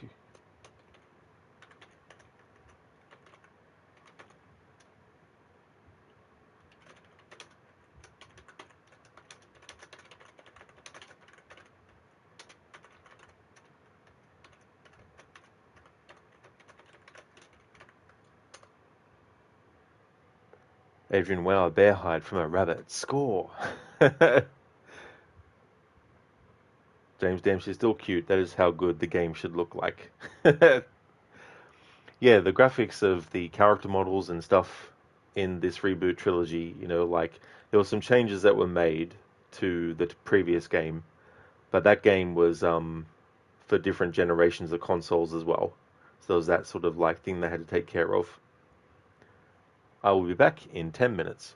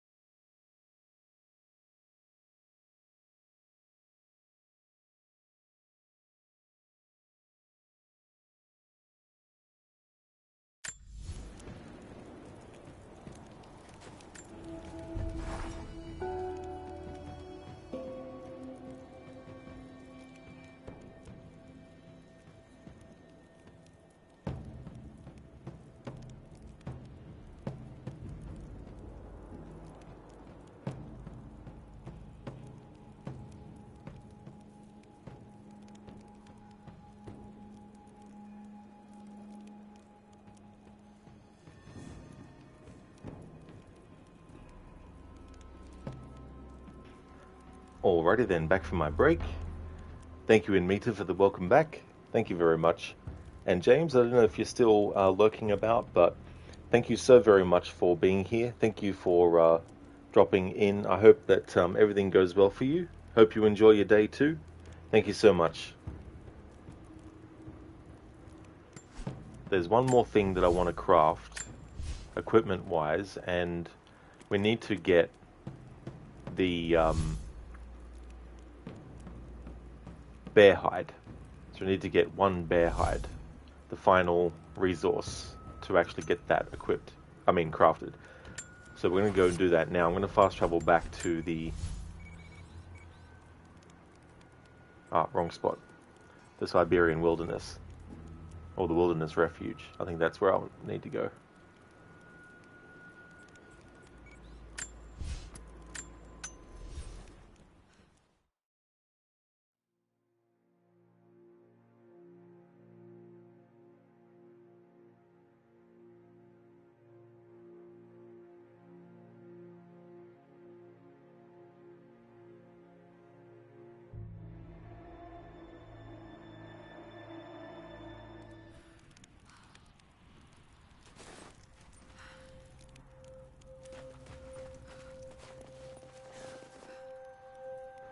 Hey there, Senny. Good day to you as well, dude. Welcome on in. Rise is going well. I've put a hold on the story. We just got up to the point in the story where we reached the camp where Jacob and his people are at the moment. And I'm going back to other areas to get some things collected and stuff like that. But yeah, it's been going well. How about yourself? How's your day going?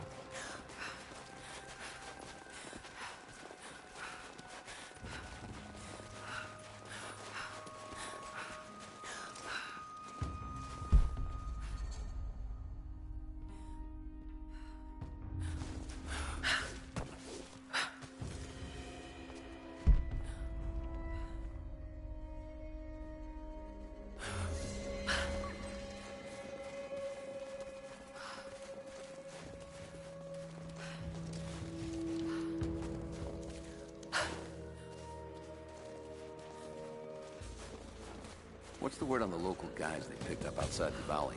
Said they were hired by 2 people, one of them a young British woman. But they left them in the mountains before the avalanche. Huh. Sounds like Constantine's famine. Whoever brings her in is gonna be rich.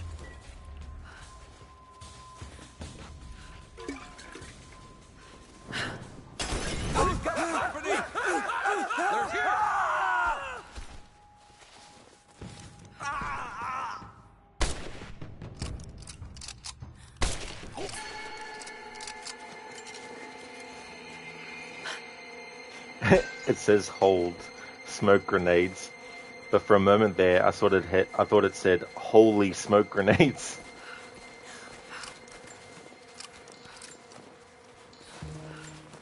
Rise of the Monty Python. Crooked, you're doing well. You had a nice sleep in and going for some brunch soon, then watching your team play in less than 2 hours. Very nice, that's good. Glad to hear that, dude.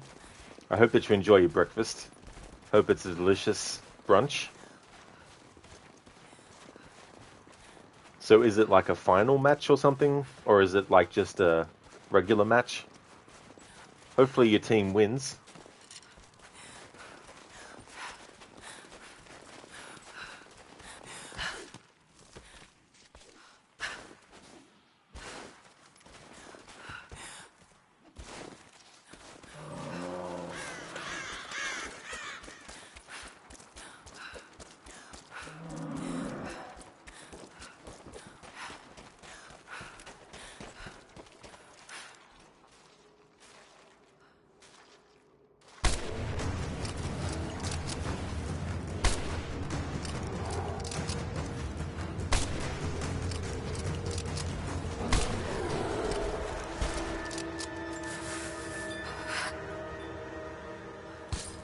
Oh yeah, Adrian. That's my favorite rifle, is the Golden Fang. I just love how it makes the enemies go flying 500 meters away every time they get shot. At least the bears are not as bulletproof as in Red Dead. Yeah, I'm glad that in this game it doesn't matter what weapon you use, the quality of the pelt doesn't change, or however much you get out of it doesn't change, you know. For just a regular season game, but against the dead last team, so you kind of have to win. Well, hopefully that puts a fire under them to want to actually really win, you know, so hope you get that result, dude.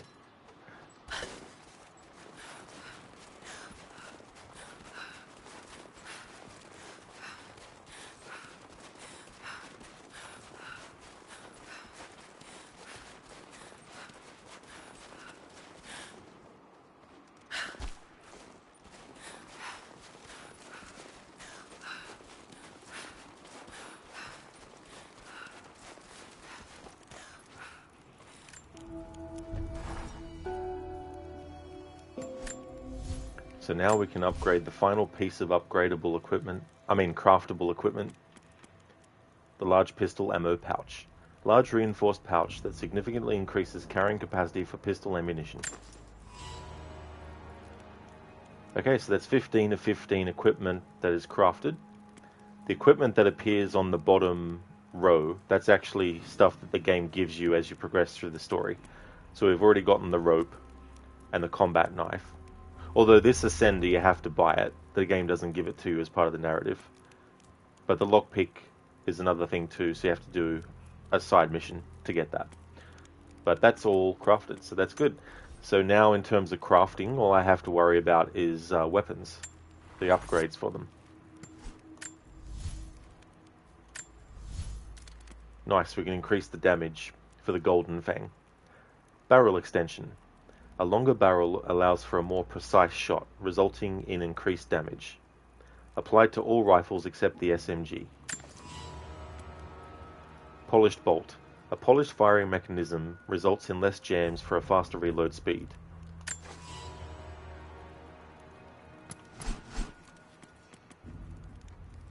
Death's Breath. Adjusted limbs. A refined set of limbs allows for more draw tension for increased damage with each shot. Padded grip. Improved grip allows for a more comfortable hold and better recoil compensation.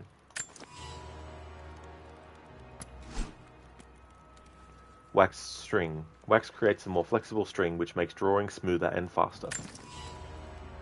Trigger release. A custom release makes holding a fully drawn string much easier, increasing hold time.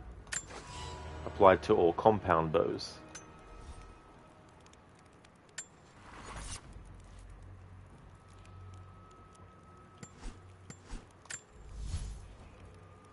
Adrian in Horizon bears a giant made of metal and they make lava burst out of the ground.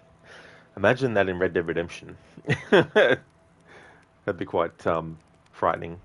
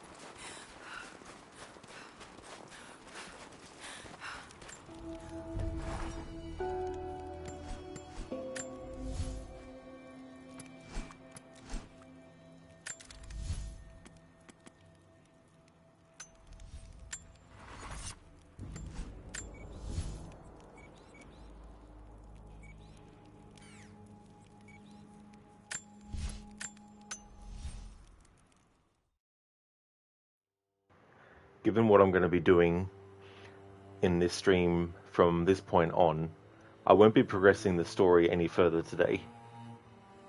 But I'll get caught up on things that I want to upgrade weapons-wise, and also get collectibles that I haven't gotten yet.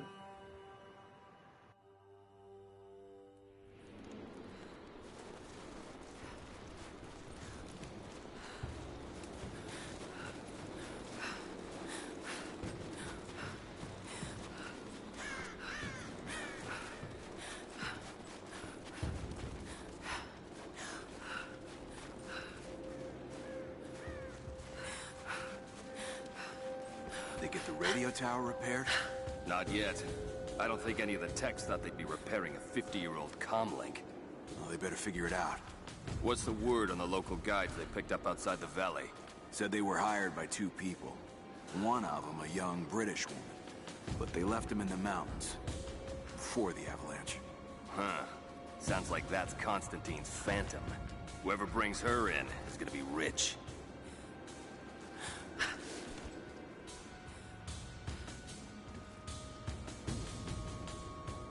What were they pulling out of the mines here? Officially, it was copper. But it was almost certainly uranium. Getting a pretty solid tick from the Geiger counters.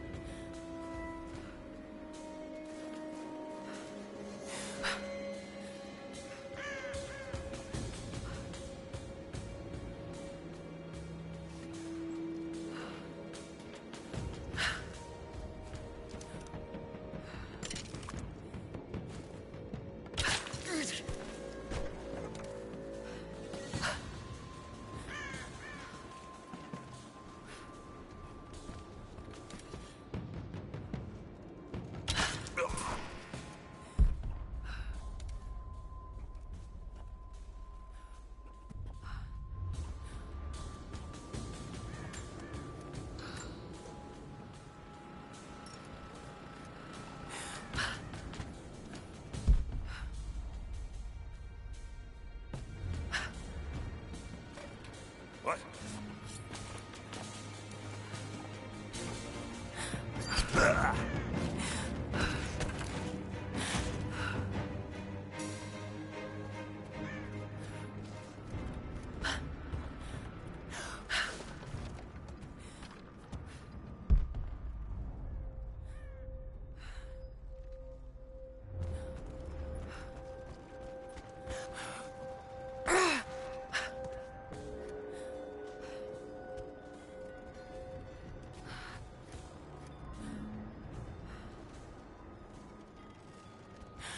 You're new with Trinity, right?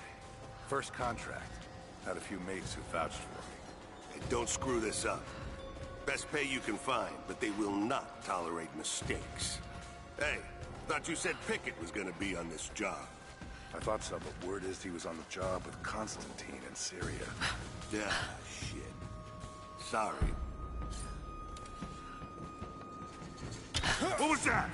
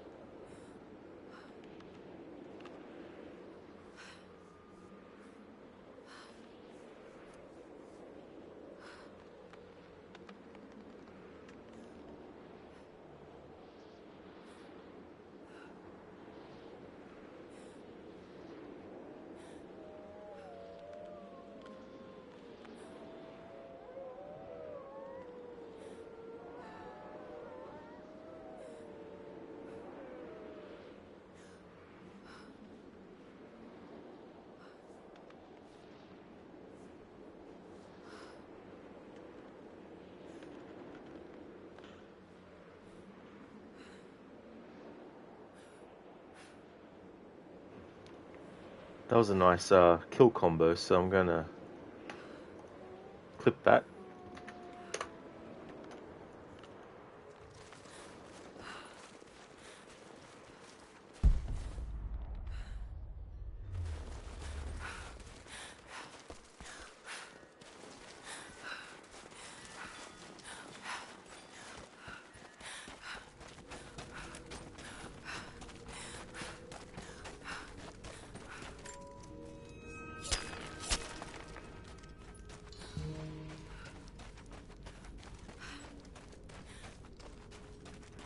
Oh really, Amita?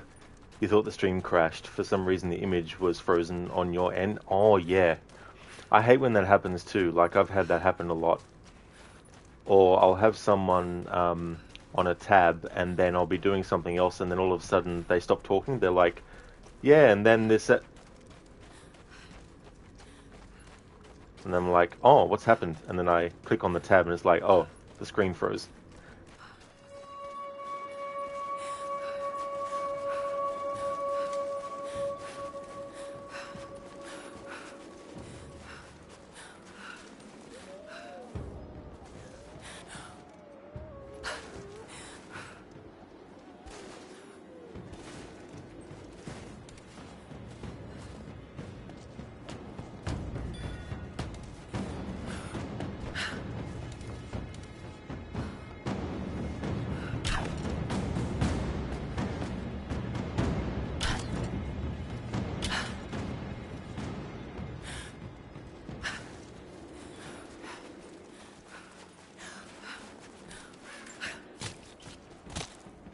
Oh yeah, and Mitra, it really is.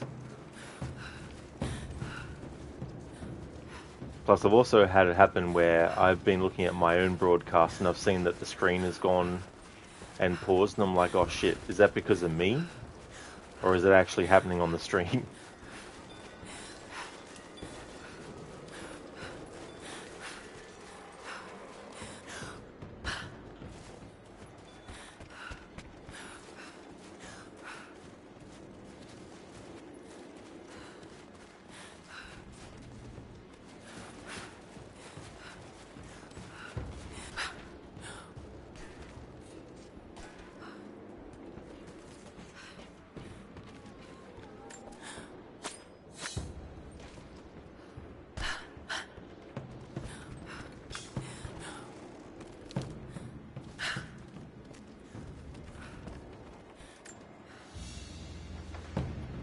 Small, intricate clockwork toy, made of bits of scrap metal and other detritus, all from the gulag.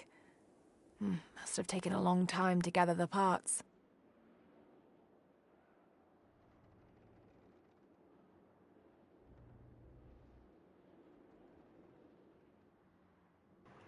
It's a shame you can't make the UI on these actually disappear so you can have a better look at the object. Plus, you can't really move the camera left or right or up or down. You can only basically move the object around to get a different angle.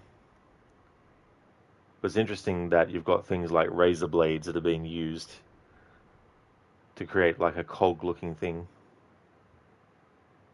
And then you've got actual smaller cogs, and then you've got like a spoon.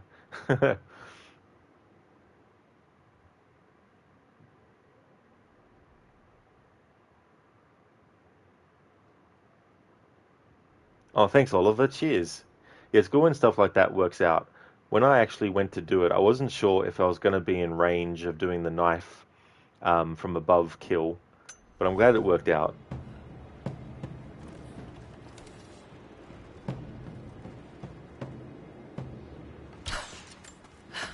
And me too, yeah, same thing has happened to you many times while streaming. You use your phone to read the chat and watch the stream. When it happens, you're like, oh shit, I think the stream crashed. Can you guys hear me?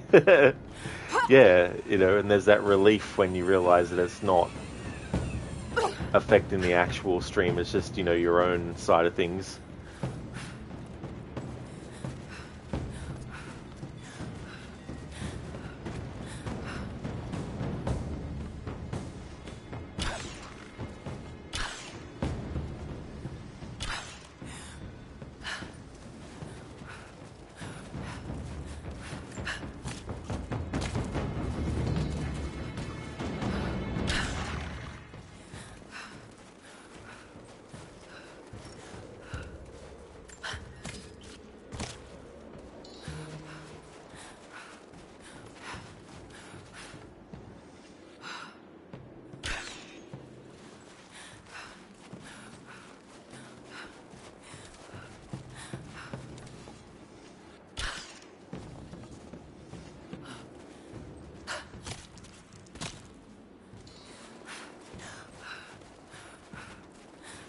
Hello there, Ishimura. How's it going?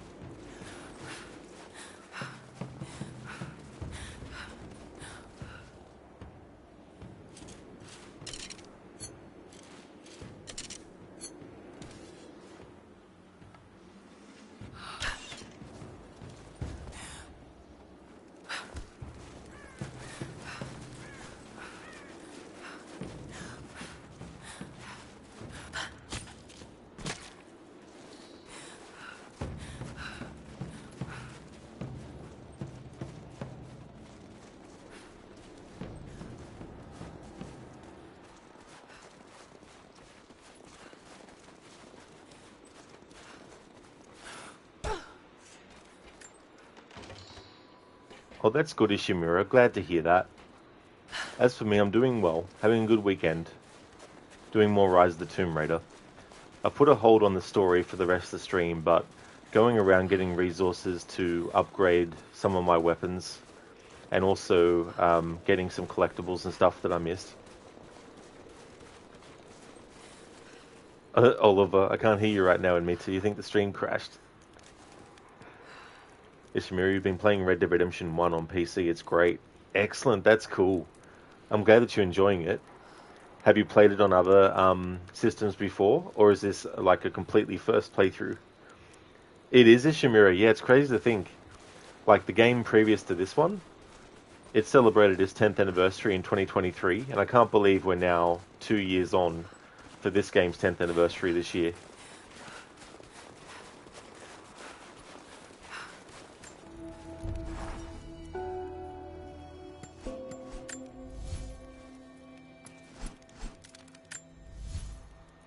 Alright, we now have enough to get this upgrade for the Golden Fang. Custom Grip. Improved grip allows for a more comfortable hold and better recoil compensation. We can increase the damage now of the climbing axe. Reinforced shaft. Weighted handle increases strike power, causing enemy armor to shatter after successful melee combos.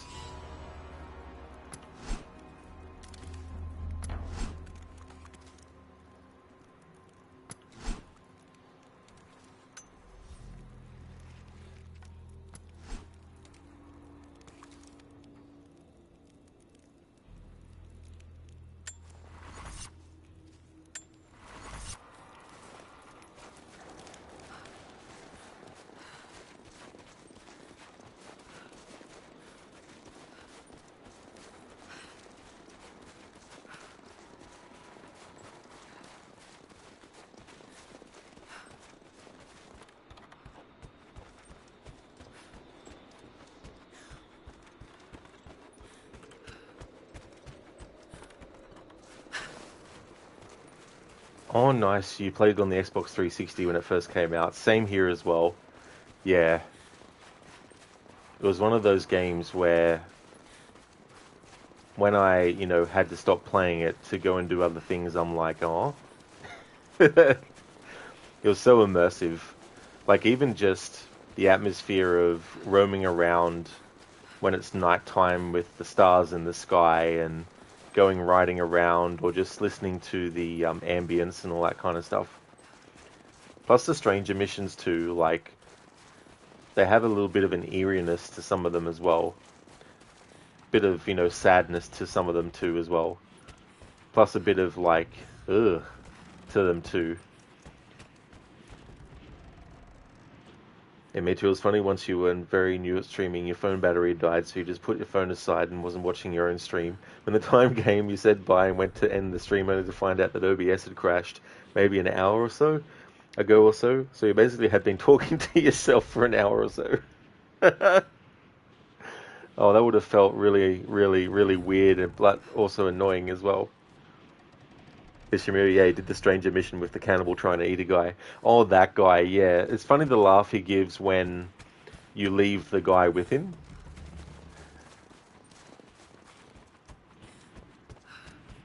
And what's so funny is the character model of that cannibal is also present at one of the missions where you go with Nigel West Dickens to one of the towns to show off the powers of the miracle tonic. To any who received this message, I will soon be dead. and with me all knowledge of this place.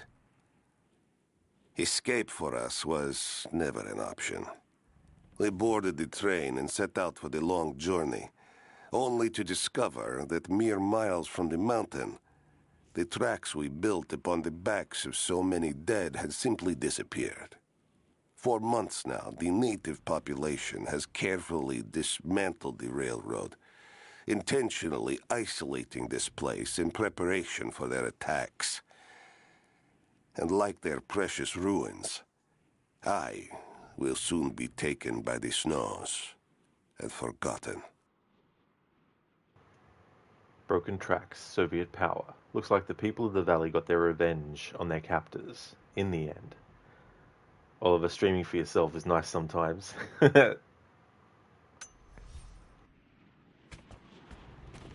He sure did, Ishimura, you know, like, little things like that which can last so long, you know, like you think about it, even years and years later.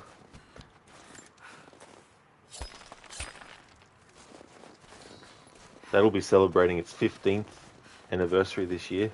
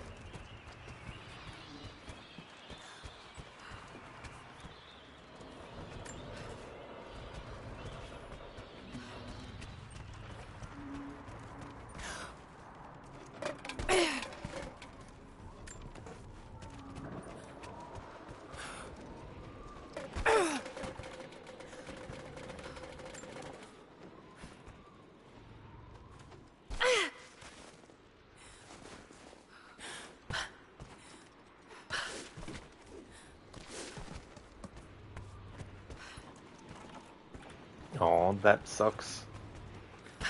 Before I did that final jump, Lara started the jump with the can in her hand, but then it's just despawned.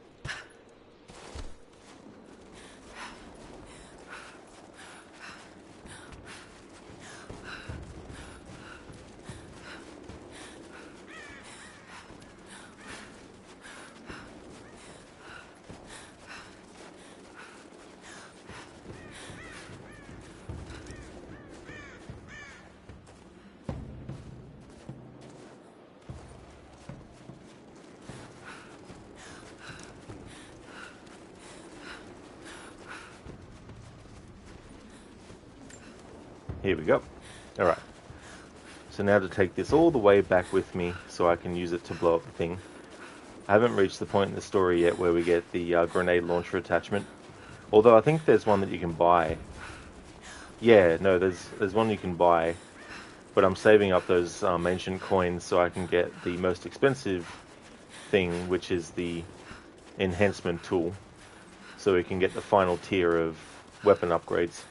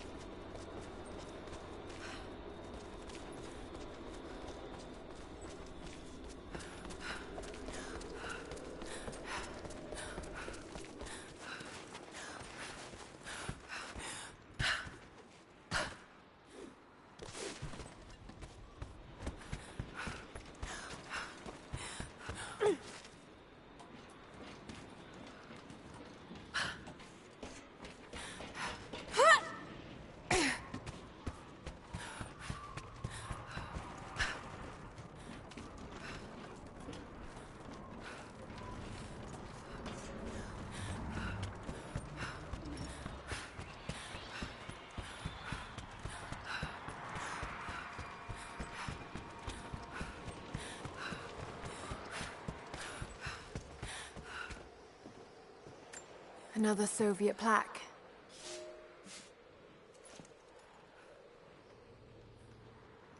Alright, so Lara doesn't say much about this plaque, but if we go into the document menu and we look at the section on Soviet crests, I've been keeping track of which ones I've already covered. So, Man of the People, I've covered that. Night Work, covered that. A Happy Land, covered that. Warning for the Unjust,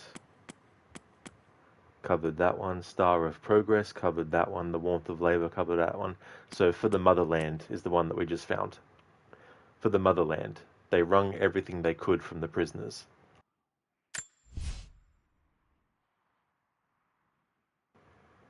This one doesn't even have any dialogue recorded for Lara herself. Interesting. They wrung everything they could from the prisoners. The text on this one is a promise of redemption. With hard work, you can help the motherland and your crimes will be forgotten. Even in a prison, nationalism is a powerful motivator.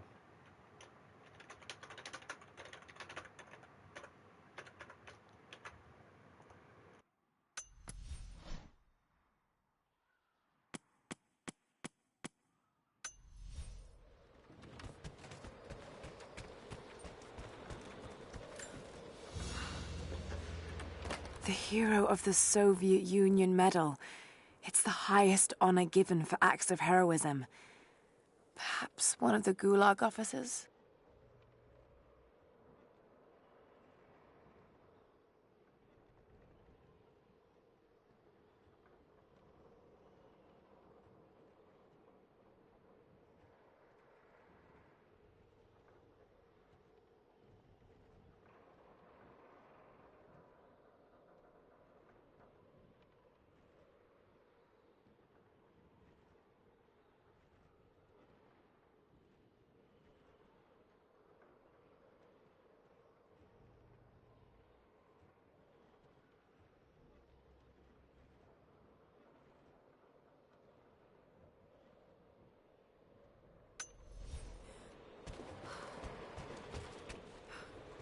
Ishimura, what have you been up to lately? Well, been playing Mass Effect 3 for the first time ever. I played 1 for the first time ever in 2023, and then the second one last year. So having like a year between each playthrough. I'm really enjoying it so far. I don't yet know which of the 3 I would say is the best one at this point, but having a good time with it. Can't believe the month has gone by so quick. It's crazy to think it's already February. And for a few days I went away. I was going to actually go away for a few weeks, but I had to come back for some things to that I couldn't do remotely. So that cut things short. But at another point this year I'll spend more time away, where I was going to spend, you know, the few weeks away, which was cut short, so be able to make up for that.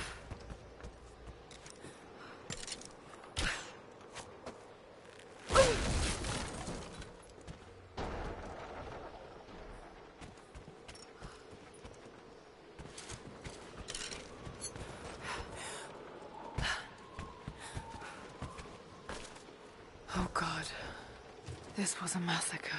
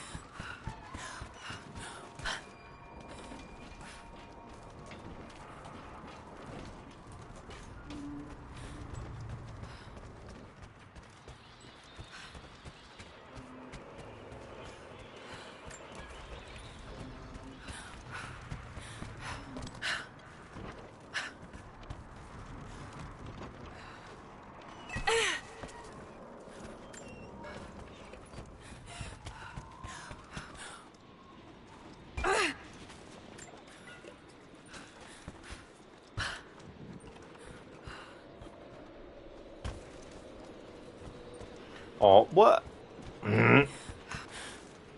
I hate when that happens. Like, Lara literally had it in her hand, and it disappeared.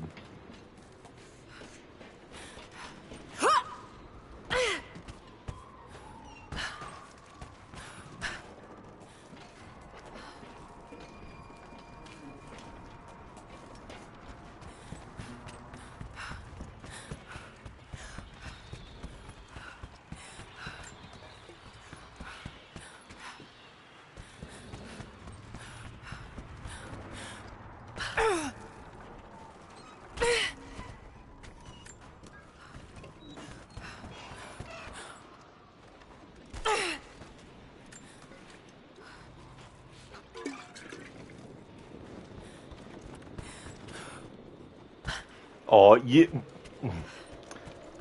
Fuck you, game. I mean, yeah, that's realistic, in a way. A gust of wind blowing out the friggin' fire, but still, it's a video game at the same time. It's not supposed to be one-to-one realism simulator.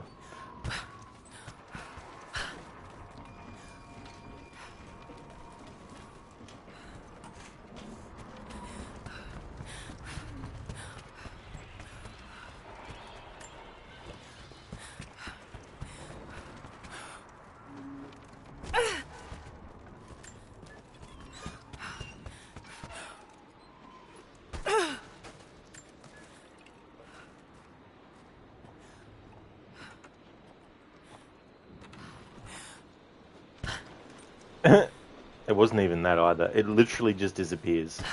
Why? Because the programmers were like, fuck the players who want to try this tactic.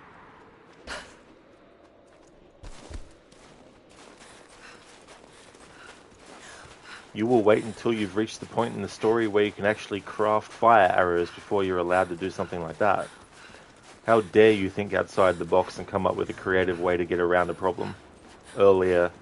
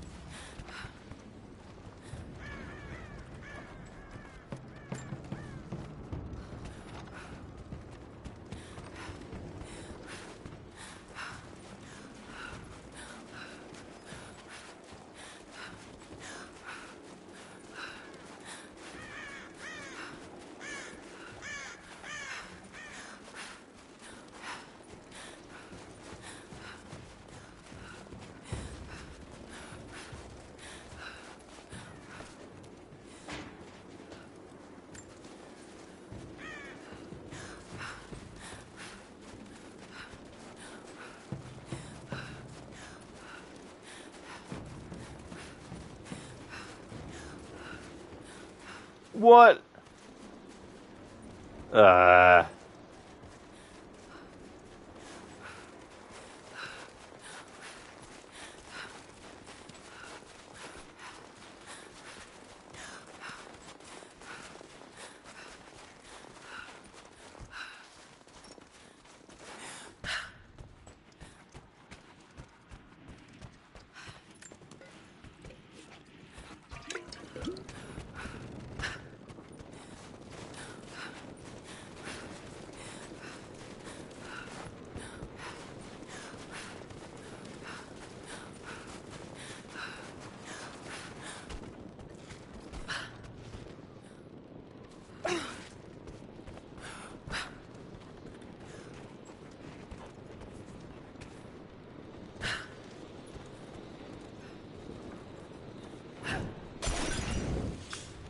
There we go.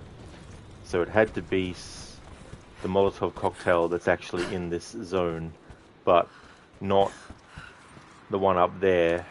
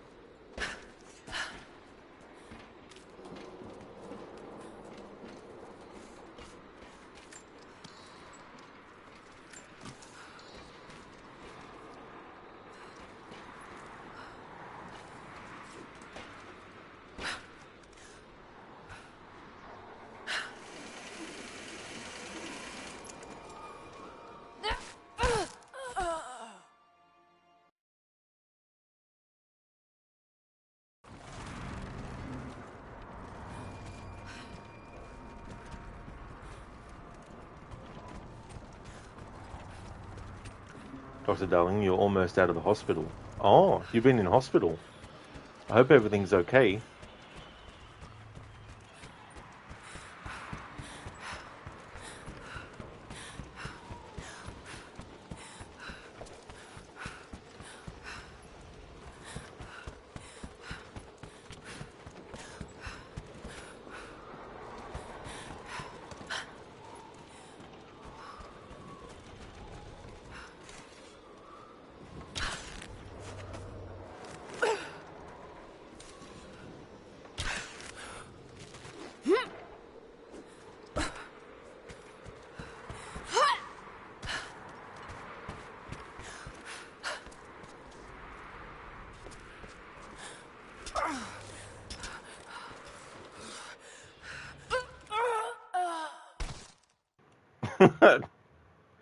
Oh, you're fine. You can't say the same for the nurse creatures you killed. Of course, I forgot that you were playing Silent Hill 2. Don't mind me. It makes sense now.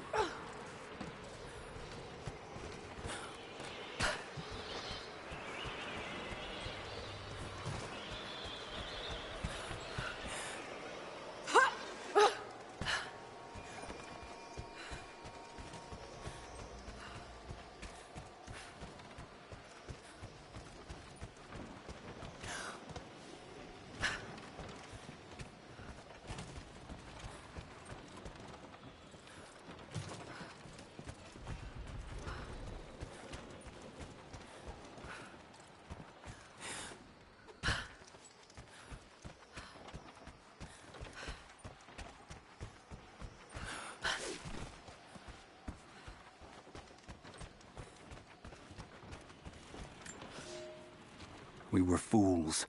Careless, arrogant fools. We thought we could stop them, but the Red Army outnumbers us. Their weapons are superior, and they just keep coming. Many of my people, including myself, have been captured, forced to work the mines of our own mountain. It's only a matter of time before they discover our secret. When this happens, we must be ready. Captured Red Arrival. He mentions their secret. What is it they protect in these mountains? Dr. Darling, you finally know why everyone is acting crazy in the town. It's because every door they find is barred from the other side. That's the secret reason for what everything is happening. Dr. Darling, you stumbled across it. You found it out. The secret of Locked Door Hill. Hey there, Dumbledore. Good morning. How's your day going so far?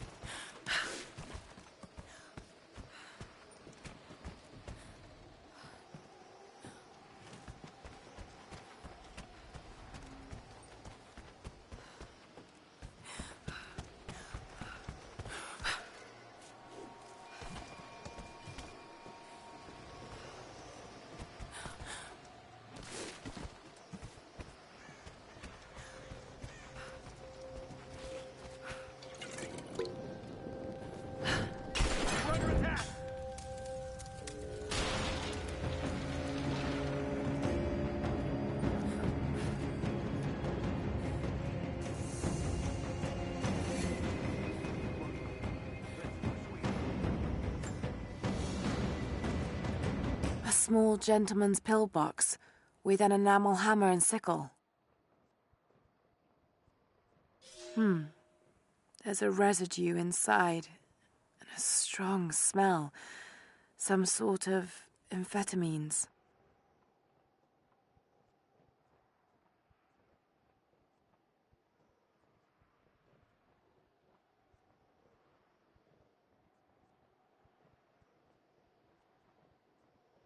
Miss Rebick, you hate the door is barred on the other side. Mrs. You've seen too many of them looking at you, Valhalla. Oh yeah, it's just ridiculous in that game. I hate how they make every single thing a puzzle now.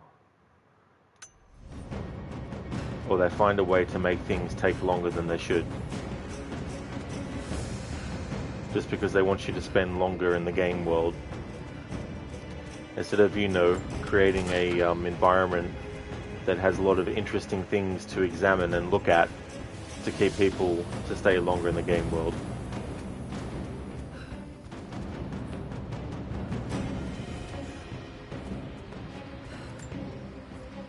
I'm in trouble. Big fucking trouble. I've been snooping around, saving a few files for my personal use, and I found a correspondence thread about me.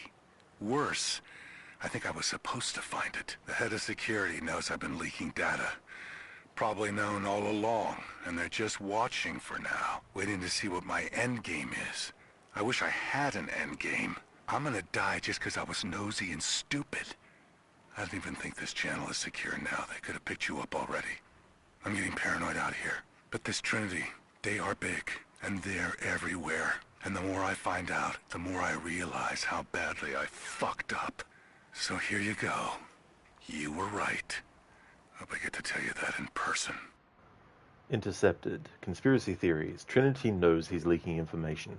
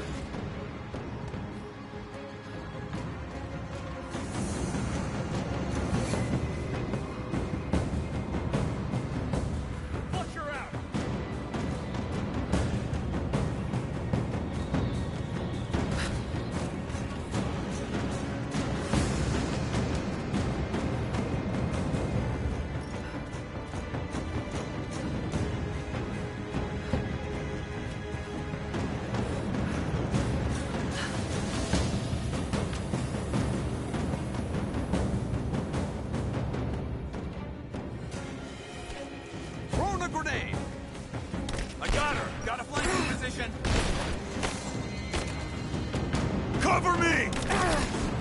Focusing fire! Got her! Keep firing! You got a man down! He's hurt! I'm dry! Reloading! Moving into cover! I got a hit! She's flanked! She's wounded! I swear there's an enemy that's shooting me from a position that they shouldn't be able to actually be hitting me from. Like, that enemy that killed me was not even in my line of sight, and I wasn't even in his, and yet he was still hitting me.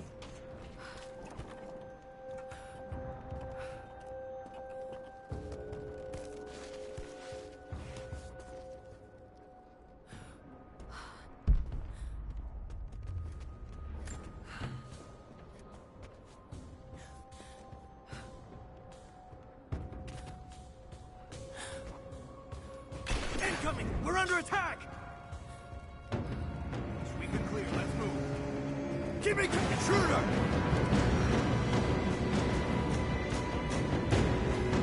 Got an angle!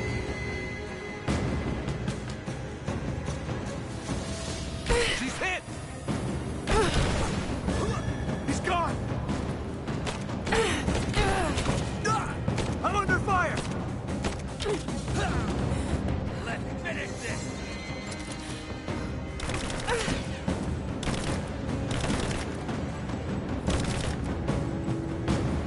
Grenade out!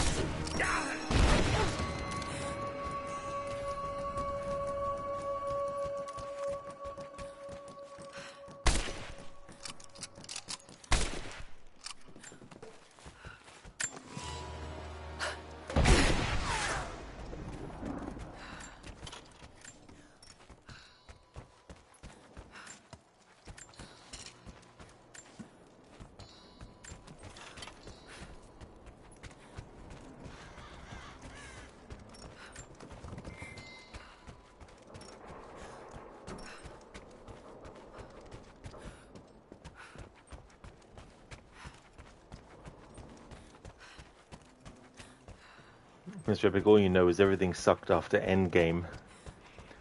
Endgame? Oh, you mean the Avengers Endgame?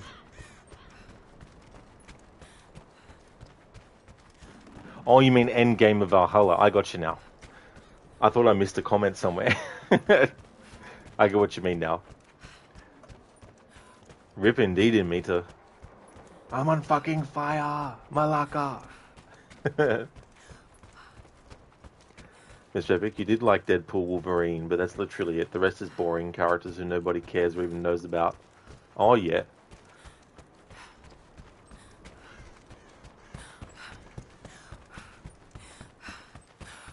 There's certainly been some characters that I was like, oh, didn't know they existed.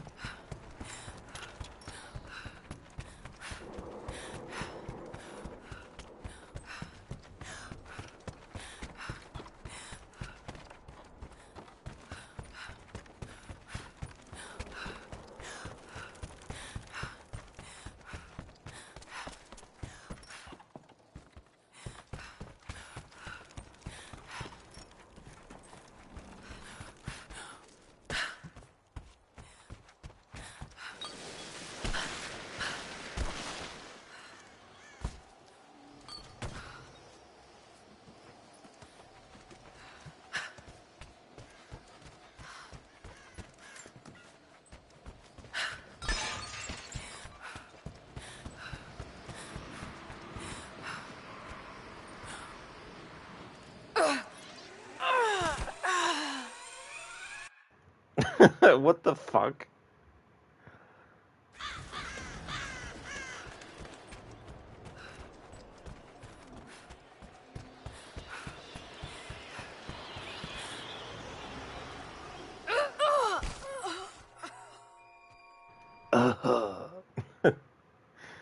Dimitri, a customer asked you if you could predict the future. You basically told her that we will make sure this doesn't happen again, and she said that ironically. What a question to be asked. Can you predict the future? Like... They'd be like, no, otherwise I would have predicted a question like this. Hey there, Arctic. How's it going, Batman? Dr. Darling, so that not all those deaths were in vain? So, what method would you like, Dr. Darling?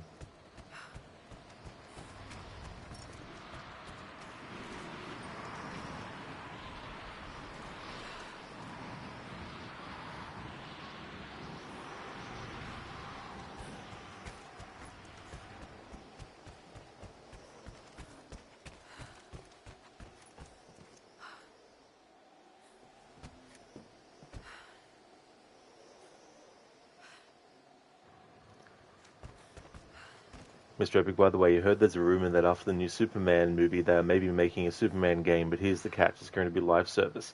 I mean, really, after how many years people waiting for such a game, what do we get? A shitty live service. You would think they learned their lesson after Suicide Squad bombed. Oh, no. No, they'd want to keep trying over and over again. to get the same result, and then keep trying over and over again to get the same result again. I don't know. It's like, this is why, for any pop culture stuff, it's always best to not have hope for anything, because you'll just get disappointed. And there's always some irony, like, you know, something will come out after years of being wanted, and it'll be terrible, because it's been done in a way that wasn't wanted, you know. Hey there, Schiller. Welcome, dude. It's going good, thanks. Things are going well. How about yourself? Yeah, we can definitely do that, Dr. Darling. Let's, because there should be some dynamite. Well, not dynamite, but there should be something that I can have Lara craft that blows up.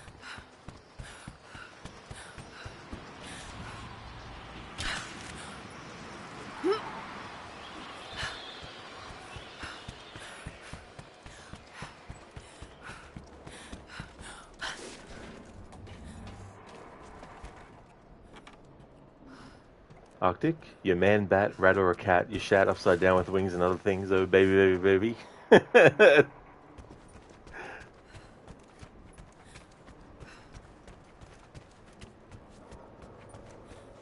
Here we go. Oh no, that's a lantern.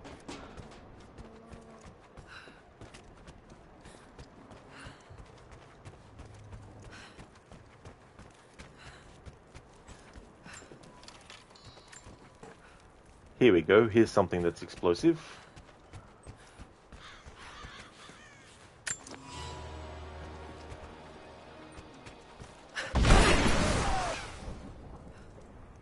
But it wasn't enough to kill me in one hit.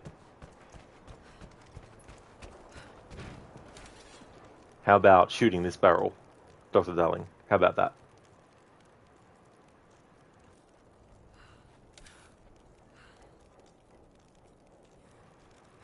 And me too were like, certainly not, but we will at least do all in our power for it to not happen again. It's like, yes, let's just, you know, we'll make that pact. Dr. Darling, if not, you can choose. Surely nothing bad can happen. Oh yeah, nothing bad will happen at all.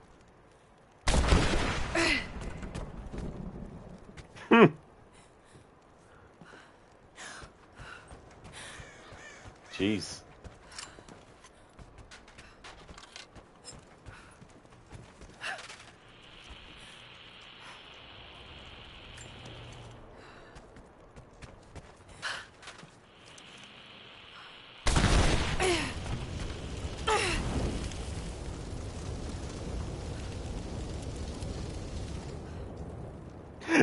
Lara refuses to die. With these methods, at least. Hang on. Yeah, get that fuck out of here. There we go. Pick that up. There we go.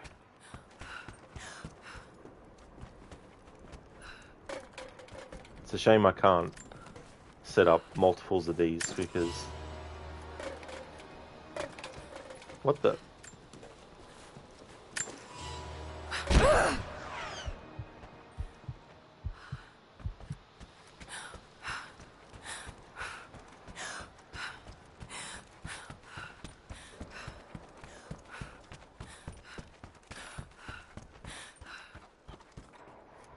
Oh, that's great, Schiller. I'm glad to hear that you're doing good. You're just a bit sleepy? That's fair enough.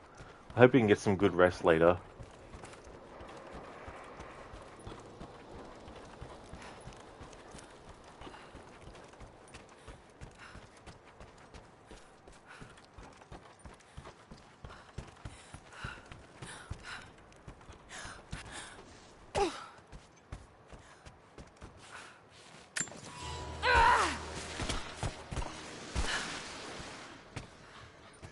That didn't work the way I wanted it to.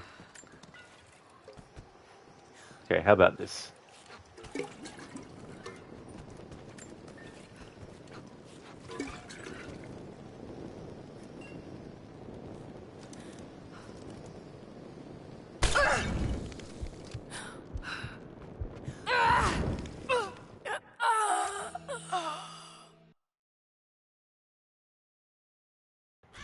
There we go, Dr. Darling. That was the best I could make it.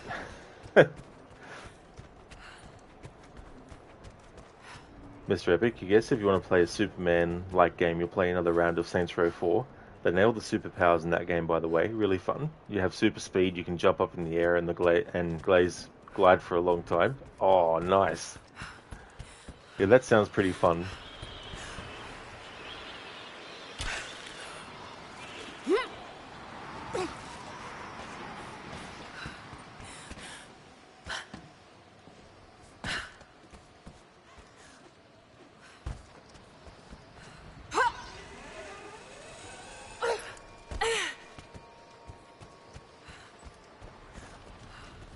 Oh no, you guess Lara isn't dynamite. Such a tragic accident.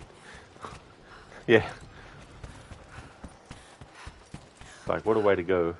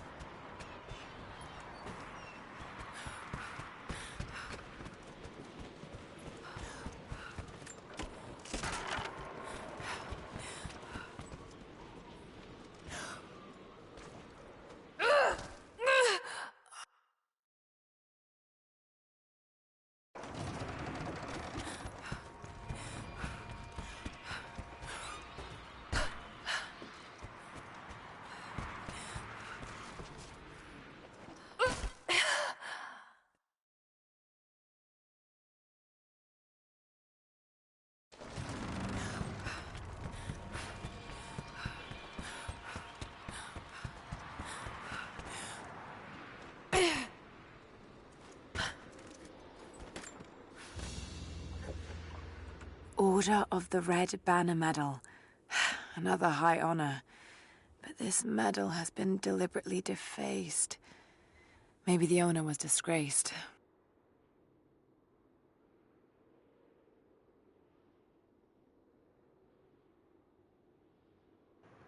Deliberately defaced, owner was disgraced, his existence erased.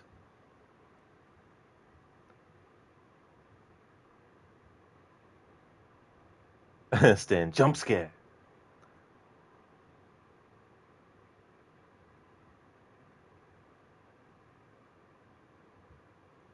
How's it going, Stan? Welcome.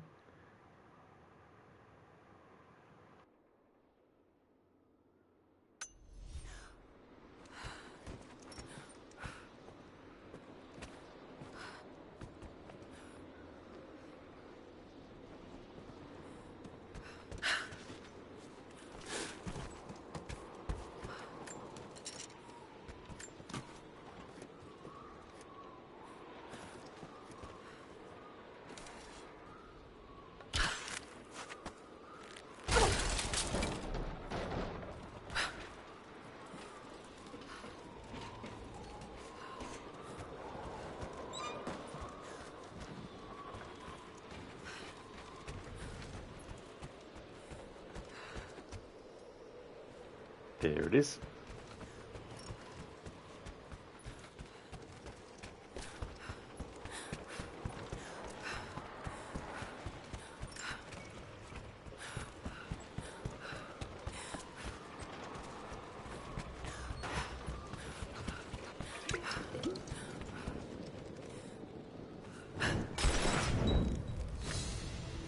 There we go. Difference of opinion challenge completed. Stan, left arm is occupied by a cat, and you're writing with your right hand. Ah, the cat has claimed ownership of your left arm, and is like, right, this is my left arm now.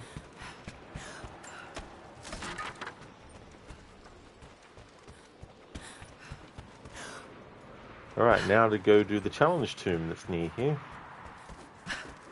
Because the game has been constantly saying, there's a challenge tomb nearby, there's a challenge tomb nearby. And it's like, I know there is. And now I'm actually ready to do it.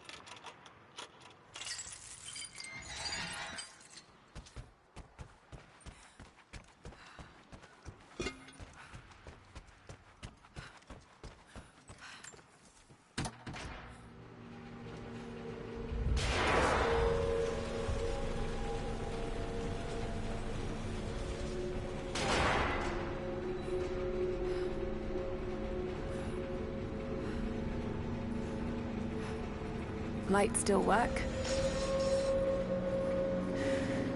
Well, mostly. Looks like pitch blende. Must have been a uranium mine.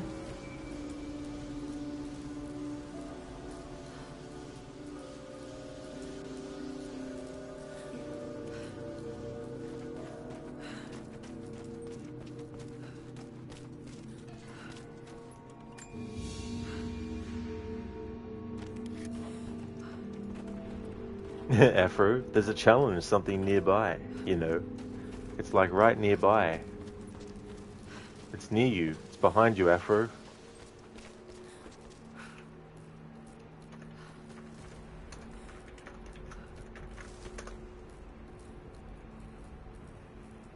Hey, Lucinda, good morning. Welcome. Rise is coming along really well. I've put a stop on the story for the stream. Been going around getting collectibles and getting resources to craft equipment, and also to get weapons upgraded and all that kind of stuff. But it's going well. How's things with you? Sheila Rod, did you know that there's a challenge tomb nearby? Is there? I would not have thought. My god, these are ancient.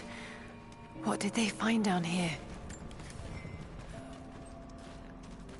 Ancient, from the ancient kingdom.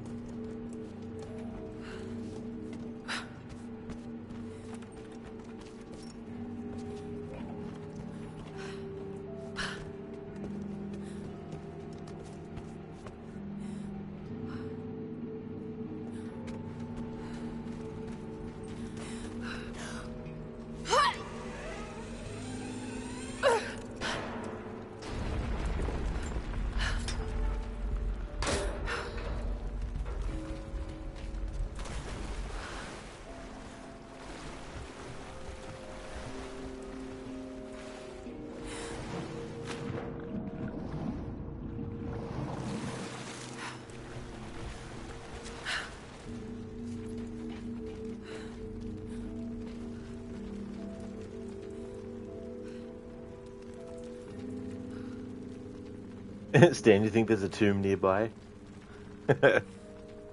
It's being prepared for you. Listen, the things are going well for you. It's Saturday and you have the entire day to yourself, so you're looking forward to lots of gaming. Oh, hell yeah, Lucinda, that's great. Glad to hear that. That's awesome. I don't blame you for being hyped. More Resident Evil. Hell yeah.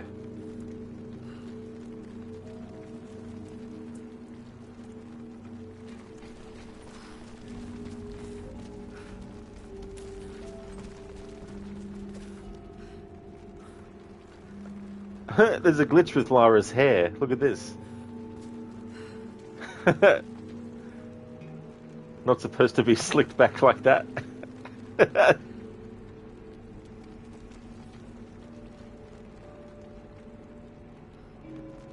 Secret hairstyle.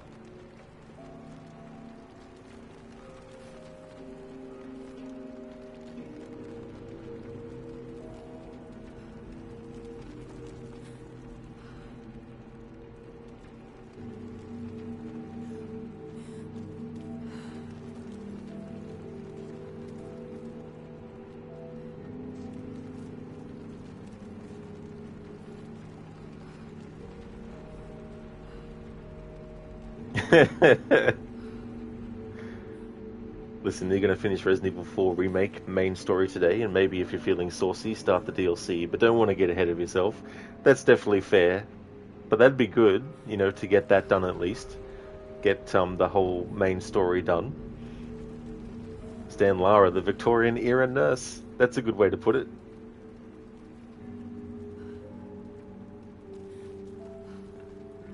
Yeah, Mr. Epic. It's like, you gotta love glitches like this. Scar, where is hair? Yeah, I don't know how I made this glitch happen. I've never actually seen it before either.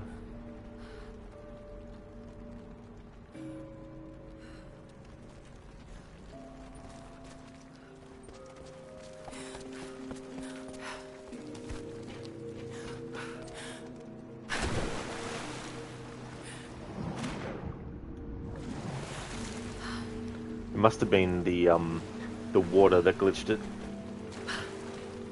Oliver, you'd still smash.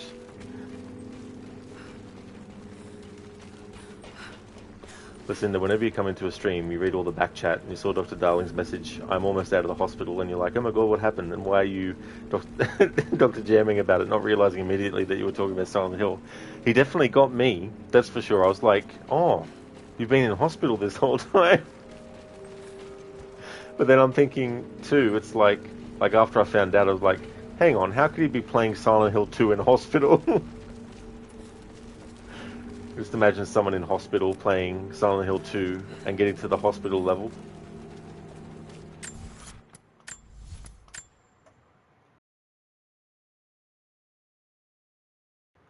Mr. Epic, poor Lara, so young and already balding.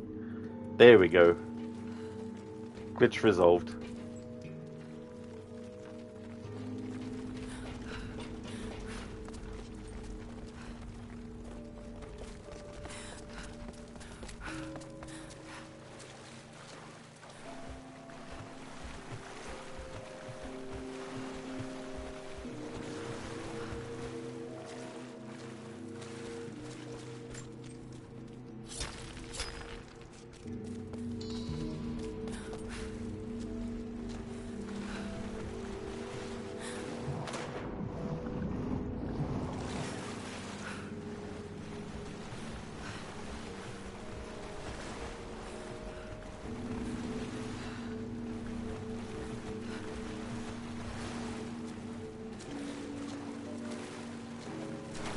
Mr. Epic, boo, bring bald Lara revolt.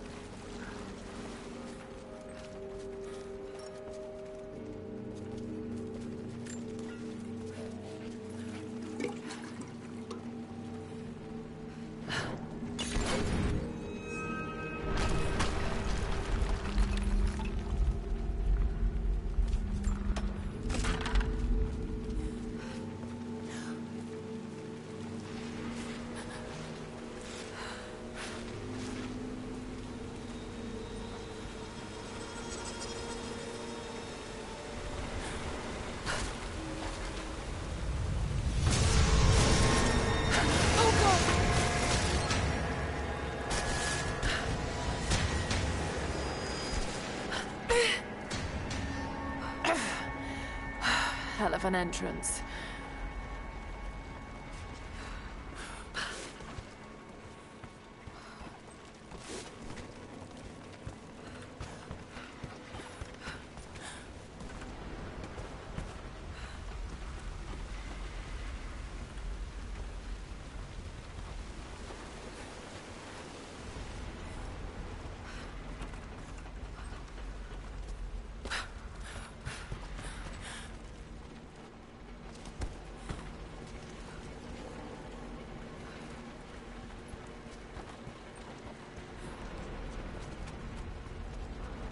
More artifacts.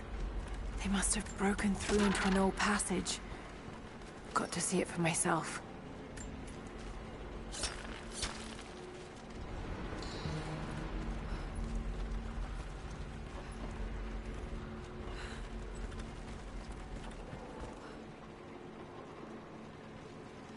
Mr. Epic, have you ever played Terminator Resistance? That game was so good and loyal to the old movies. I actually haven't, no, haven't played that. I've seen some of it being played, but sometimes the Terminator franchise is tricky to turn into games because by the very nature of that franchise, it's gone into the area of very tricky to actually do new things in. Oliver, Lara being Lara again, surviving things that everybody else would die from. That's true. Where someone else would break a leg, Lara's just like, that tickles.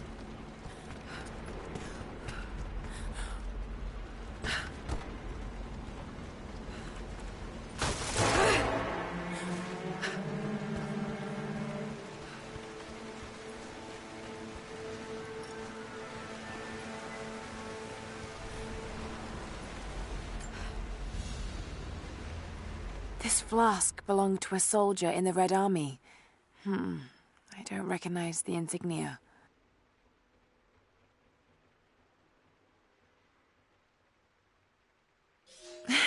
It's still half full. I may need this before I'm done here.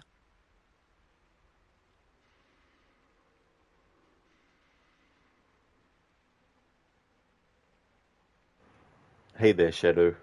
Exploring the mine? Absolutely, doing 100%, so I need to do this challenge too.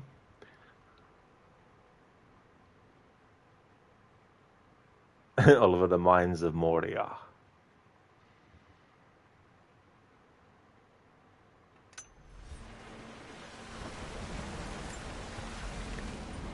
There's a lesser-known mine in the Lord of the Rings franchise called Mines of Lessia.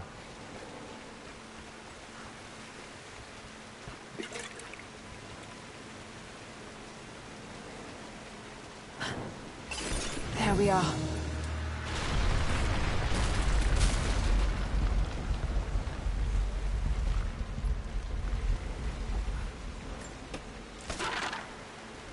She dwelled too greedily, too deep, and awakened the Balrog.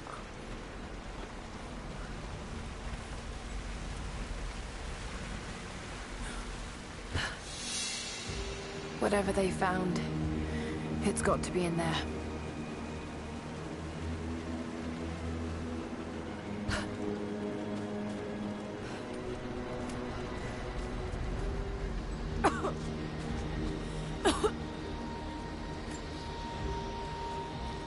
Stand full of a Croft.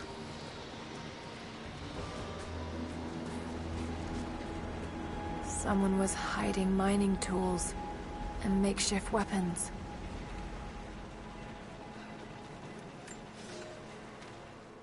We can no longer wait for our brothers outside the mines to begin their resistance. The Soviets have found something they desire more than the poison ore. They found our forefathers' history, have desecrated their tombs. This is the last injustice. We thought at first the old guardians would emerge and punish our tormentors. But now I see we will have to be the instrument of God's retribution. We gather our strength, store picks and axes in secret places. Very soon, those of us that are still well enough will rise up and bury our repressors here before they erase our past along with our present. Resistance, the Red Mine, the journal of a remnant worker imprisoned in the Soviet mines.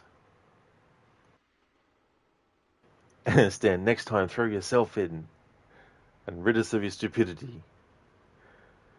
Mr. Epic, yeah, you refused to watch Dark Fate. They killed off John Connor and replaced him with some random chick in Skynet doesn't exist but called something else. You don't remember. You hate that they shit like that, fuck up the law because whatever. Yeah. That was the other thing too, like, they also managed to get Linda Hamilton to reprise her role of Sarah Connor beyond just doing a voice cameo, because she had actually done a voice cameo for Terminator Salvation. But to actually get her back to play Sarah again and be a prominent character in the story was wasted, because they really fucked her character over. Like, they should have just, you know, put literal shit on the character, because that's pretty much how they treated her, you know. Like, making out that what she went through doesn't matter because the person coming from a different timeline, you know, it's like, there's better ways to handle that, I feel, as well. I think the actress too, I can't remember her name, but I think she's one of the people that they're looking at for Lara Croft in the live-action Tomb Raider series, I think, as well. But they said Sophie Turner was cast, but I think they were still looking. I think she was the one that they were looking at as a priority, maybe, to play Lara. Stan, if Lara threw herself in, she'd just come up clothes a bit scratched, riding a Balrog. That's true. Everyone else would be like burnt to a crisp and nothing left.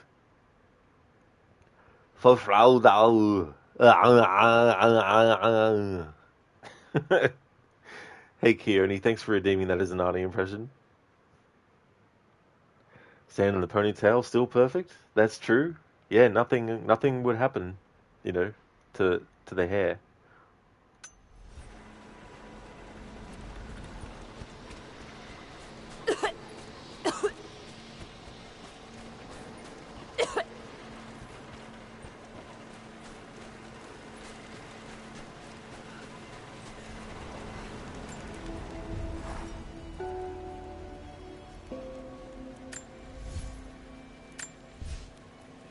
Yes, Sona, it must have been the wind. It always is, isn't it? Alright, dodge kill mastery. Instantly kill armored enemies with the perfectly timed press of the triangle button during a dodge counter.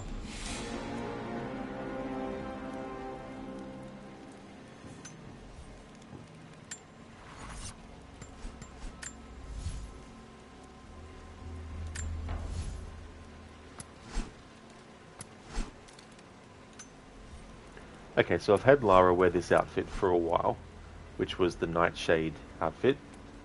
Now the Immortal Guardian.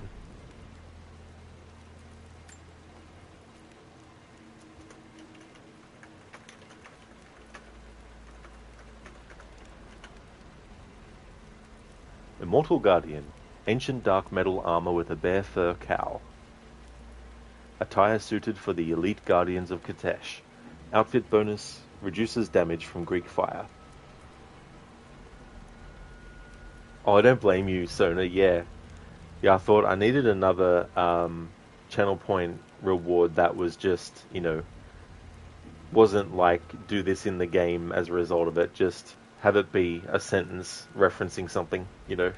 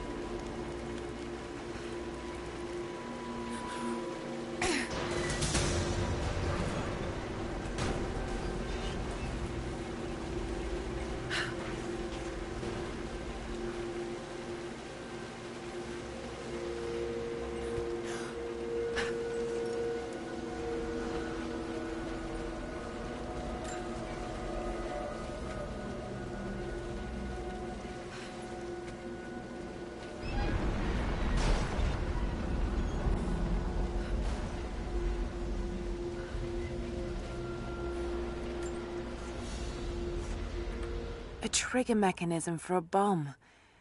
It's the same handiwork. He must have been gathering the supplies for a long time. Mr. Epic, yeah, these days you don't watch much TV shows or movies that come out these days. Instead, you're watching old movies and shows you haven't seen yet before. The closest you meant before the Lost lost all their talent. Oh, that's all right, Mr. Epic. Yeah, so don't since before they lost all their talent. Yeah, that's definitely fair enough too, as well. I mean, there's plenty of stuff that can be watched that has come out, you know, a very long time ago as well. And you never know, you might also come across something that you think to yourself, oh man, I wish I saw this sooner.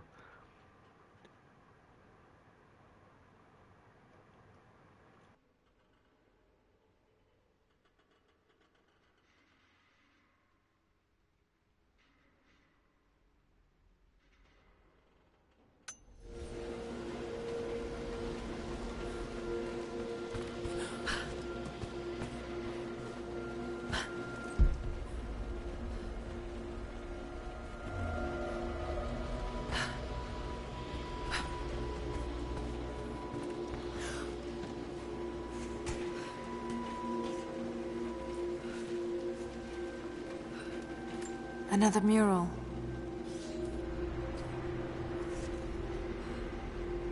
Alright, so after looking at that, Lara doesn't really say a whole lot about what it actually is, but go in here and scroll until we get to the Soviet relics. Crest, I mean.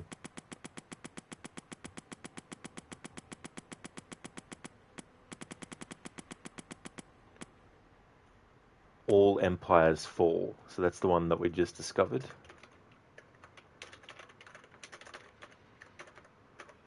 Now let's see if there's actually some audio, because we found one recently, and when I went into the document menu and interacted with it, Lara didn't actually read out the text, so I just read out the text myself. So let's see if that happens with this one as well. All empires fall. Someone has added their own marks.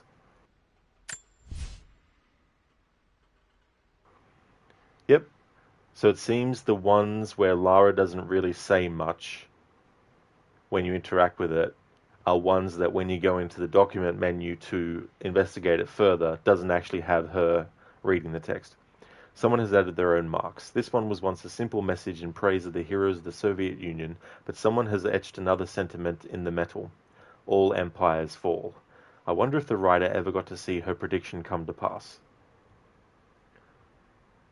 Dr. Darling, so this thing was called Flesh Lip. These bosses, yes.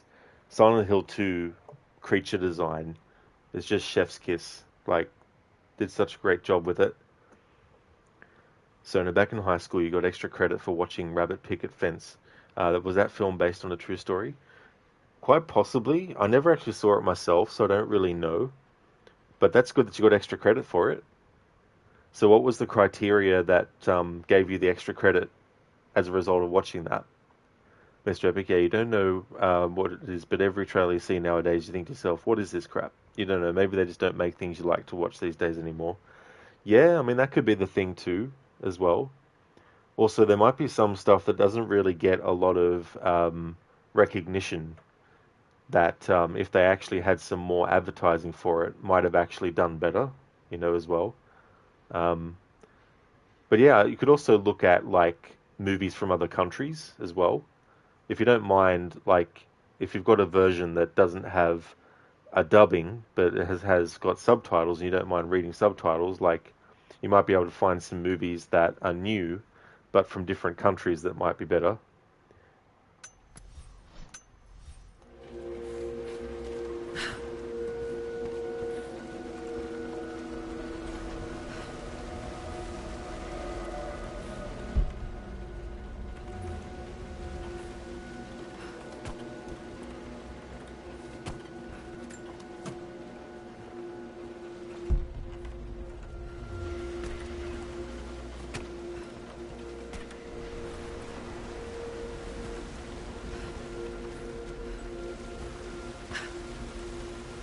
Those minecarts.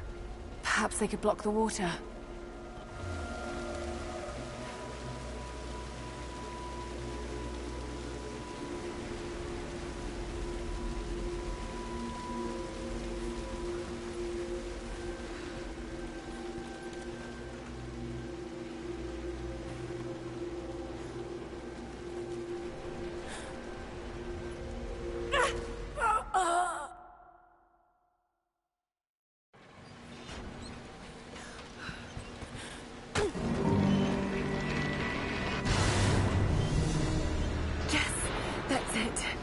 The water is blocked.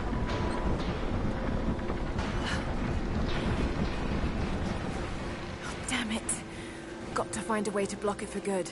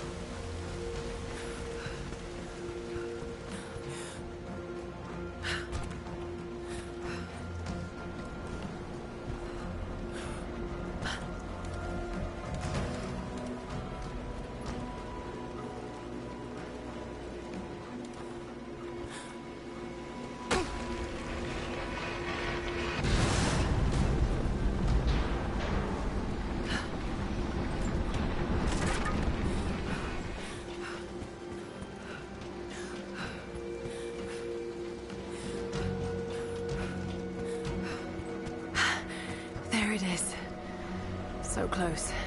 Got to find a way inside.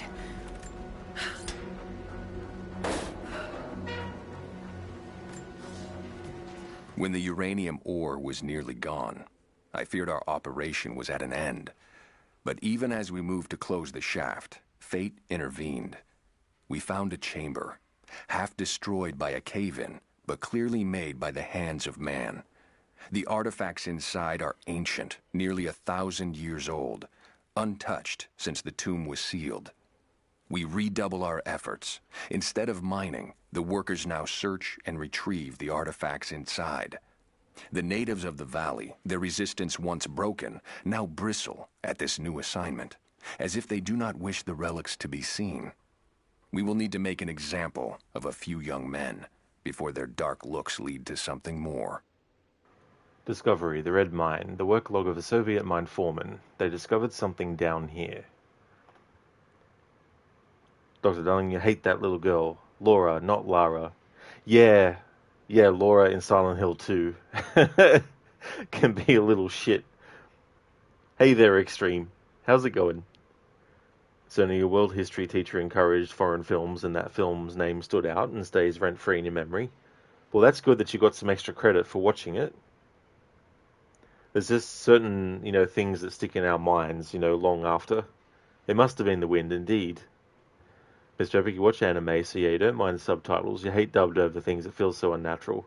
I don't blame you, Mr. Epic. I tried to watch Hero once, the Jet Li movie, with the English dub, and it was ruining my ears. So I switched to, I can't remember if I switched to Cantonese or Mandarin. I can't remember, but I got sick of the English dubbing, and I was like, fuck this. I'm just going to watch the movie in a language that, I may not understand, but it actually sounds better because it matches what is happening, you know what I mean? Watching some Korean movies here and there. Don't know if I've seen some Korean movies before. Just had to think for a second. Stan must be barred from the other side. Always. That's always what it is. It's Valhalla's 5th anniversary. Oh, should do a 5-minute playthrough of it. No, just kidding. A 5-minute playthrough of Valhalla. Imagine that.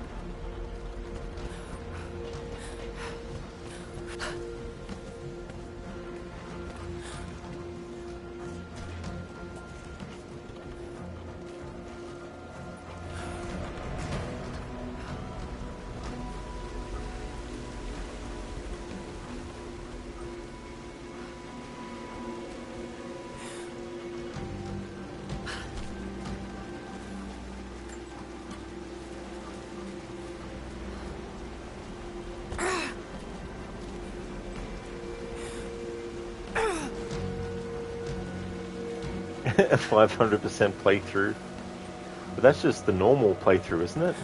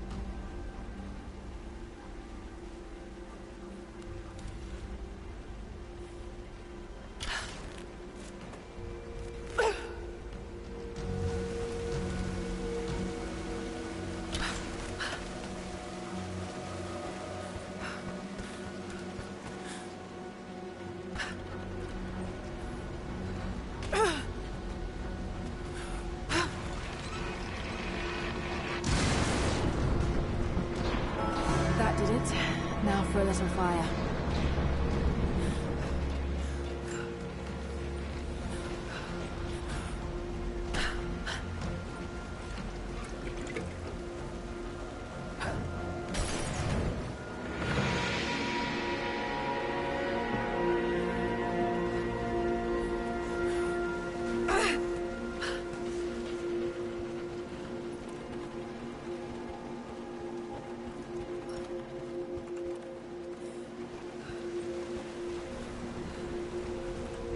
Seems like the workers had finally had enough.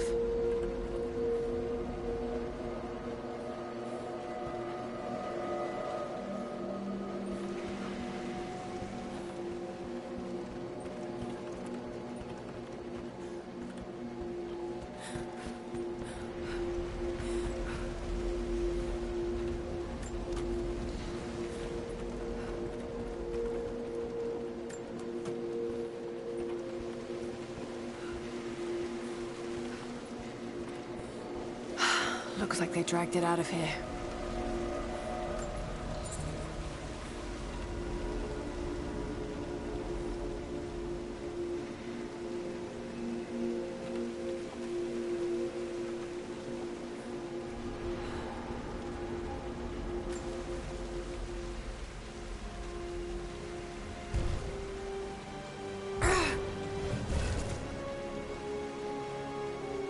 It's an ancient codex. Philosophical argument on the virtue of awareness. New skill mastered, bright eyes. Bright eyes. Improved survival instincts cause nearby traps to glow automatically.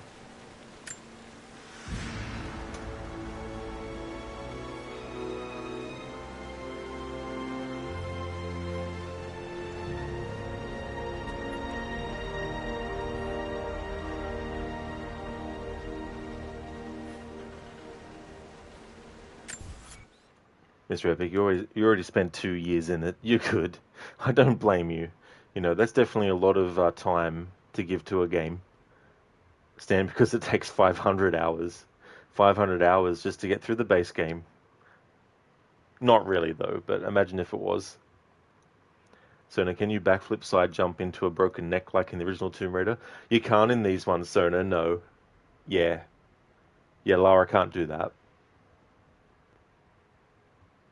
Mr. Epic, you spent so many hours collecting stupid fish to get that swordfish, and when you thought, wow, this weapon sucks. Thanks, Yubi, really worth your time. Oh yeah, don't you love spending so much time trying to get something, and then it's like, not really worth the effort it took. Yes, Stan, ancient writings from the Old Kingdom. Mr. Epic, so you're not going to take that book? That might be worth millions, Lara. It could be worth millions.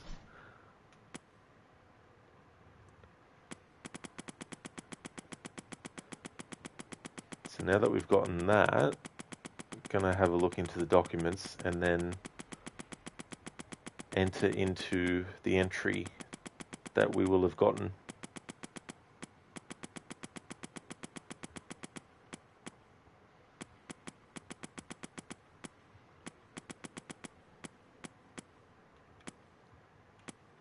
Oh, it's the...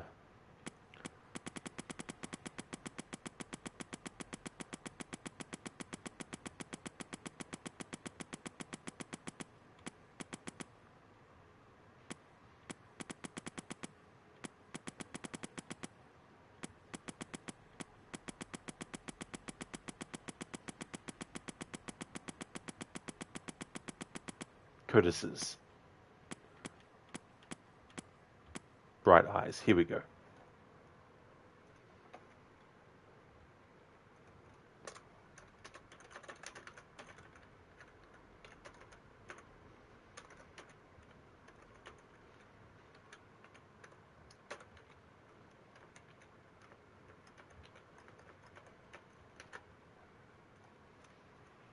A codex of philosophical writings on the virtue of awareness. Though the philosophers believe our body is but a dream of the soul, an infection of the flesh or a blow to the skull can end that dream, whether we believe it or not.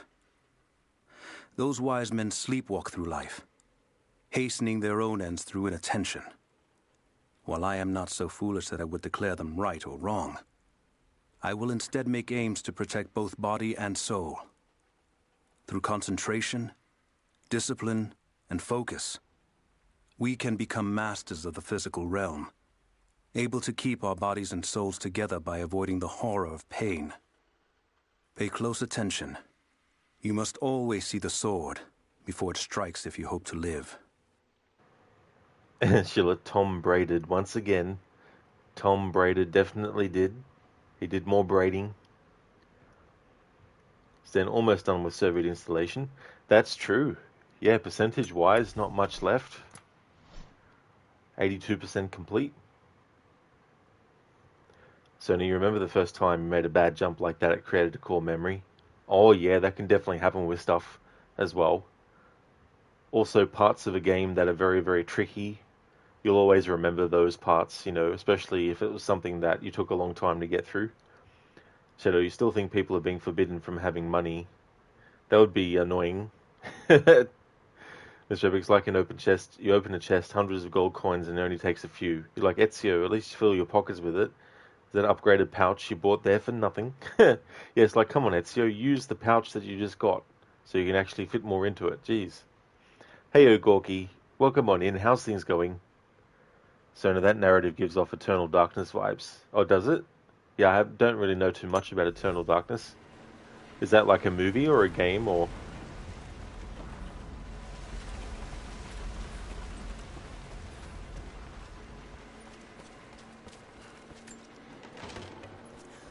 So much damage between the amateur excavation and the cave-in.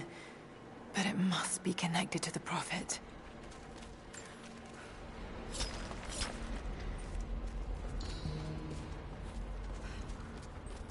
This shaft must have been where they first broke through. Should lead out as well.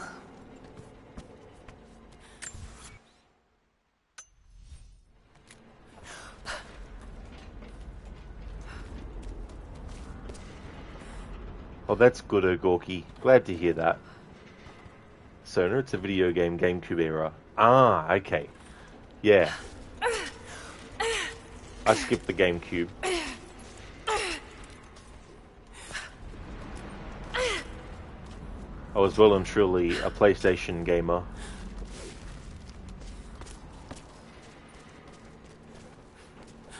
At that point.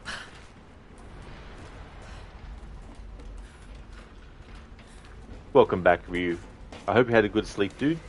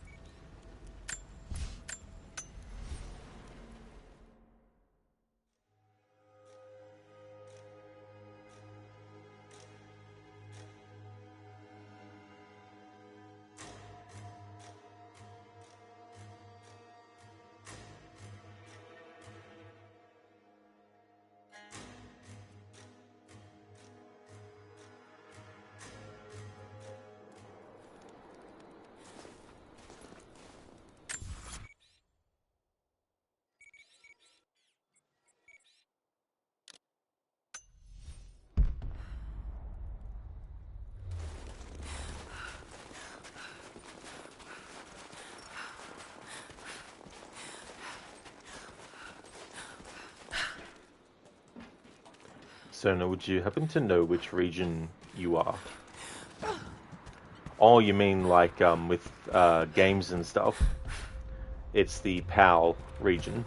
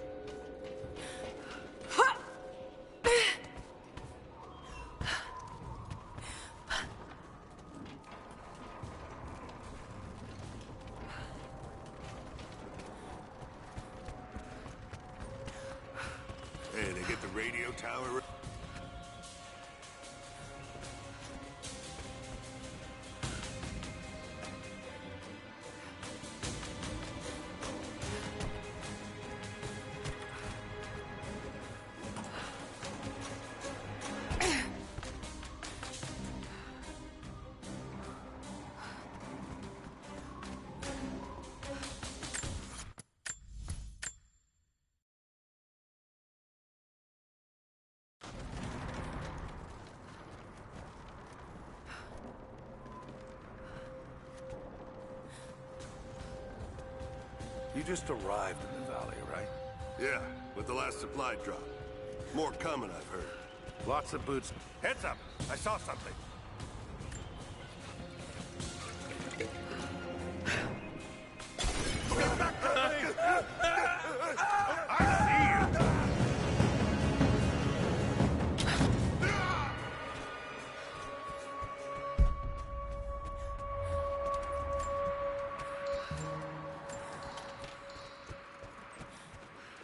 So a quick Google search says you are Region 4. That's true, yeah, for like DVDs and Blu-rays and all that kind of stuff.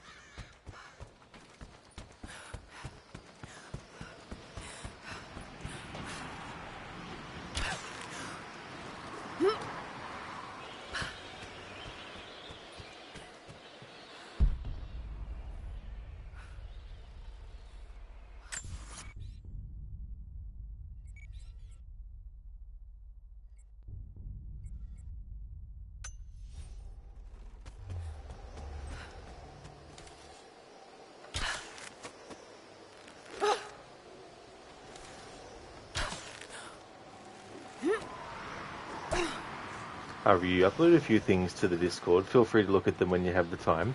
Oh, thank you, dude. Cheers. Thanks for that. Mr. Epic, you kind of missed the times of videotapes, cassette tapes. It was simple time, but fun. Yeah, definitely simple. And then you think about, like, recording things off television onto VHS tape, you know, things like that. I had quite a collection of movies that I had recorded off of television.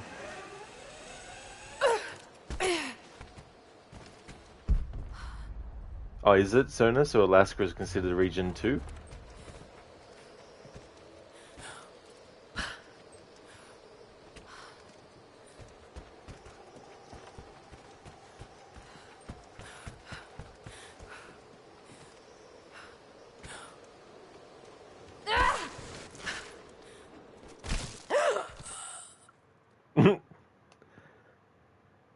Mr. Epic, old Nintendo cartridges, when they didn't work, you had to blow on it. When your TV signal was bad, you had to slap the TV.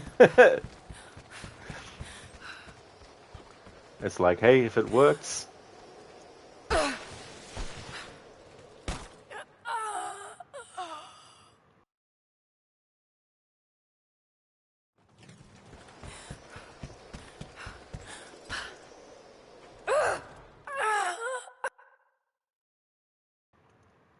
Nice one, Crooked. Did someone redeem a leap of fail?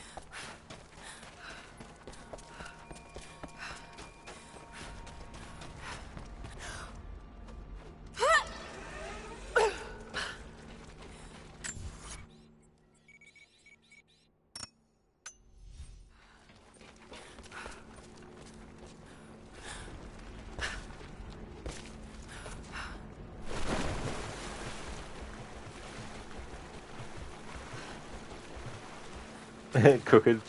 You'd expect Lara to survive the fall on the rooftop, at least with injuries. That's true. You'd think so. Mr. Epic, it worked though. That's the thing. The desired result happened.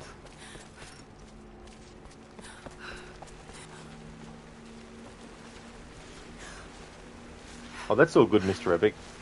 I have days like that too as well, with typing.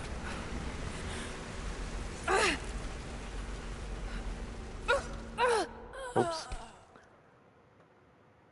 But she survived that. Makes sense. Yeah, that was weird. There's definitely things you think you could land on, and they look like things that you could slide down safely and stuff, but then the game's like, oh no.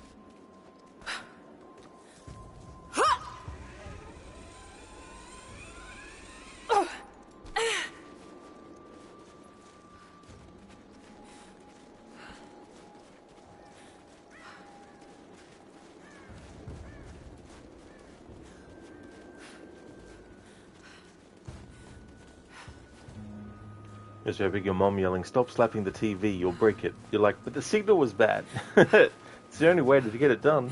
It's the only way to fix it.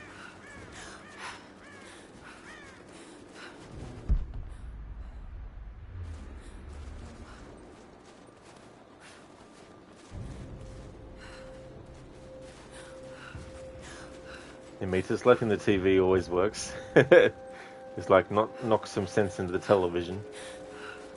Certainly your great-grandfather looking you straight in the eye. Don't talk, you might choke while eating dinner. Although, that could be something which could happen.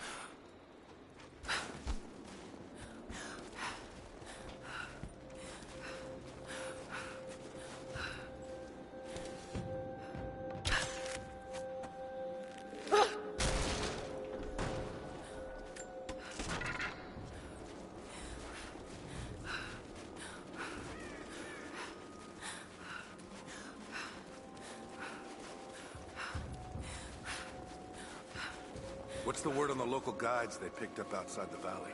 Said they were hired by 2 people. One of them a young British woman. But they left him in the mountains before the avalanche.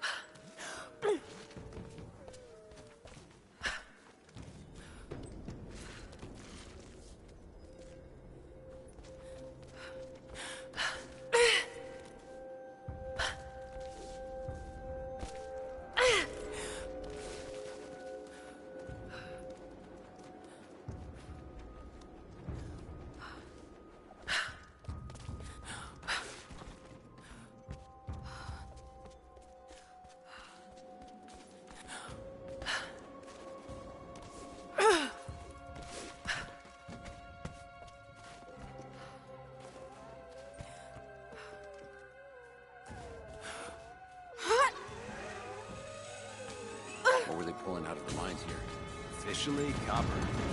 But it was almost certainly uranium. Getting it pretty solid. Hands up! Incoming! Oh! We're losing this! Go! Just you and me! Light her up! Let's finish this!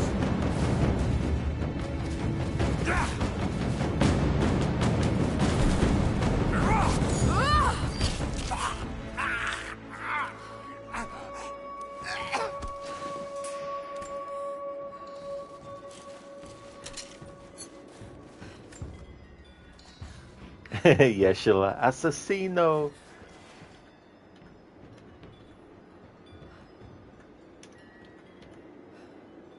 Earlier I did the same thing and clipped it.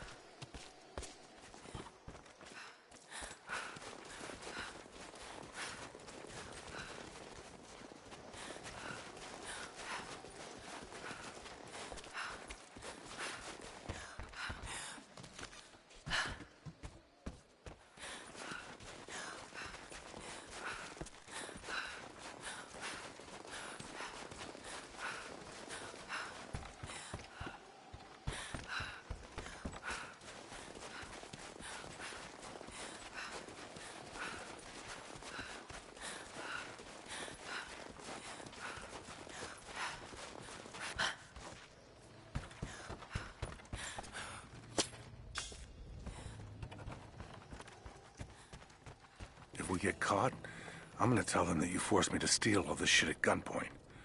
No hard feelings.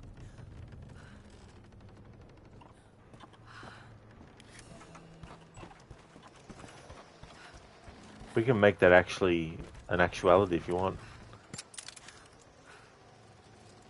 Gunpoint. The gunpoint part, we can do that.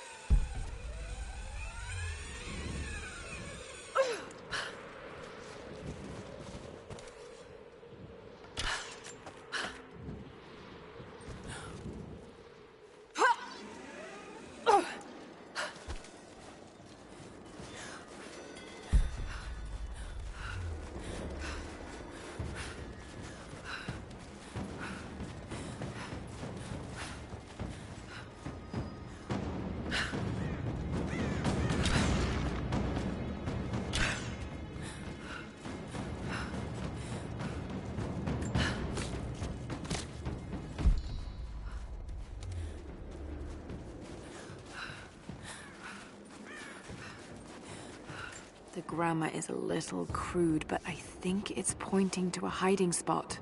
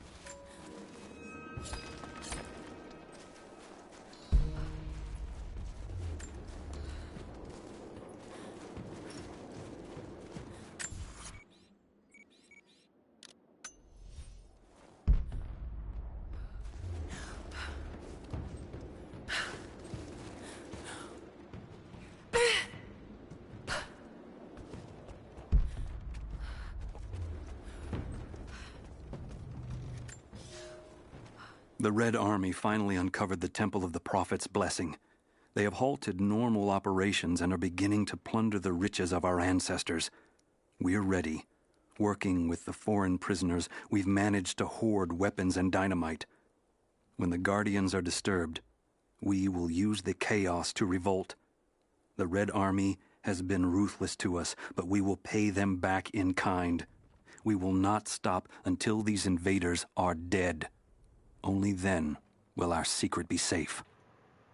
An ally in the darkness, Red Arrival. The native people fought back, and it sounds like they didn't go easy on their Soviet captors.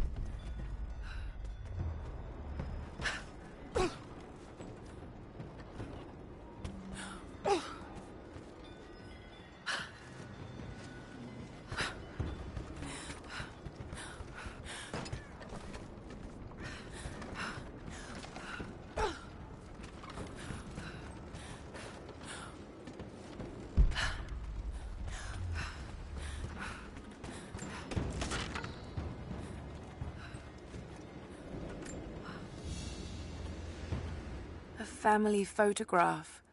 Russian, late 1950s. Perhaps one of them was imprisoned here.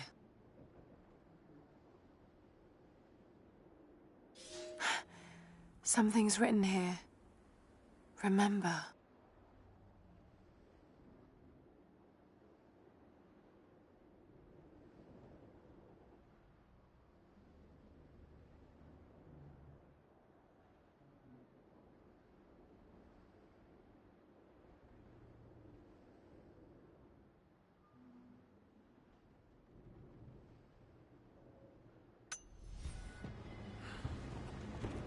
So the funny thing while playing Halo multiplayer is to tell your opponent Assassino. Oh, did ya? Cool. Assassino.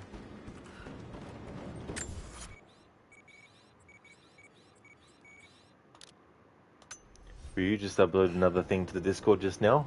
No worries at all, dude. I'll check that out soon.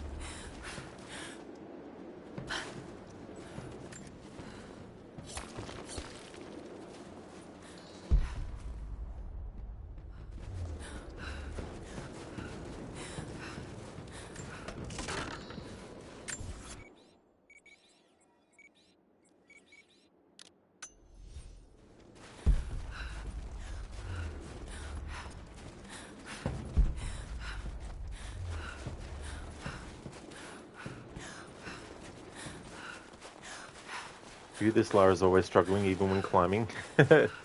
Yeah, some of the stuff can be tough to climb up.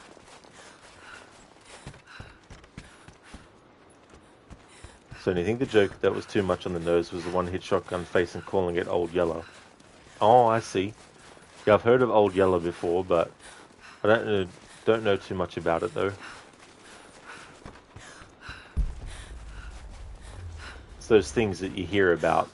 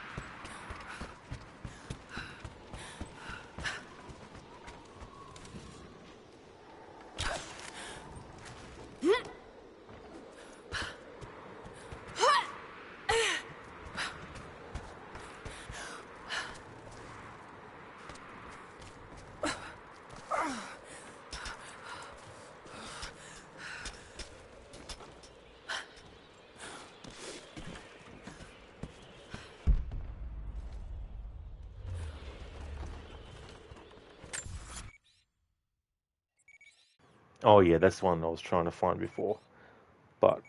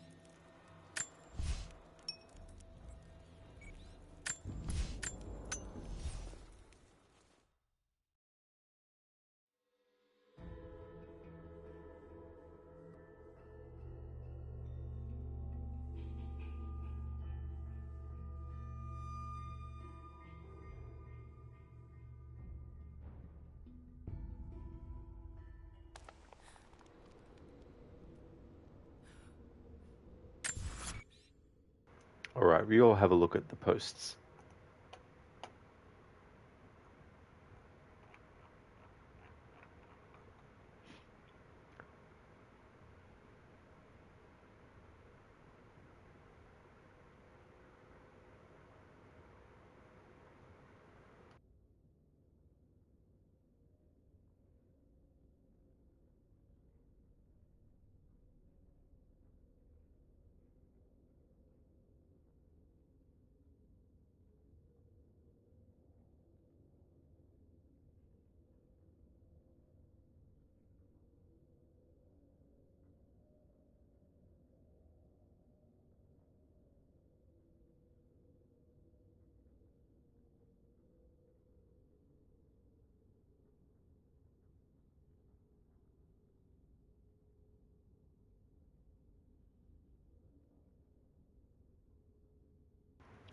Thanks for posting those, Ryu.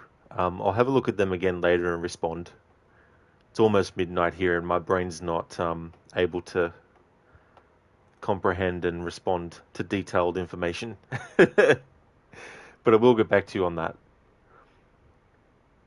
Is the 2001 Tomb Raider movie truly the best adaptation of the series? Part of you is inclined to think so. Well, I quite liked it, but I might be biased because when it came out, I saw it like 7 times at the movies. But I felt that it was a great rendition of the games as well. And Jolie put her own spin on it as well, because she had a hand in coming up with the design of what the outfit would look like in terms of like the color scheme and adding the belt buckle with the skull on it, and, you know, and things like that. But yeah, I thought it was quite good. It's probably not one of the best video game based movies, but I think they did a pretty good job at adapting some of the stuff. It's its own story, so it's not a story based on any of the games or anything. Thank you, Ryu, so very much, dude, for the 37 months in a row. Thank you, I really appreciate that a lot. Where does the time go? This is crazy. Almost 40 months. Thank you very much, dude.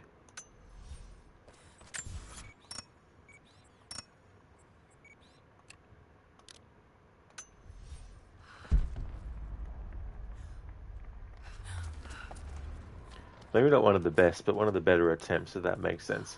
Oh, yeah. Haven't seen it for a very long time, though.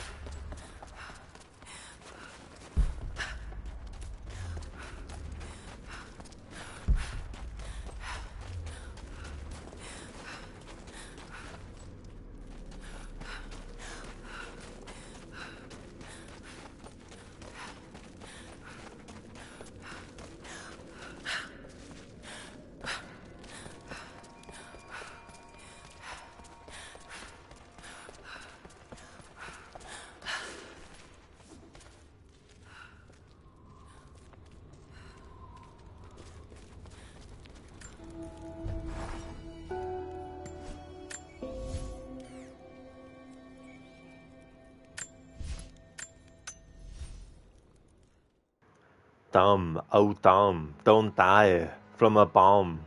Tom, oh Tom, where are you from? The darkness of death, the brightness of life, a brighter whose mission to headdress us all. What the fuck are you on about, Arnie? Jeez. Hey there, Ave. Thank you so very much for the Arnie and the Bane impression. Very, very clever. Come on, Bane, give Arnie a break. Jeez. Why so serious? All the time.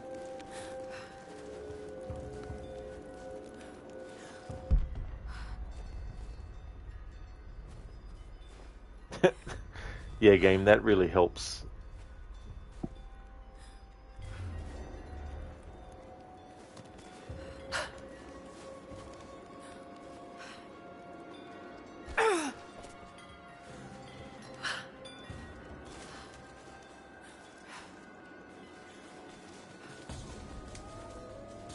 Hostile spotted! I got her! Oh, fucking shit. Got your back! You and me!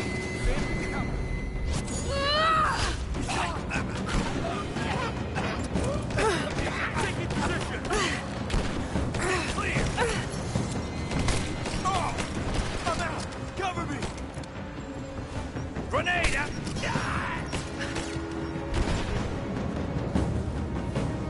Keep her down!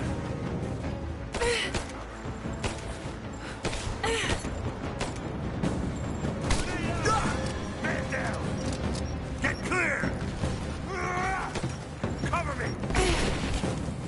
Keep fire! Just you and me! I'm gonna...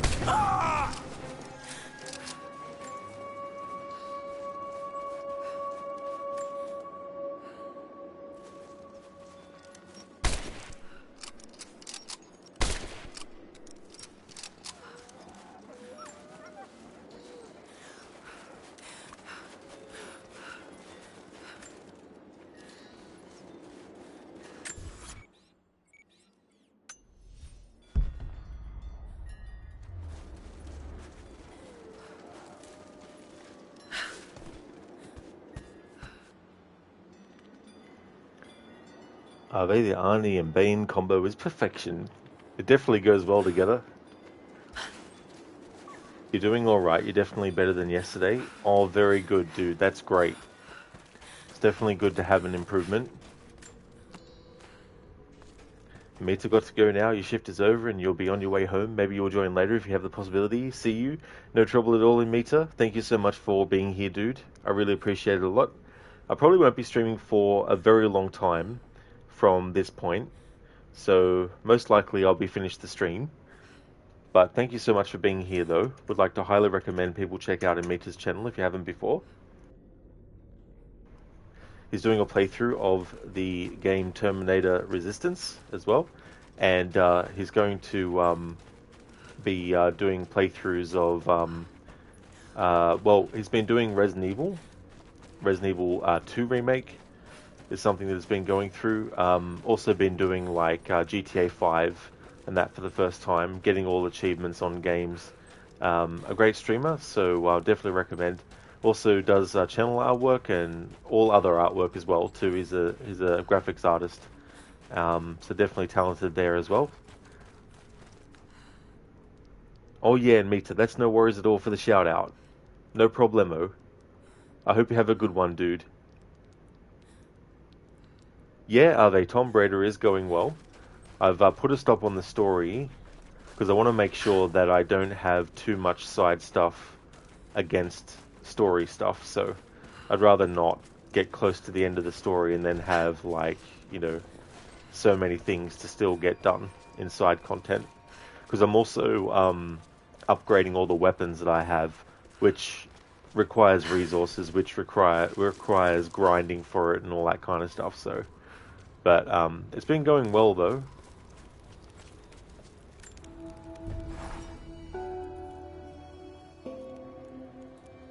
To you, the video game movies that are truly the best are Mortal Kombat, the Super Mario Brothers movie, the new one, Detective Pikachu and Sonic the Hedgehog movies. Yeah. It can be hard to do that too as well, because there's some stories that are almost already like a movie as well, you know, in the video games themselves. Damn, you've been on for 7.5 hours. Oh, I see, you figured these were linear story-driven games with no side content. Yeah, I actually didn't realize how long I'd been streaming for until you pointed it out. But that's true, yeah, almost 7.5 hours. But no, these ones, like, if you want to, you can just go straight through the story. But yeah, there's definitely side content, things to collect. Journal entries about, like, different things that you can find.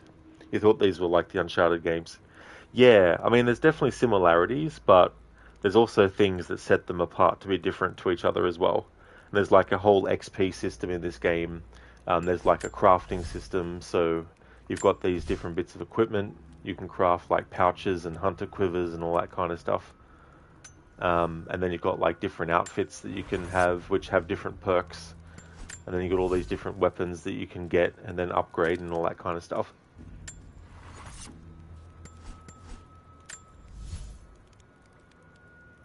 Listen, the Necro wants to stream tomorrow, so today you're going to do a longer day yourself. Oh, that's very good, Lucinda. That's cool that he wants to do another stream as well.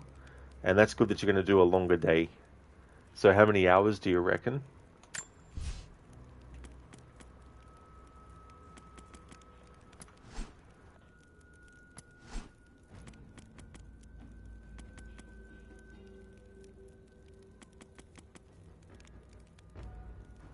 Rapid crafting. Faster crafting of throwable objects and ammo when on the run.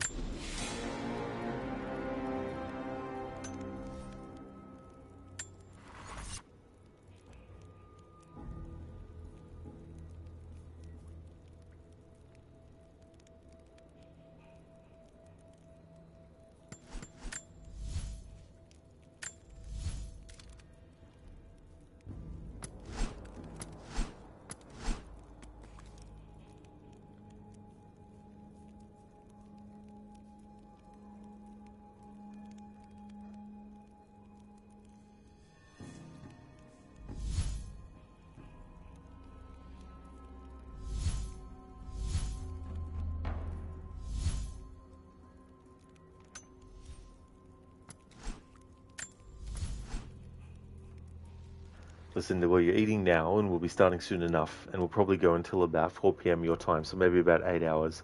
You're planning to stream today and tomorrow, but you think tomorrow you'll do your housework. You've been putting off after watching your morning streams. That definitely is fair as well. You know, it's good to split it up like that too. And I don't blame you for wanting, you know, to do 2 days, but doing a longer stream today, that'll definitely be a good idea for that. The Necro streams are fire. They really are. It's been cool to catch a lot of his streams lately. And, like, I've seen some streams of his before in the past, but it's been good to get sort of like a few streams of his that he's done of Resident Evil 4 Remake. Listen, yeah, you want to encourage Necro streaming, you don't want to dominate the weekends. Well, that's definitely fair too as well. You know, it's a good idea. And it's also good too because then you've also got like extra sort of games that you can cover in a way as well. Because like there might be a game that you get and you play that you say to Necro, oh, this is actually a good game, you know, and then he might stream it then, and then vice versa the other way around as well.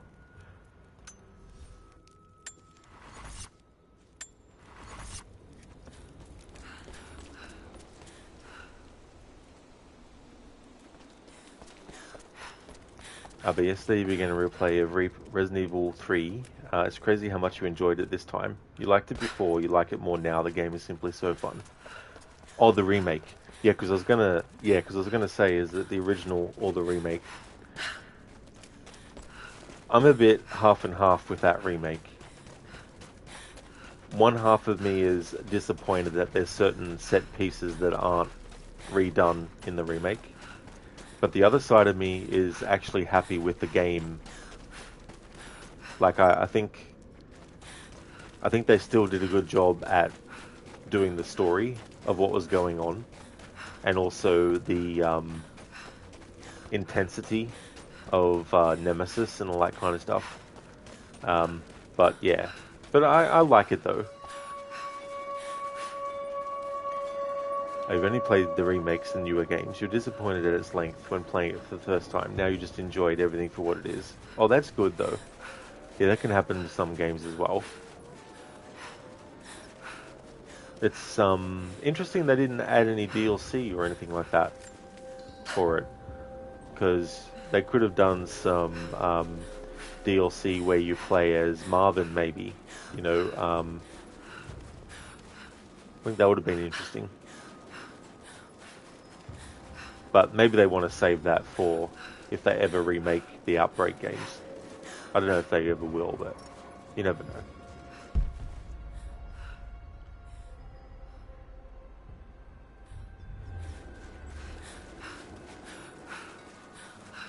The main problem is that Nemesis isn't scary. He's annoying as fuck, but not scary. Yeah, he definitely can be annoying. And all his appearances are scripted every time to actually happen. Whereas in the original version, there are those moments, but there's also random moments where he'll appear. Fire in the hole! Grenade out!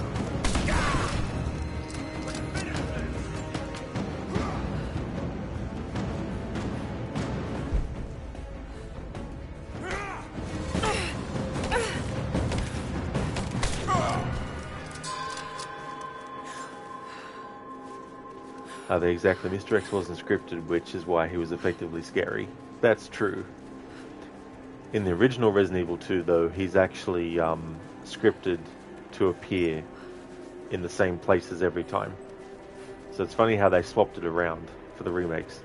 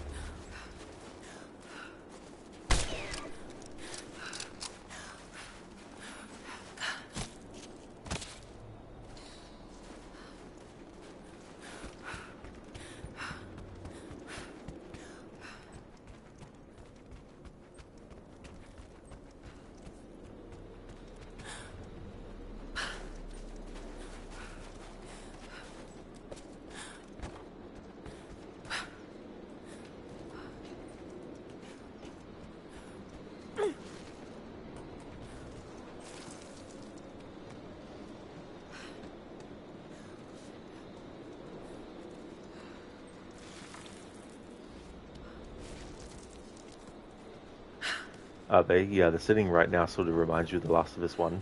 Oh yeah, with all the winter and everything.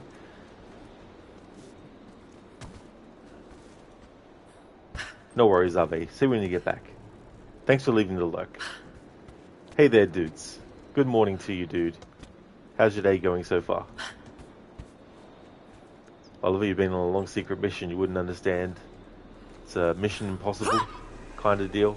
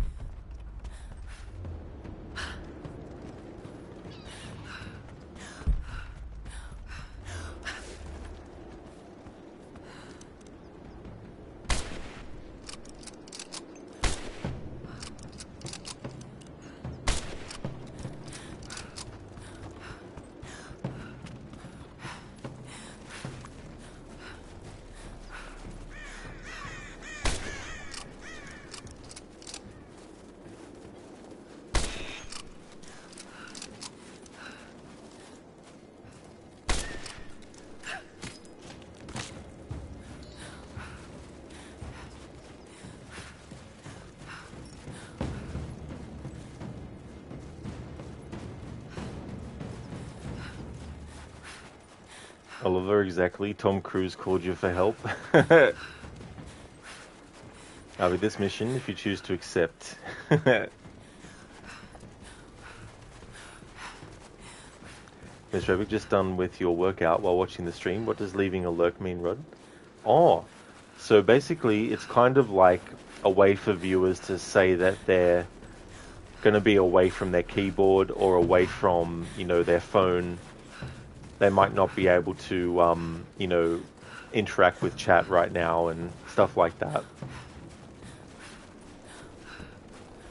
And it's also like when people are just in chat watching your stream, but they're not, talking and things like that.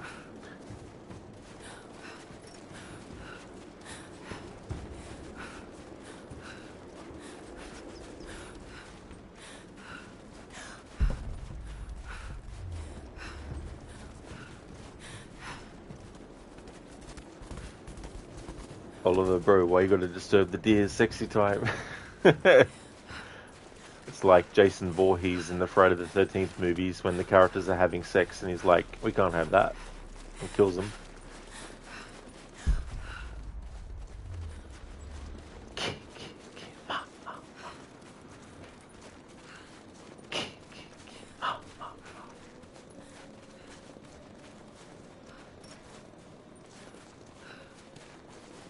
Lucinda, okay, Rod, you're preparing to get your long day started. I hope you have a great rest of your stream. Thank you very much, Lucinda. I definitely will. That's great timing because when you start your stream, you'll be getting a raid. Would like to definitely recommend people check out Lucinda's channel. Lucinda is doing a playthrough of Resident Evil 4, the remake of it. She's doing that as part of a Resident Evil marathon that she's working on. A big fan of that series. Also a fan of The Last of Us, The Evil Within, Dead Island and Dying Light. Also a fan of the Dishonored series too, and games like Thief, Diablo. Great streamer with some really cool raccoon-themed emotes as well. So definitely recommend checking out Lucinda's channel if you haven't before. Oh, that's all good for the shout-out, Lucinda. Always more than happy to give you one. Thanks again for being here and chatting for a bit. Definitely catch you again soon. I hope you have a great start to your stream as well. Yeah, Mr. Epic, it's one of those things too, like some channels don't have a command for it. So some people might just say and type it out and say, hey, I'm going to go into lurk for a bit as well.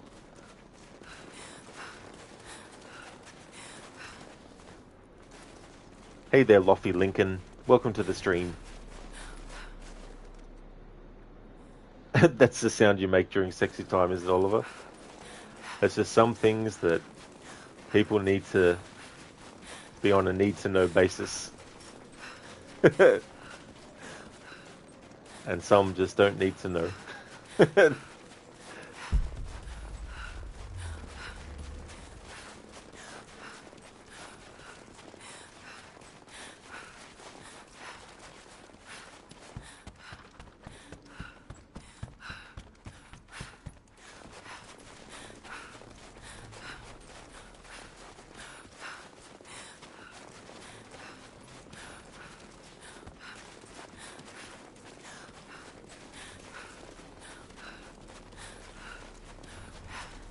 I'll be so happy with the decision to begin the Supermassive games this year. You had a blast with Man of Medan, Little Hope, House of Ashes. You're eagerly awaiting for the Devil in Me sale. You have both Until Dawn OG and The Quarry, but you'll probably wait to play those until you finish the Dark Pictures Season 1. Oh, that's fair, are they, for sure?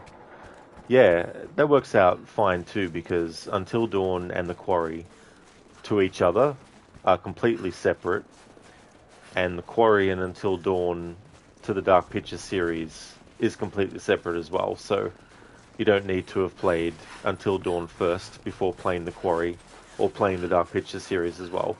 But that's cool that you've enjoyed them, because I really like those games a lot. It can be fun doing different types of approaches as well. Mr. Epic, nothing beats when in Freddy vs. Jason he sees Freddy atop a corpse. Oh, I was saying this bitch can't get enough of me. Yeah. Freddy Krueger and his humor.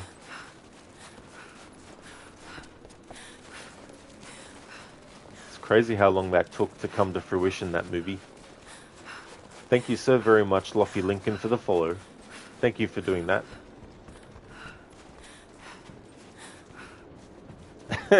Oliver. But if you want to know how you ended up talking about this, you went on Steam, getting ready to boot up a Resident Evil 3 remake, and finish it when you saw the beautiful collection of Supermassive games. Oh, that's cool when that works out. Especially if you find them on a sale.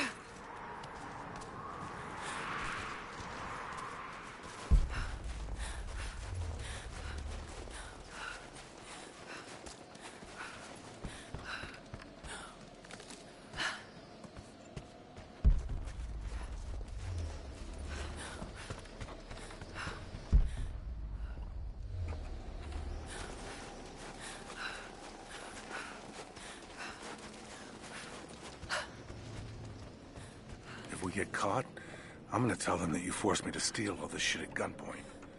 No hard feelings. Alright, don't you have enough for the enhancement tool?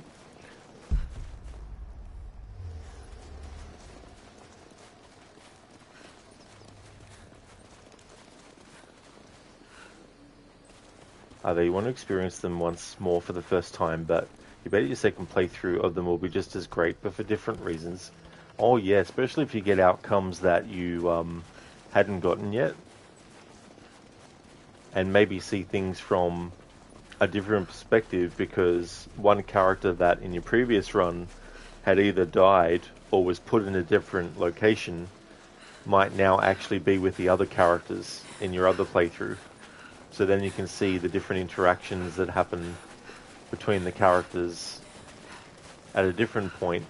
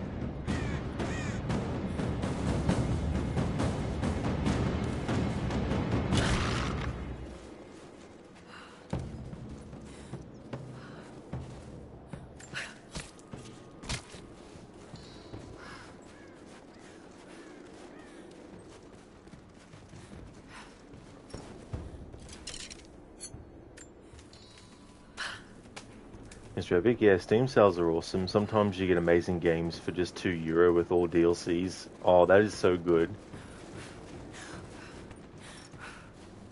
Especially get all that content in the one package for very cheap as well.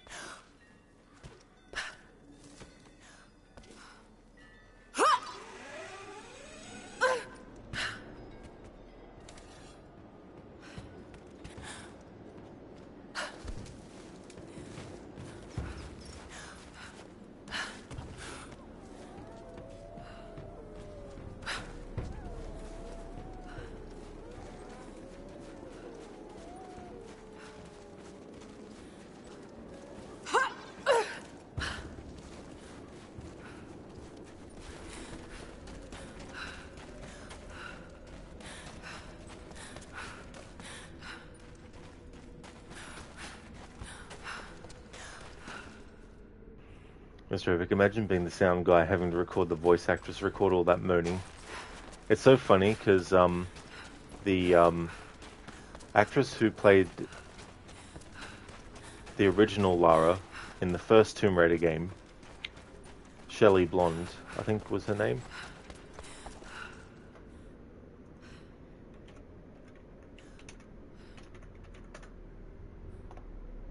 Yeah. She was interviewed talking about all the death sounds that had to be recorded.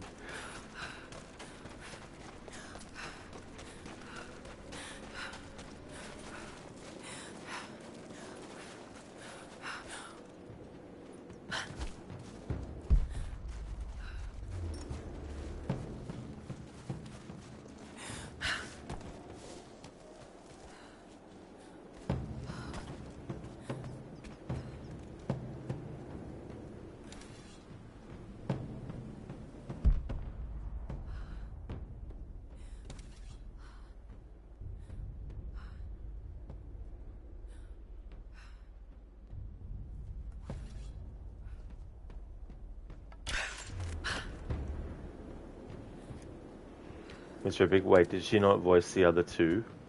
No. So the 1996 Tomb Raider game, she voiced Lara in that. And then for Tomb Raider 2, they recast.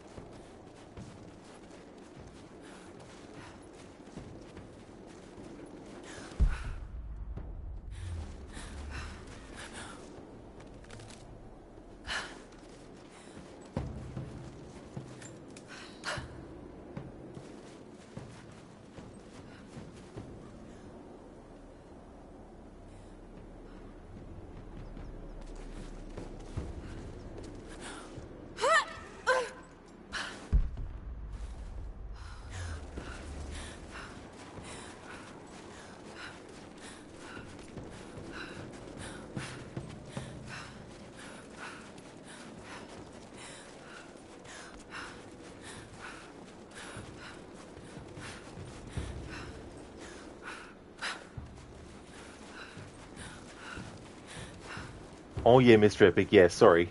Yeah, no, talking about the older Tomb Raider games. There's been quite a lot of people who've voiced the character over the years.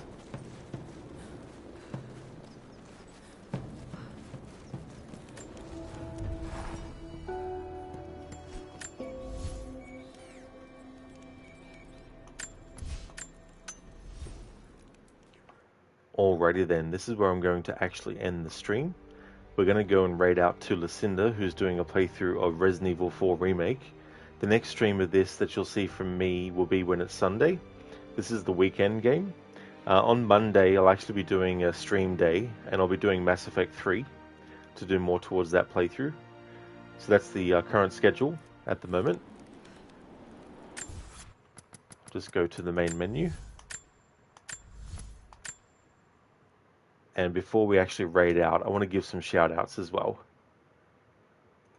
See you later, Keone. Thank you for watching too. I hope that you have a good one. Mr. Epic, the only older one you played was the one on the PlayStation Portable. Ah. Wonder what one that would have been then on the PlayStation Portable, because I don't remember seeing that one. Thanks for the GGs, Mr. Epic. Thank you very much.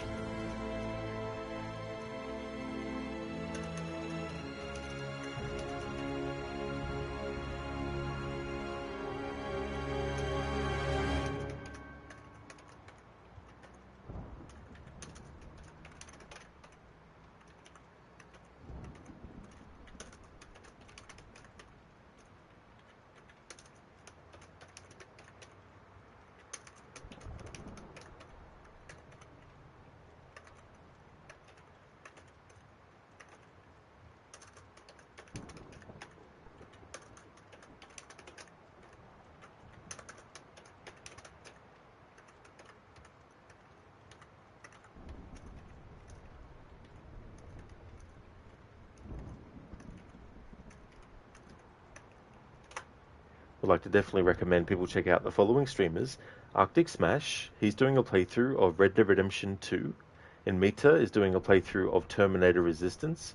Grail Draven is doing a playthrough of Borderlands the pre-sequel.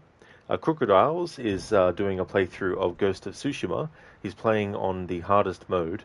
He's actually finished the main story, but he's also going to be doing the Ishi Island DLC as well. Lucinda is doing Resident Evil 4 Remake. We're going to go and raid out to Lucinda's channel. Mr. Gote is playing games like Banisher's Ghost of New Eden. Scar has been doing Body Cam. Shillerlock is doing his playthrough of Resident Evil Village. And Shaky is doing a playthrough of Far Cry 6. So definitely recommend checking out those streamers if you haven't before. Here's a general raid message that people can feel free to copy and paste. I'll also put one in chat for subscribers to use as well.